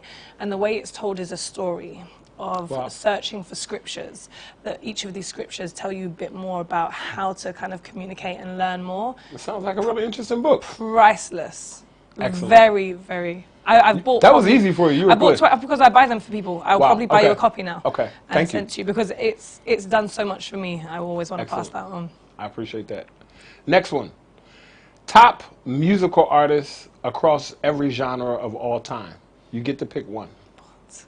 That's horrible. I know. Every music genre of all time. Across the board. If you just had to pick one name, it might change next week or whenever, but for Diaspora Link, we want one. Lauryn Hill. Lauryn Hill. That's what's up.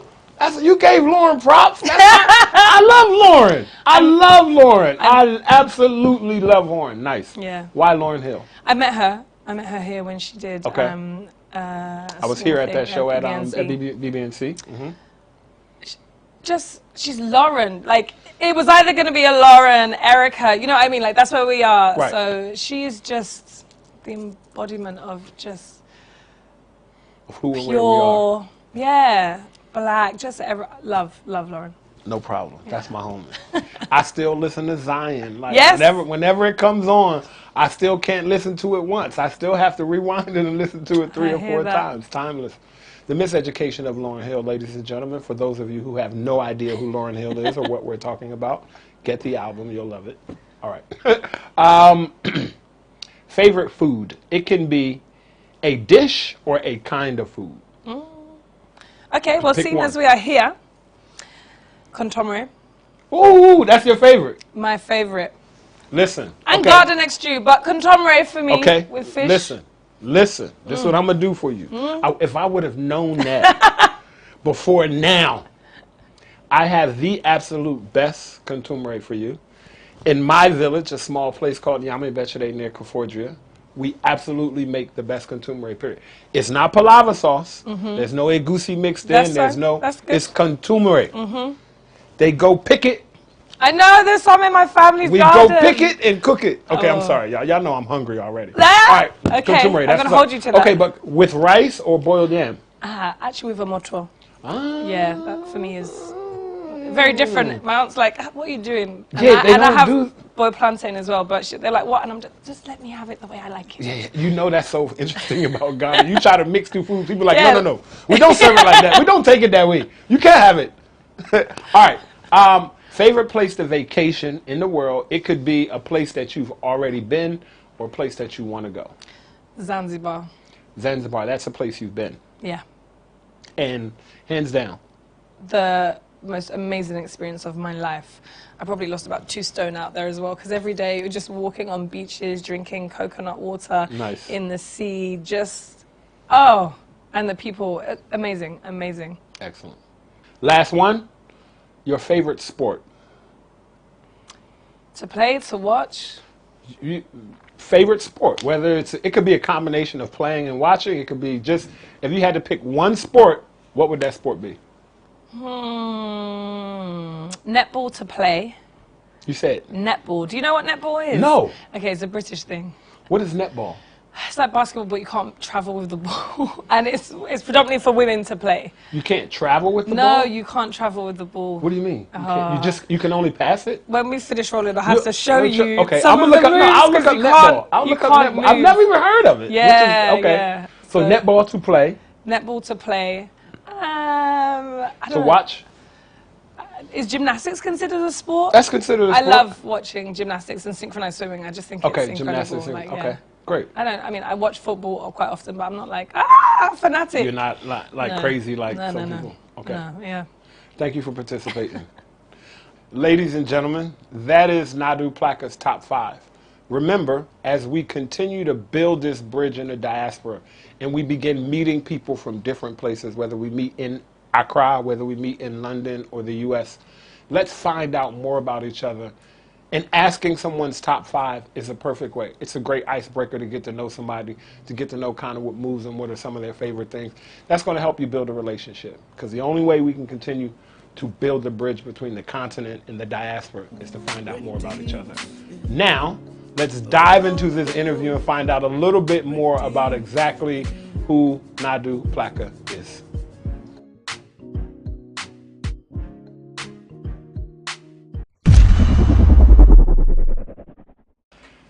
We are back with another wonderful episode of Diaspora Link, and I am here with my guest who you've gotten to meet a little bit, Miss Nadu Plaka. Nadu, how are you? I'm good, Diallo. You? I'm good. Thank you so much for joining us here today. I'm glad that I was able to track you down and catch you in between this visit while you're here in Ghana before you fly off to your next destination. So thank you for your time. Anytime for you. Oh, really? Of course. Y'all hear that? Anytime for me. So y'all know Diaspora Link is real because she just said anytime for me. All right, here we go. Nadu, so you are from Ghana, right? Even though I thought you were from somewhere else. Yes. You are indeed. from Ghana. I am. I am half Ghanaian, half British. Okay, half Ghanaian, half British. So your father? Ghanaian. Ghanaian. My mother, British. Your mother's British. Yes. Okay. What part of Ghana is your dad from? So we're talking pre-colonization, post. Give us a history lesson. Oh, do you know what? It's been very interesting because on this trip and Mhm. every trip I come, I always try to learn a little bit more about my history. Okay. So my grandfather was the first assistant to President Nkrumah. Wow. Benjamin Plaka. Okay. And as I've been coming back, I've been meeting with my grandma and learning more stories. Okay. So she is from the line of Savages, Okay. Savage family name, whose family home is in Cape Coast. But at the moment they live in Latibiokoshi. So yes, my father was born in Accra, but as a diplomat's son, he traveled the world. They were in Russia. They were posted all over. Okay. So I've been able to track my lineage and find out exactly who I am. Exactly who you are and where you're from. So have you been able to visit your family's hometown and your family house here in Ghana? Yep. So I visited Latibiokoshi this week. We have some renovations to do, of course. Right. But I think the next trip I want to go to the Savage House in Cape Coast and do a bit more, learn more. All the stories I hear we come from the Lawson family. So we were Ak Plaka Lawson. Okay. But Ak Plaka, back then they said it meant fat Lawsons. So my great-great-great-grandfather was like, forget this. We are not fat Lawsons. I'm going to go down here. I'm going to start my own village. And he dropped the Ak Lawson, and so we became Plaka. Oh, okay. So very small. We're Ewe, so Togolese mixed as well. Yo, how does that feel? Like, how does that feel as you know your dad is Ghanaian, you're a Ghanaian, but you're tracing your family history and you're finding out more things. How does that feel? It's really exciting. I've started making notes, like stories from my elders, because the stories my grandma's been telling me, you put it in context to like this day age, like my generation, you're just like, this is what you went through? Or, your grandfather was pissed off with the rest of the family, so he was just like, yeah, forget you guys, I'm out. I'm going to start my own village. Like, it's really interesting and it's fun to learn. I think it's really important. Right. Really important. Were you born in Ghana or were you born in... I was born in London. You were born in London? Yeah. Okay. So how often have you been traveling back and forth? Is it like every year? Was it, you schooled in London and didn't come back to you as a teen or adult? Tell us a little bit about your story. So I schooled in London up until the age of 13. Okay. And then I went to school in Lesotho, which is landlocked by South Africa. Okay. I was there for a year, then went back to London, and I'd only been to Ghana when I was 4 years old, and I came for my grandfather's funeral. So that was my only real interaction. My dad, having been posted all over the world with his father before, he decided to settle in the UK. And he, I guess, lost touch with some of his Ghanaian roots. Okay. And as the eldest son, he still had responsibilities, but obviously a lot harder to implement when you're not here. So I had been working across the continent, more so in Nigeria. And my family were like, you're so close. Why are you not going back home? I'm like, where the money reside? I am following the money right now. So if I have an opportunity to go to Ghana, then I 100% will. And I put it out to the universe. And within, I think, 3 to 6 months, I got a phone call that invited me to come to Ghana to work with Fuse ODG and work on Tina Festival. Okay. Okay. So yeah, that was the start, and since then, I think probably been back 2 to 3 times a year. Nice. Yeah. So from the time that you were 4, you hadn't been back to Ghana until... It was 30 years at the time. Wow. Yeah. Wow. It's bad. But you, well, it is what it is. I think it's bad. Okay. Okay. but Ghana was always in your heart. Always. It was always something calling you back. Yeah. You mentioned traveling the continent. Right, you mentioned schooling in Lesotho, and you were in Nigeria doing business. So that means that you're familiar with the continent. 100%. 100%, and you've traveled to different African countries, right? Yeah. What are some of the African countries you've traveled to? Senegal. So my father lived there for a while. Kenya, Zanzibar, Lesotho, South Africa, Swaziland, Namibia. Wow. You've been around, and not enough. There's still. I want to try and go to at least all 54. There's so many to do. Right. Yeah, it's just interesting. And it's funny because when I read your book, the first I opened the first chapter, and as soon as it opened up, I was like, oh, this is hard hitting. This is exactly what it is. Depending how the country's been colonized, you're literally going to be setting the stepping stones of how you need to navigate. Yes. And I tell my team when we come over, the way we work is we have to learn from each culture, and each culture is different. From greetings, from handling money, from bartering is all part of it. But it's really interesting to learn how to navigate, and I love it all. So, ladies and gentlemen, it is time for Africa in 60. Our guest has no idea what we're about to do, so I'm going to tell her. Nadu, this is something that we call Africa in 60, and we'd like to see how many African countries our guest can name in 60 seconds. Oh, okay. See, that's not deep, right? No, that's hard. Let's see how you deal with the pressure, because I know when the pressure comes, it's a little bit differently. So we have our clock set up. We have 60 seconds, and we will go in 3, 2, 1, go. Mauritania, Egypt, Libya, Ethiopia, Sudan, Ghana, Togo, Benin, Nigeria, Senegal, Gabon, Cameroon, DRC, or let's go on this side, Somalia, Kenya, Zanzibar, Tanzania, Swaziland, Botswana. Oh, let me see, where am I down here? Did I say Namibia? I'm not sure. South Africa, Lesotho, Madagascar. Where am I in the middle? I've missed some in the middle. I don't know. What's the time? We got more time. Keep going. Morocco.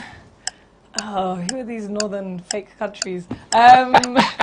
Did you call them fake countries? I did. I already said Nigeria. That's all I can think of. Where are the pyramids? I said Egypt. Oh, I didn't hear you. I said Egypt. I'm sorry. Okay, time. No, you did good. You got about 28. Wow. You got about 28. That's you got about 28. Okay. You got to see. Is that, like, where's the ranking? No, wait, I can't tell you that. Okay. We're gonna put up a leaderboard so everybody can see kind of where they are. But and we do Africa in 60, as you all know, because we want people to know that Africa is a continent. It's a vast, large place, 54 countries, and in each country there are various cultures, there are languages, there are so many different customs. So as we begin to bridge the diaspora, we want people to know that no one speaks African. You just don't go all the way out there to Africa. There's a country in Africa, and there's a city in that country. So keep that in mind. That's Africa in 60. Thank you, Nadu. You're such a good sport. That was fun. I was trying. Was it fun? Good, okay. I was trying to get you a little bit nervous by telling you, hey, we're going to do something, and I'm not going to tell you what it is. That was the one you're not going to tell me? That's the one. That's the only one I'm not going to tell you. That's the breeze, right? Don't have to worry. Okay, so you travel back and forth. You came back here after 30 years, right? But since you've come, you said 2 to 3 times a year. Yeah. So that means that you've seen other people who don't have Ghanaian roots come back and forth to Ghana. For you, what is it about Ghana that pulls people? What I mean, maybe for you because of your family, but you know, your business has brought you here and other things. What is it? What are some of the things about Ghana that you love? I think, going back to your point of not saying Africa, but from an African perspective, stepping back on the continent always feels like I'm recharging in some way, shape or form. I think it's an opportunity to explore, learn, and really tap into new culture. So for Ghana, I think for other people who maybe this is their first time coming, it's definitely been led by, I think, stepping away from that traditional, oh, Africa, we live in huts and there's nothing here. Hut life. Yeah, that life, hut life. You know, we all came from there. But being able to really explore new adventures, I think the Year of Return was something that put Ghana in a very different position that it has been before. Like, eyes are on Ghana for different reasons now. People are understanding the potential, that it's not what we've seen on TV being brought up our whole lives. There's actually, you know, things that have been going on here for years. So I think it's, being able to explore. For me, it's home. I always think as Ghana as home, second to, actually no, it's one of my homes, I would like to say. And just being able to be around my people. Like, it's funny, sometimes I go out here and I'm like, oh, a white person. And like, it's a subconscious thing, but it's slightly triggering. I'm also aware I'm a brony, so I'm not naive to that, but it's also being around your people all the time. It just, a different kind of energy. And the work I do abroad, I always try to ensure that I'm working with black people, be it our production company, be it our suppliers, be it the team that we work with. So being around your people is just a different energy. A totally different energy. You get that vibe, right? You know, in my book, I call Ghana the enjoyment capital of the world. Enjoyment. Enjoyment, right? A lot of enjoyment here. And, you know, when people either come, you know, through our birthright journeys or when they come with us to visit, and I always tell people, let me know when you're ready for an Accra night. And they say, well, what is an Accra night? I said, if you're not having wache at 6 a.m., in the same clothes you went out in, you haven't gone home to sleep, then that's an official Accra night. Is you start and you have to at least go to 3 or 4 places because there's that many places to go and that many things to do. So you schooled when you were young in Lesotho. Now, did you school again for your university, your college in the UK? London. Okay. Yeah. And what did you study? I studied event management and music and media management. Okay. And I'm now doing my master's in live event design. Nice. And where are you doing that at? So it's in the middle of the UK, in the countryside. Just in the middle, so somewhere. Like, I'm literally the only black person there. Yes, it is. All right, so now let's talk a little bit about some of what you've done in your career that has led you to where you are now. And I'll just let you walk us through it. Wow, it's been many, many years. So 14 years that I've been in the events industry. Okay. Started off the back of my degree. I was very fortunate to be headhunted from university. Okay. So straight out of university, I had a job, I was working. But what I found was some of my friends and colleagues from uni, they couldn't get a job without the experience, but then couldn't get experience without the job. So you're stuck in this cycle, this loop of, you know, not being able to move forward. You know, that reminds me of Mos Def's line. Why do I need ID to get ID? I'm sorry, go ahead. But it's the same theory and principle. Right, it's the same theory and principle. And so I was like, how do I help more people to be able to kind of make this transition? So we started an educational course that I started to design. And with that course, we developed it into a 12-week course where we teach everything that I learned over my 3 years on my degree to all of my experience. And decided to say, we're going to give 15 students an opportunity to learn everything. We'll physically give them some money to produce their own event, and they'll produce it. So you get the vocational and the practical experience of being in the event industry. Because it's not always standing there with a clipboard and a radio and everyone thinks, you know, you're in charge of things. And that's wonderful. Yeah. That's excellent. So and you are still doing that course now? You still offer it? Still doing. You still offer cash for people who complete the course to do their events? Yeah. Wow. Wow. That's excellent. Yeah, so we come to Ghana, South Africa. We've got an exchange program where we have an opportunity for students to learn about events and travel the world to deliver them. Because I don't think anyone should be restricted to just working in one country. I think everyone should learn. Like, I'm trying to get some of my white counterparts at university to come and work in Accra, because you want to know how we feel when we're on site as the only black people. Let's see how you'll feel in the middle of Africa, to be specific, Ghana, and see how you get on. Right. Because culturally, it will, you know, wake you up. Wow, that's a great idea. Yeah. That's a great idea. So, from the time that you started your company, that's what you've been doing for 14 years? So for 14 years, I've probably had about 3 or 4 companies. Okay. Companies that I didn't necessarily put the energy into, companies that had crazy business partners. You know, we go through the ebbs and flows of running a business. But in the last 2 years, we had a rebrand with the Zoo XYZ, which is my current company. Okay. And with them, we have been doing stuff with some amazing clients, from Afropunk in New York, South Africa, to Pan Afro Link, NBA player Luol Deng, working with him across London and Ghana, SoundCloud, Amazon Music, a lot of UK artists, the festivals here, Tina Fest, Afrochella. So yeah, we're spread out well. Spread out very well. Nice. Okay, so what we're going to do is we're going to take a short break. And when we come back, we're going to talk a little bit more about Nadu's company, the Zoo XYZ, or as they say in London, XYZ. I'm learning so much. And we'll get back and talk more about this. We'll be right back.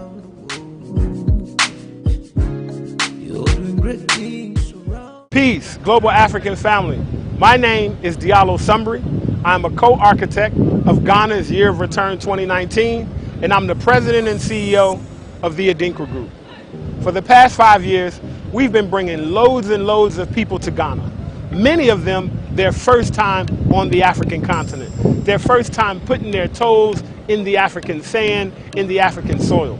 And so many people have had their life changed.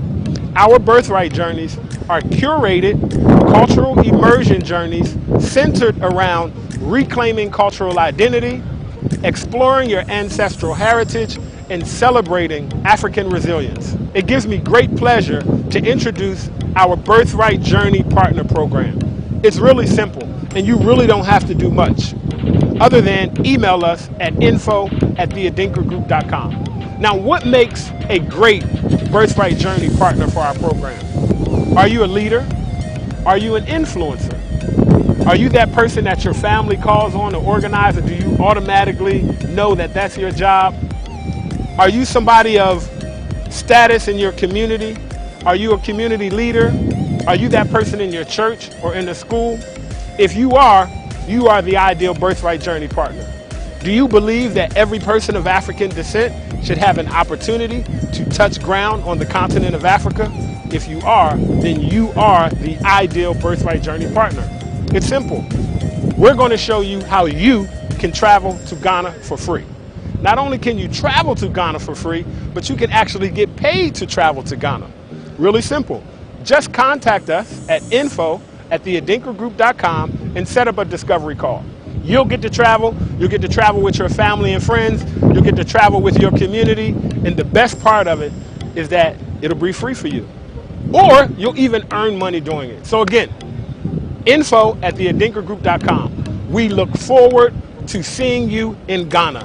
We look forward to dancing with you in Ghana. We look forward to eating fufu, eating jollof, eating wache. Make sure you contact us now, and we would love for you to become a Birthright Journey partner. Madasi.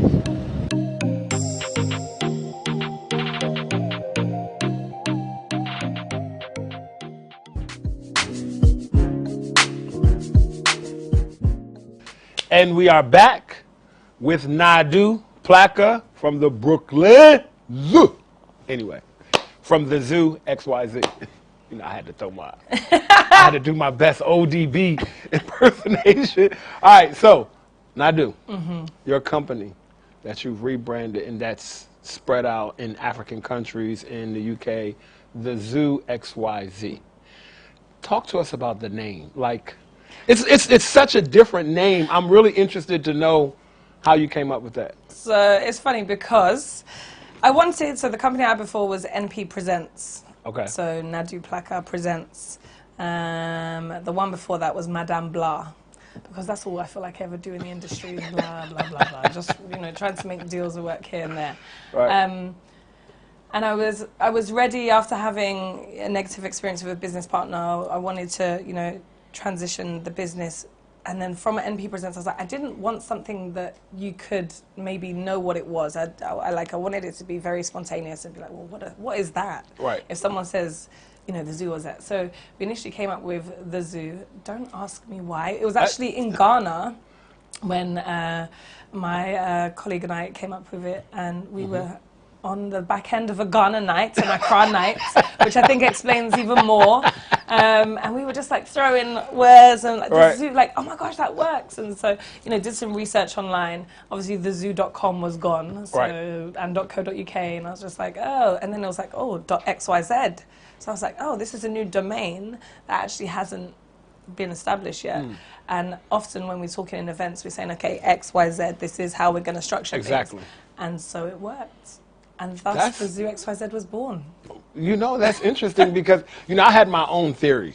All right, let me add on to the theory a bit more. I had my own theory about the zoo and where it came from, but go ahead. It's also the multitude of personalities and people that we deal with in any given project. There's always things that are moving. You have to learn how to, nurture people's egos, how to get them to do business the way you do. So it's having an understanding of there are so many different things taking place under one roof. Right. So yeah, the zoo. And I always loved the word menagerie, but I didn't know how to use it. So the zoo just came forward. So I want to know your theory. That was it. Oh. Well, my theory was I've been on the front side of events and the back side. And most people, when they see the event in its finished form, a well-done event, they just see they see what you want them to see, right? Especially for your customers, you don't want them to see what goes into it. But I know on the back end of that, it's a zoo. Yeah, basically. Sometimes it's a zoo, just exactly what you said, the number of personalities, the number of people, and it's like managing a zoo. You got this section over here, you got this, everybody eats something different at a different time, or and putting all of that together to make it an attraction for somebody to come pay an entry fee and get the whole experience. So for me, I was just like, yo, that was mad creative. Like, it's really a zoo. People who are not into events really do not know. They really have no idea. I'm sure we both all have a lot of stories about things that have happened at the 9th hour before an artist goes on stage or before the gates open. So many stories, so many. So let me ask you this, because this is Diaspora Link, and a lot of what we want this show to do is to share personal stories about why people have chosen to do business in Africa, right? Because it's a choice a lot of times. You don't have to look for business in Africa. You can turn business offers in Africa down. And you could focus on the UK, you could focus on other parts of Europe and the US. So why is doing business in Africa important to you? It wasn't a choice, it was my calling. I think I've always been very much about people.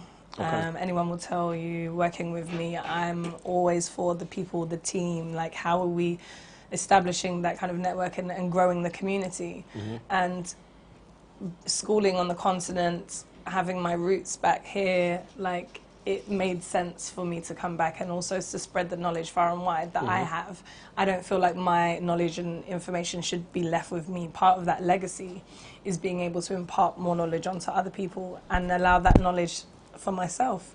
It helps me to grow in territories, to understand how events are done in Ghana, how they're done in Nigeria, how they're done in South Africa, what works, what doesn't. Can any of my knowledge or experience contribute to that? So, yeah, it was destined. It was destiny. But you had to hear that calling, right? Because they say, many are called, but few are chosen, right? So a lot of people are called, but not everybody answers that call. So how have you found doing business in Africa for events different from UK and the US? And I always say that it's okay for us to talk about challenges because we're not really focusing on the challenges, but there's somebody watching who wants to do business here, who's into events management and maybe wants to come here to do that. So what's some of the differences between the various countries in Africa you work with South Africa, Nigeria, Ghana, other places in the UK or the US? So many differences. I think I definitely have had to make sacrifices over the years in order to fulfill this.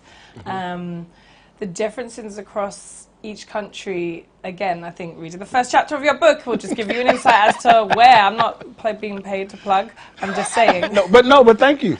Because you have to understand the people first. That's the first thing. Understand who you're working with, how they work. Being a woman working on the continent has its own layer. I was about to say, I'm sure that's a whole nother... Being a woman in Nigeria as a Ghanaian or British was another layer. Being from the diaspora coming back home, it has another layer. Like, all of it does, because there's also hierarchy, there's also respect, there's things that culturally have been embedded for generations that you have to now step into and just grab the reins a bit more. So, for example, when we were working in Nigeria, the runners, so these are the people who literally, without them, you will not get stuff done. At all. They're picking up stuff, they're running it to places, they're making sure people are in the right place at the right times. At the end of the event, they all sat down with myself and my other colleague who's also British, and they were like, thank you. Thank you for just treating us like we're human beings.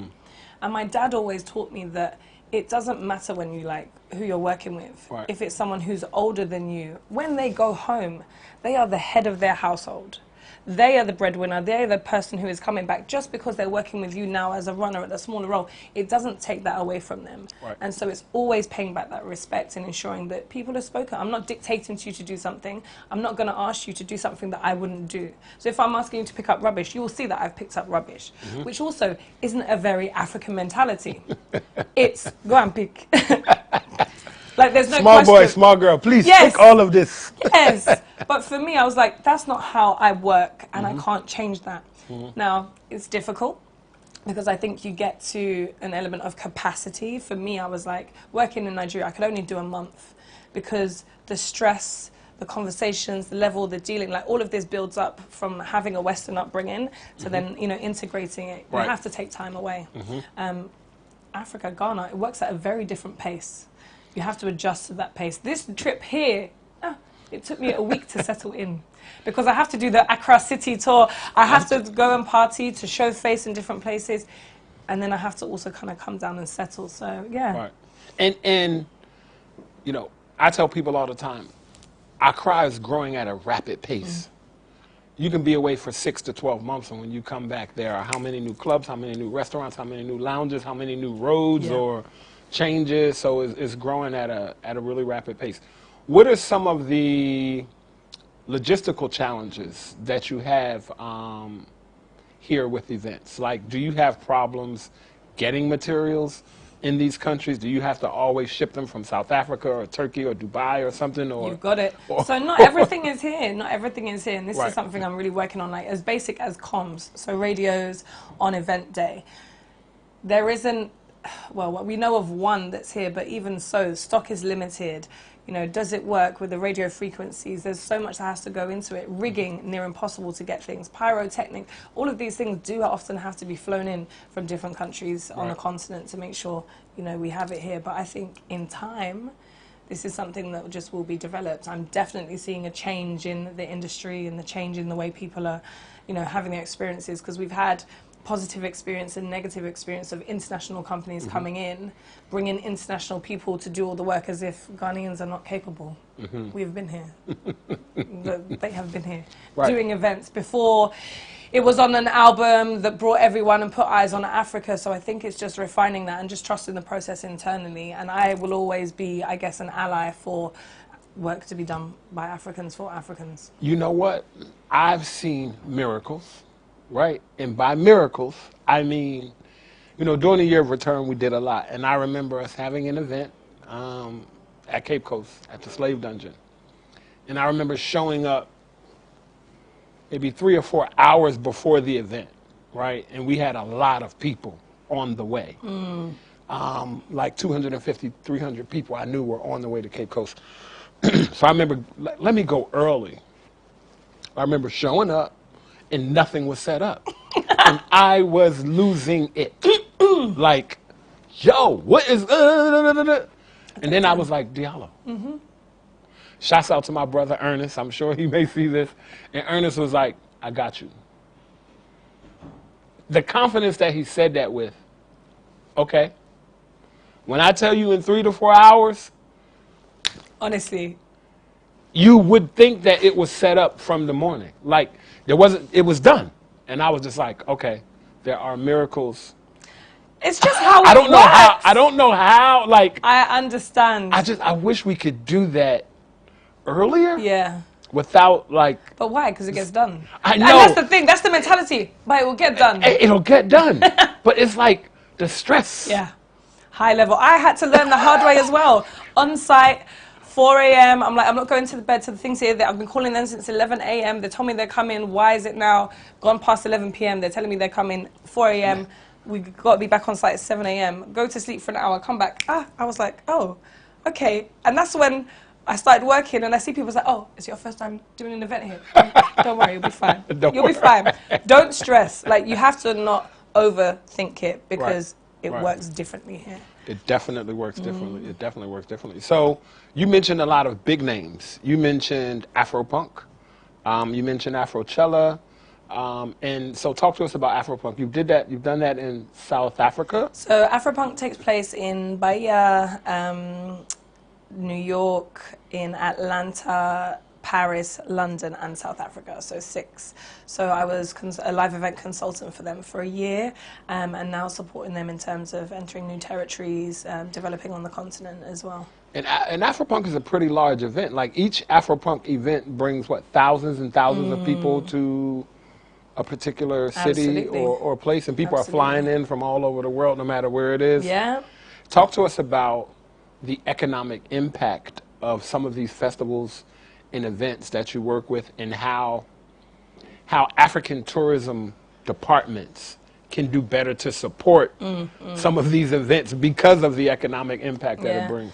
The economic footprint from these events is massive. I think even from Year of Return you would have seen here, and like using Afropunk as a case study, I guess looking at South Africa, massive. So December's normally a time of year where everything closed down and shuts, so we're able to provide job, provide opportunities, provide, you know, more for the country. And I think governments can use these as beacons, you know, utilize this opportunity to be able to have new people, new money coming into a country, to be able to see actually how can we make this work for us to benefit us longer than this period of a month that, you know, maybe someone's in town. Like, where can we tap into tourism and what does that look like?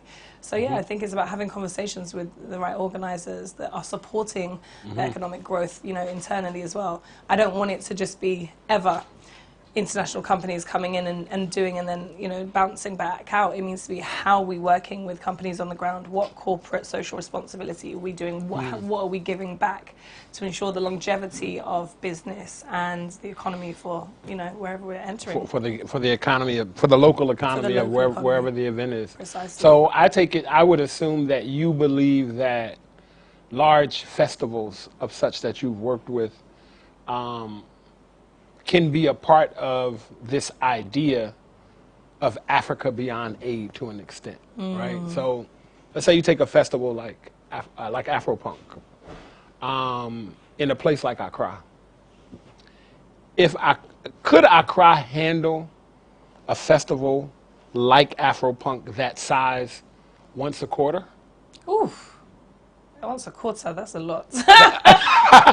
But to be fair, I think there's levels to this. Okay, so is it an international festival that's coming in? Right. Who's the target audience? Who are they, you know, what are they looking to generate from a perspective of, is it revenue? Is it just exposure? All of those things kind of have a hold on it, and it's funny because we do feasibility studies for organizations. So if you want to enter a territory, come and have a conversation with us. We work with the team on the ground to be like, this is what it will cost, this is what you'll need to do, who you need to speak with, these are the stats, this is what you should be looking if you want to work with a particular audience, to be able to get, I guess, the lay of the land of the best way to work when entering. Because it's easy to say, okay, once a quarter to do an event, but there are so many different layers to that to be able to actually identify, you know, what type of event is best coming in, who's your audience, and how you can maneuver. So, yeah. So for up-and-coming event planners, artist management firms, and other diasporans from the UK, from the Caribbean, from the US, who want to work in Africa. Call me. That's the fact. Yeah, number one. That's the quick Number one. answer. Call you. Number one, call you. What piece of advice would you give them? What advice do you have for somebody who wants to come and do that? Because I'm sure, like you, I talk to a lot of people who want to come here, and everybody has big dreams, which is good. And I try not to burst the bubble when I see somebody floating with all of this ideas and this romantic idea of what they're going to do when they come and how it's going to work and what will happen. Even knowing that this particular person hasn't spent time, and I try not to just be like, calm down. Yeah. None of that is going to happen because... That's nice. When you get here, you'll see. I would say don't be naive. It's all of that. I think all of that naivety and also an air of ignorance can come with, we are this brand, we have this name, this is how we're going to enter. And I have seen first-hand examples of that. You know, Cardi B being an example. We're going to bring this massive show, book 30,000 people, book out the stadium. Sorry, do Ghanaians listen to Cardi B like that? They don't. Just because you maybe have a certain audience in another country on the continent doesn't mean it can easily be replicated here or anywhere for that matter. So I'd say take time. You have to put the work in to really understand the market, understand your audience, and understand how everyone works. So yeah, naive and ignorance, leave that at the door. Okay, now what piece of advice would you give Ghanaian suppliers, vendors, and potential workers or staff that people like you would want to hire here? What piece of advice do you have for them that will help them be better on-ground partners for events and festivals? Transparency and continuity. Okay. Like, so one of the things I've found is also, you know, just communicating what you really want to happen. So your expectations. I always try to move as transparent as possible. If I'm going to tell you that I need barricades, for example, and I know there's only one supplier that does barricades, then tell me when I need to come to you, when I need to have a certain money ready by, so at least I can plan ahead. I think sometimes it's very flitty, you know, people, you know, say they can do something, but then can't. Oh, I'm on my way, but really you're at home, or you're in Tema and you're coming to meet me in East Legon. You know that's going to take some time. So it's just, yeah, being very open. Really? So Tema and East Legon is not, it's not a 15-minute trip? No, it's not. And so it's just, I think it's, with those expectations and communicating, it's easier just to navigate the way of the land. And I understand, you know, when we did the course in 2019, we were here, a lot of suppliers were like, we have issues in terms of we're asked to put our own money up, you know, front in terms of being able to be paid. We don't get paid in time. And it's very difficult. Like even working on some of the projects here, I come in, I'm about business. Right. This is the process and this is the structure. And if I can ensure that the money I'm bringing into the country will stick to that process, then everyone else works accordingly. And we've seen it. It works, it's flawless, it's easy. We have great relationships. So when we come back to these suppliers, they know, oh, we're working with them, don't worry, it's going to be done. It'll be there. But it's a two-way thing. You have to show that respect in the same way. So yeah, just be honest. Be transparent and let me know the expectations. There we go. Nadu, I want to thank you so much for coming to share your time, because I got you. Like, listen. I'm out. Listen, all of y'all out there who've been trying to get Nadu, I was able to get her. That means that we're special at Diaspora Link. She took out time for us. So I want to thank you again for joining us on the show, for sharing a little bit about yourself, about your company, and just for giving some insight for all of our listeners so we can see what event management really looks like a little bit from the inside. I look good today. Normally sweating, stressed, everything. But today is different. Today's We're different. okay. All right. Thank you. Again, thank you. Thanks for having me.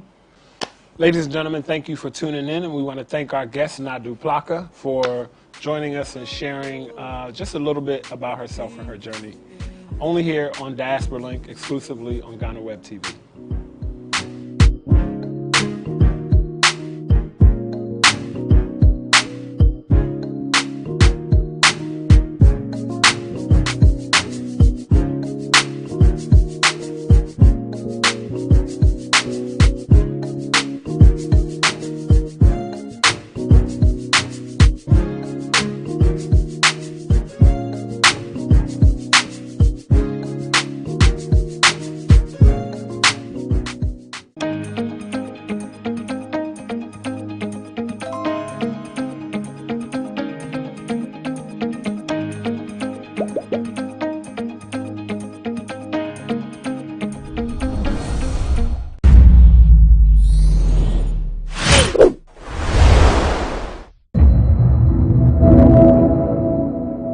among the lot is the agencies under the models, like Heal Ghana, Educate Ghana, Save Ghana, Digitize Ghana, and all that. But apart from that, Educate Ghana, for instance, has already taken up more than 23,000.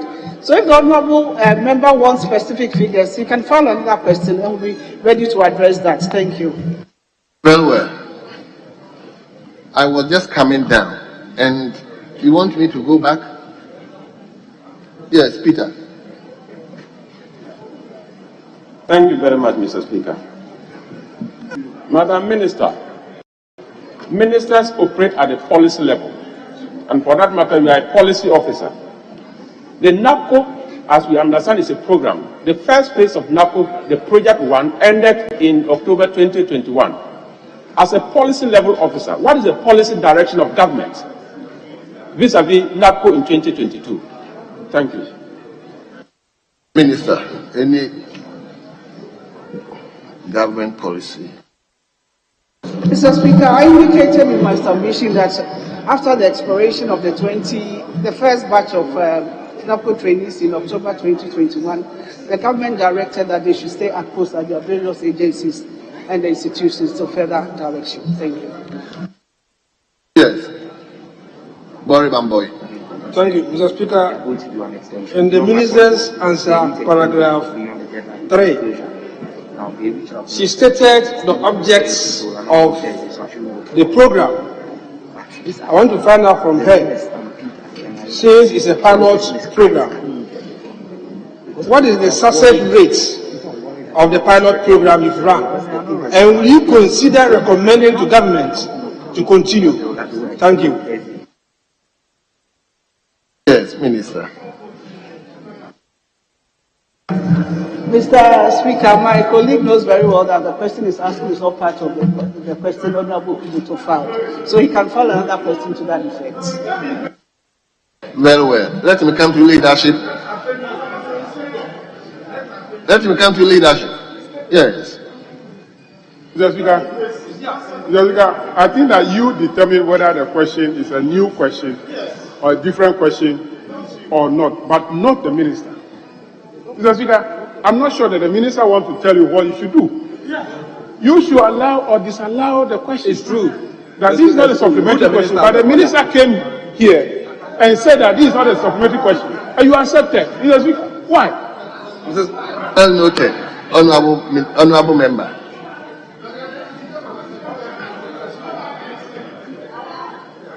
Let me. Ato, do you have a question? Yes.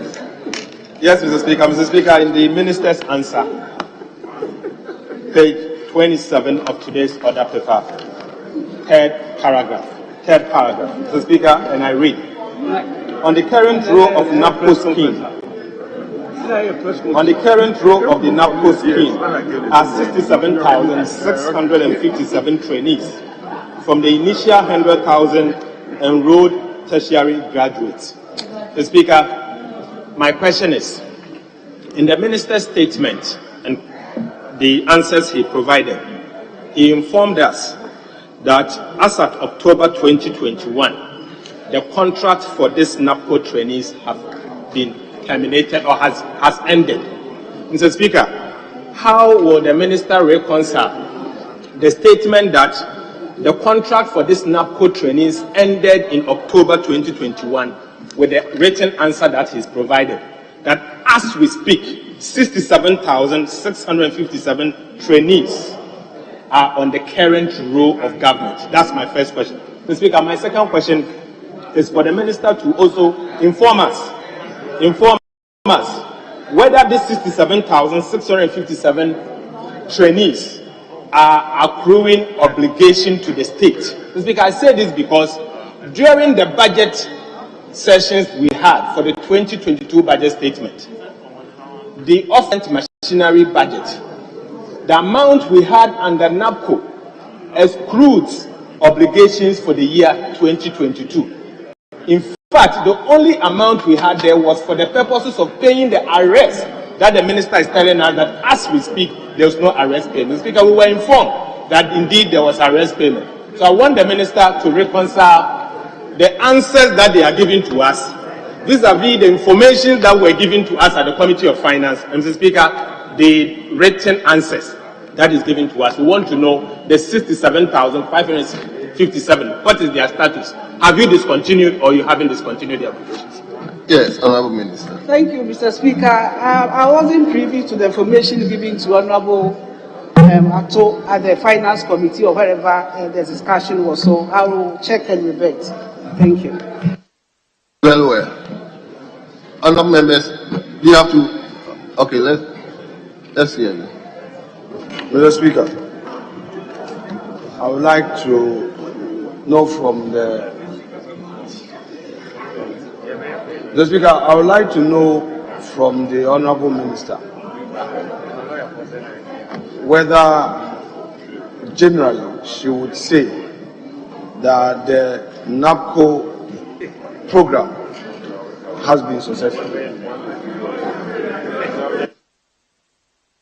Yes, Honorable Minister. Honorable, why? He has asked the person. Minister, hold on. Minister, hold on. Before, hold on with your Mr. Speaker, I want to remind you of your role again to determine whether this is a fresh question or a supplementary question. It's a really bad question. This cannot fall under the supplementary question. So I want to remind you it's your rule.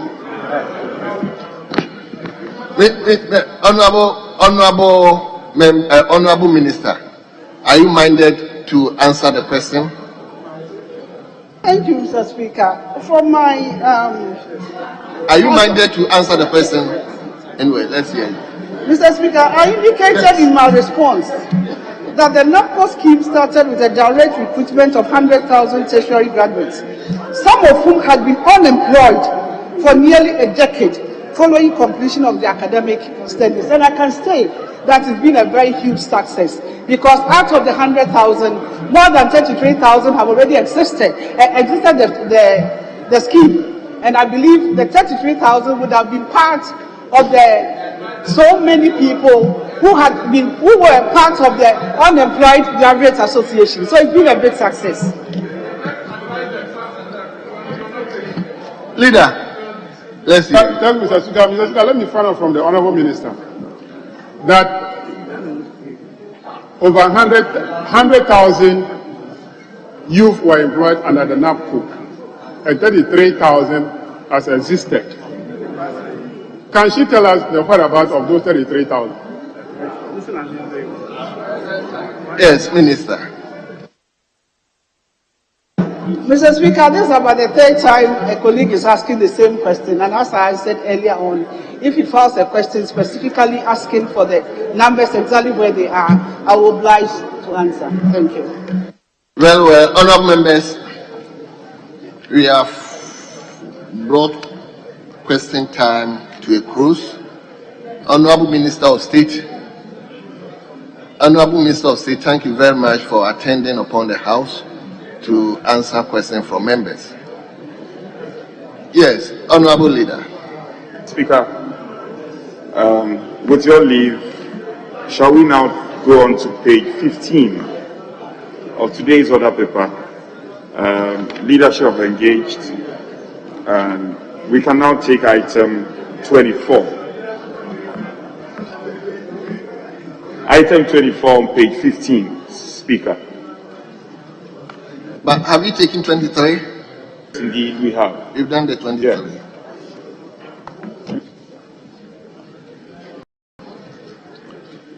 Very well.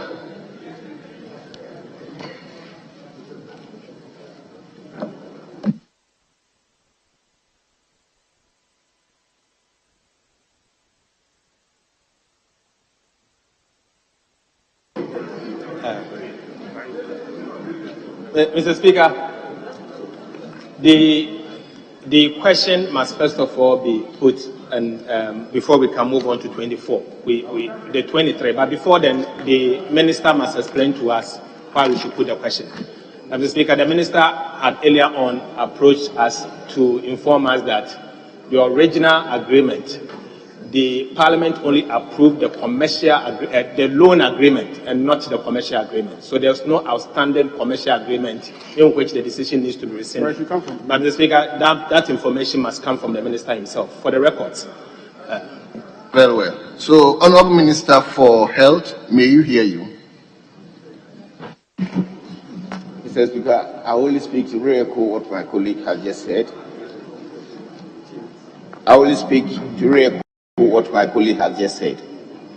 We have never sent to Parliament any commercial agreement with regards to this particular transaction.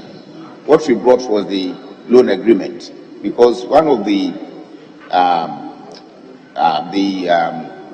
suppliers who was actually leading the process withdrew, and therefore when we brought another person, we had to go to another source for funding, and so it became very necessary to push the loan agreement earlier than the commercial agreement before we completed it. That is how come it didn't come in pairs, but it came as a single transaction for this one to come and top it up. So he's correct. Thank you, Mr. Speaker. Very well. Then, honourable members, the motion was moved and was seconded. It has been debated. I will now put the question. As question, that is item number 23. Mr. Speaker, I think we went beyond the motion and we're coming to a resolution. That is when we didn't do the motion. 23. Okay. Honourable Minister, the question was not put. Mr. Speaker, I'm very sorry to take you back a little bit before you put the question. Not the explanation. There are one or two fundamental errors in the whole transaction that I want to correct. Mr. Speaker, if you look at the motion, we are actually approving motion 23 for construction of equipment at 40-bed district hospitals as Ayesuado, Efiduase, and Offenso. Mr. Speaker, the Offenso one should be Offenso North. We already have a child hospital at Offenso, and this is going to add on to another hospital in Offenso again, when Offenso North hasn't got a hospital. So there is an omission there. That should be Offenso North. Essentially, all the records should reflect Offenso North instead of just Offenso, so that we locate this at Akumadan instead of Offenso again. Thank you, Mr. Speaker. Very well. So now the question is... Mr. Speaker. Yes, member for Offenso South. Okay, I have an issue. Mr. Speaker, originally this project is for Offenso South. I asked the minister, and the minister said we have a hospital at Offenso South, St. Patrick Hospital. Mr. Speaker, St. Patrick Hospital is not a government hospital. Originally, this project is for Offenso South. Mr. Speaker, we will not agree. It is not fair. Why are we treating Offenso South like that? We won't agree. Mr. Speaker, we are not agreeing. They just called me from Offenso that they are taking the project from Offenso South. Mr. Speaker, we have gotten the land and everything. We are not agreeing. Mr. Speaker, it will not happen. Why are we treating Offenso South like that? It will never ever happen. We won't agree. Why? Offenso South, aren't we part of this country? Why? Everything you want to take Offenso out of it. Originally it was Offenso. I asked the minister, and the minister said it is for Offenso South. Mr. Speaker, we are not agreeing.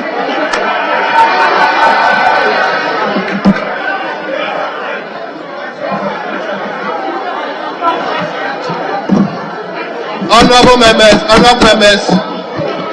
Honourable Minister for Health, may you please clarify some of these issues for us?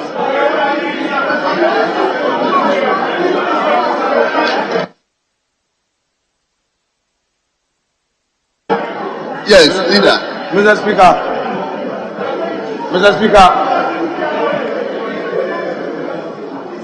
Mr. Speaker, with your leave, I will pray that we place this matter on ice for further consultation.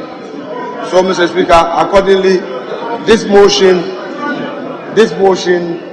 be put on ice. So, Mr. Speaker, we proceed with Mr. Speaker, we proceed with item 33. Motion. Let me support you. We support you. Yes.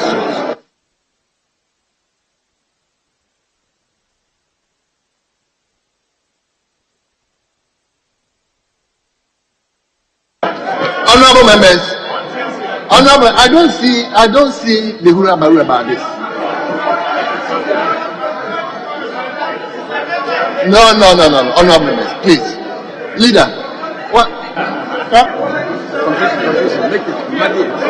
Mr. Leader, thank you very much. Mr. Leader, I want to support the deputy leader that we put this motion on hold. Why? So that the issue is sorted out. Why? In fact, the member for Finsu South says that the project is for his constituency. Because the people of Finsu South also need a hospital. Yes. But if the confusion is there, then we need to clear it before the motion is put. So I support him. Let's put it on hold until we resolve it before we put the question. Very well. So we hold on with motion 23. Motion 23. We hold on with that. So, honorable members, we are invited to. Honorable members, let's have some attention here.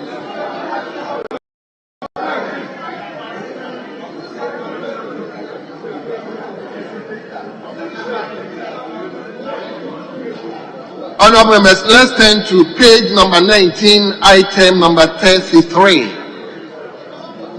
Yes, Mr. Speaker, with your leave, the Honorable Deputy Attorney General is in the chamber, and we'll do that on behalf of the Learned Attorney General, who is unavoidably absent. With your leave. Very well. So, motion. Deputy Attorney General and Minister for Justice, you may do that on behalf of your minister. Mr. Speaker, respectfully, I wish to pray that the motion numbered 33 on page 19 of the order paper be moved. I move accordingly. Yes, this procedural motion. Our standing orders are clear. Anytime you are suspending the orders, you will need to give us reasons why you want the orders to be suspended. Mr. Speaker, so I'll urge the Honorable Deputy Attorney General or Deputy Minister for Justice to tell us why they want the order to be suspended. Mr. Speaker, in line with our standing orders.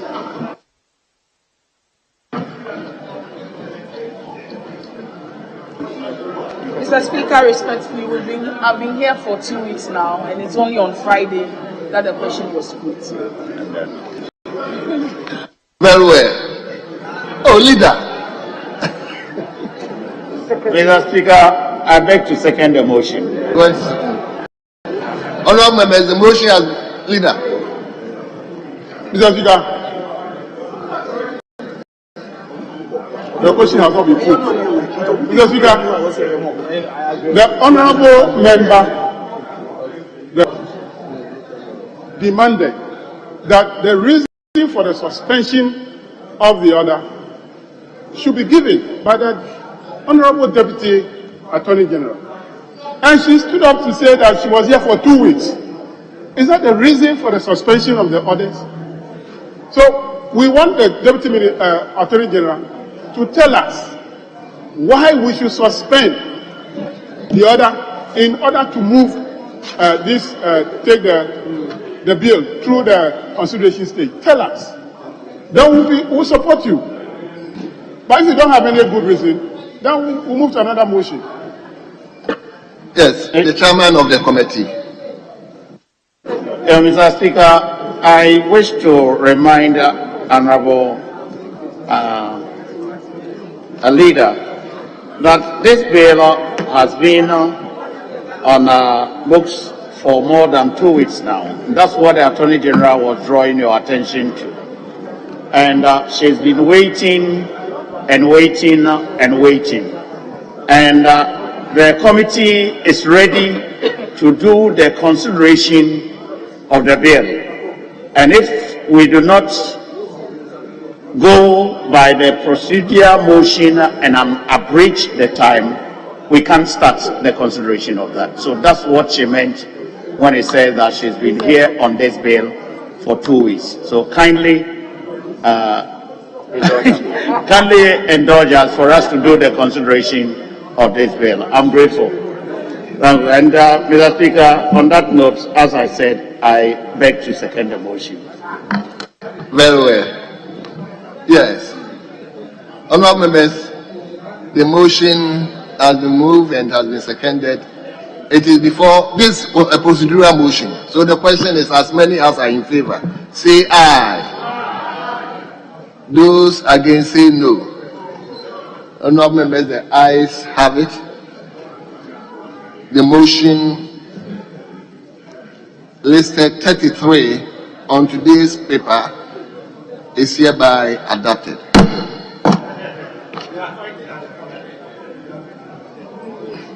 Yes, leader.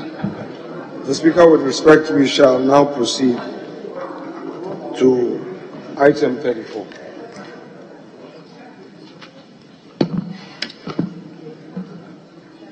Honourable members, item number 34. We've come to consideration stage.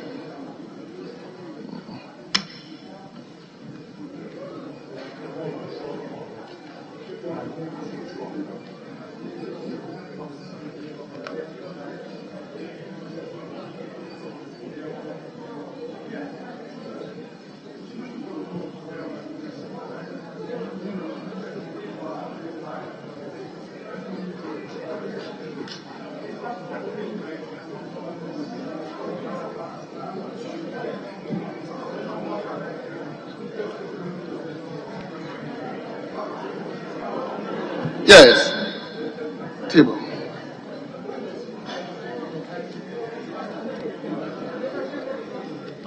Honourable member for Bongo. I mean, it has been extended. Sitting has been extended even by the before I took the seat. So.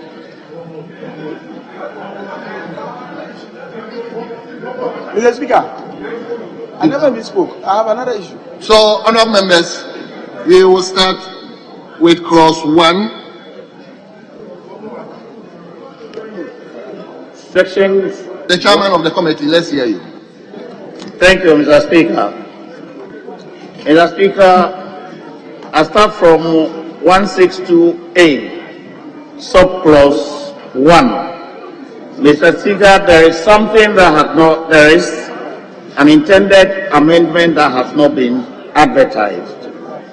And I propose that under 1A, the last word there is all, to reduce an offence charge to a lesser offence.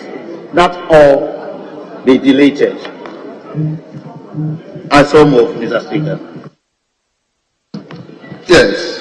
Reasoning for the movement of for the deletion of the all, Mr. Speaker, as has been advertised, we would add another clause. So the clauses would be A, B, and C. So we cannot bring the all at the end of A.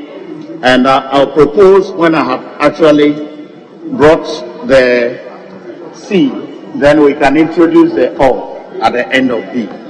So I propose that we delete it for now. Thank you. Very well. Yes. Honourable Dafiama, let's hear.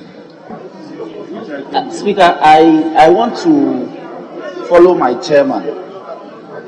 But the advertised amendment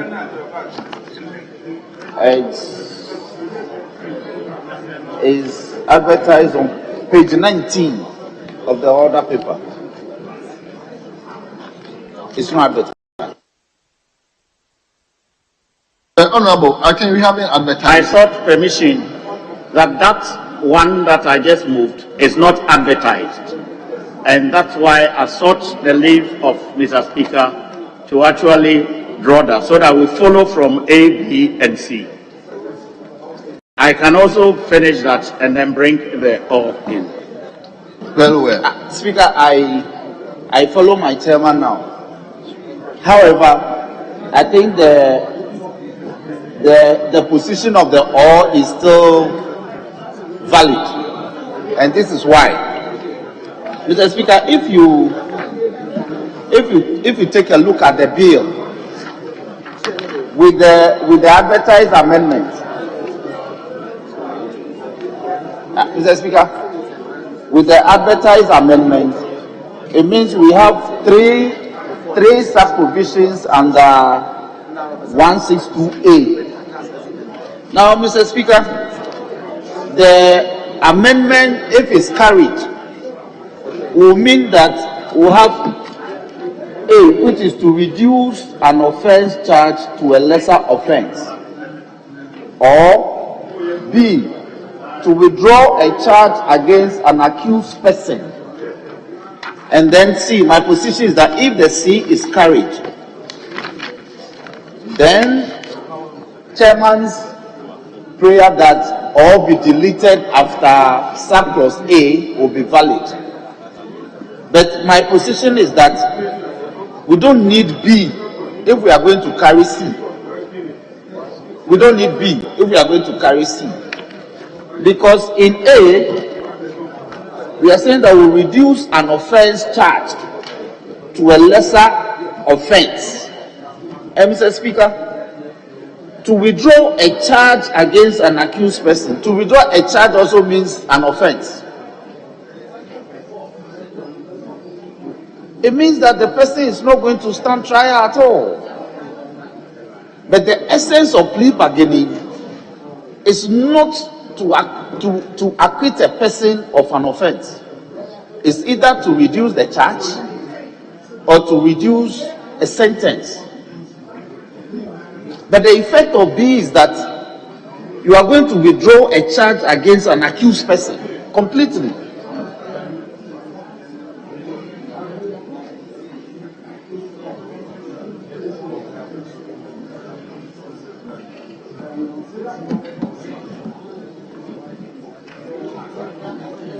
So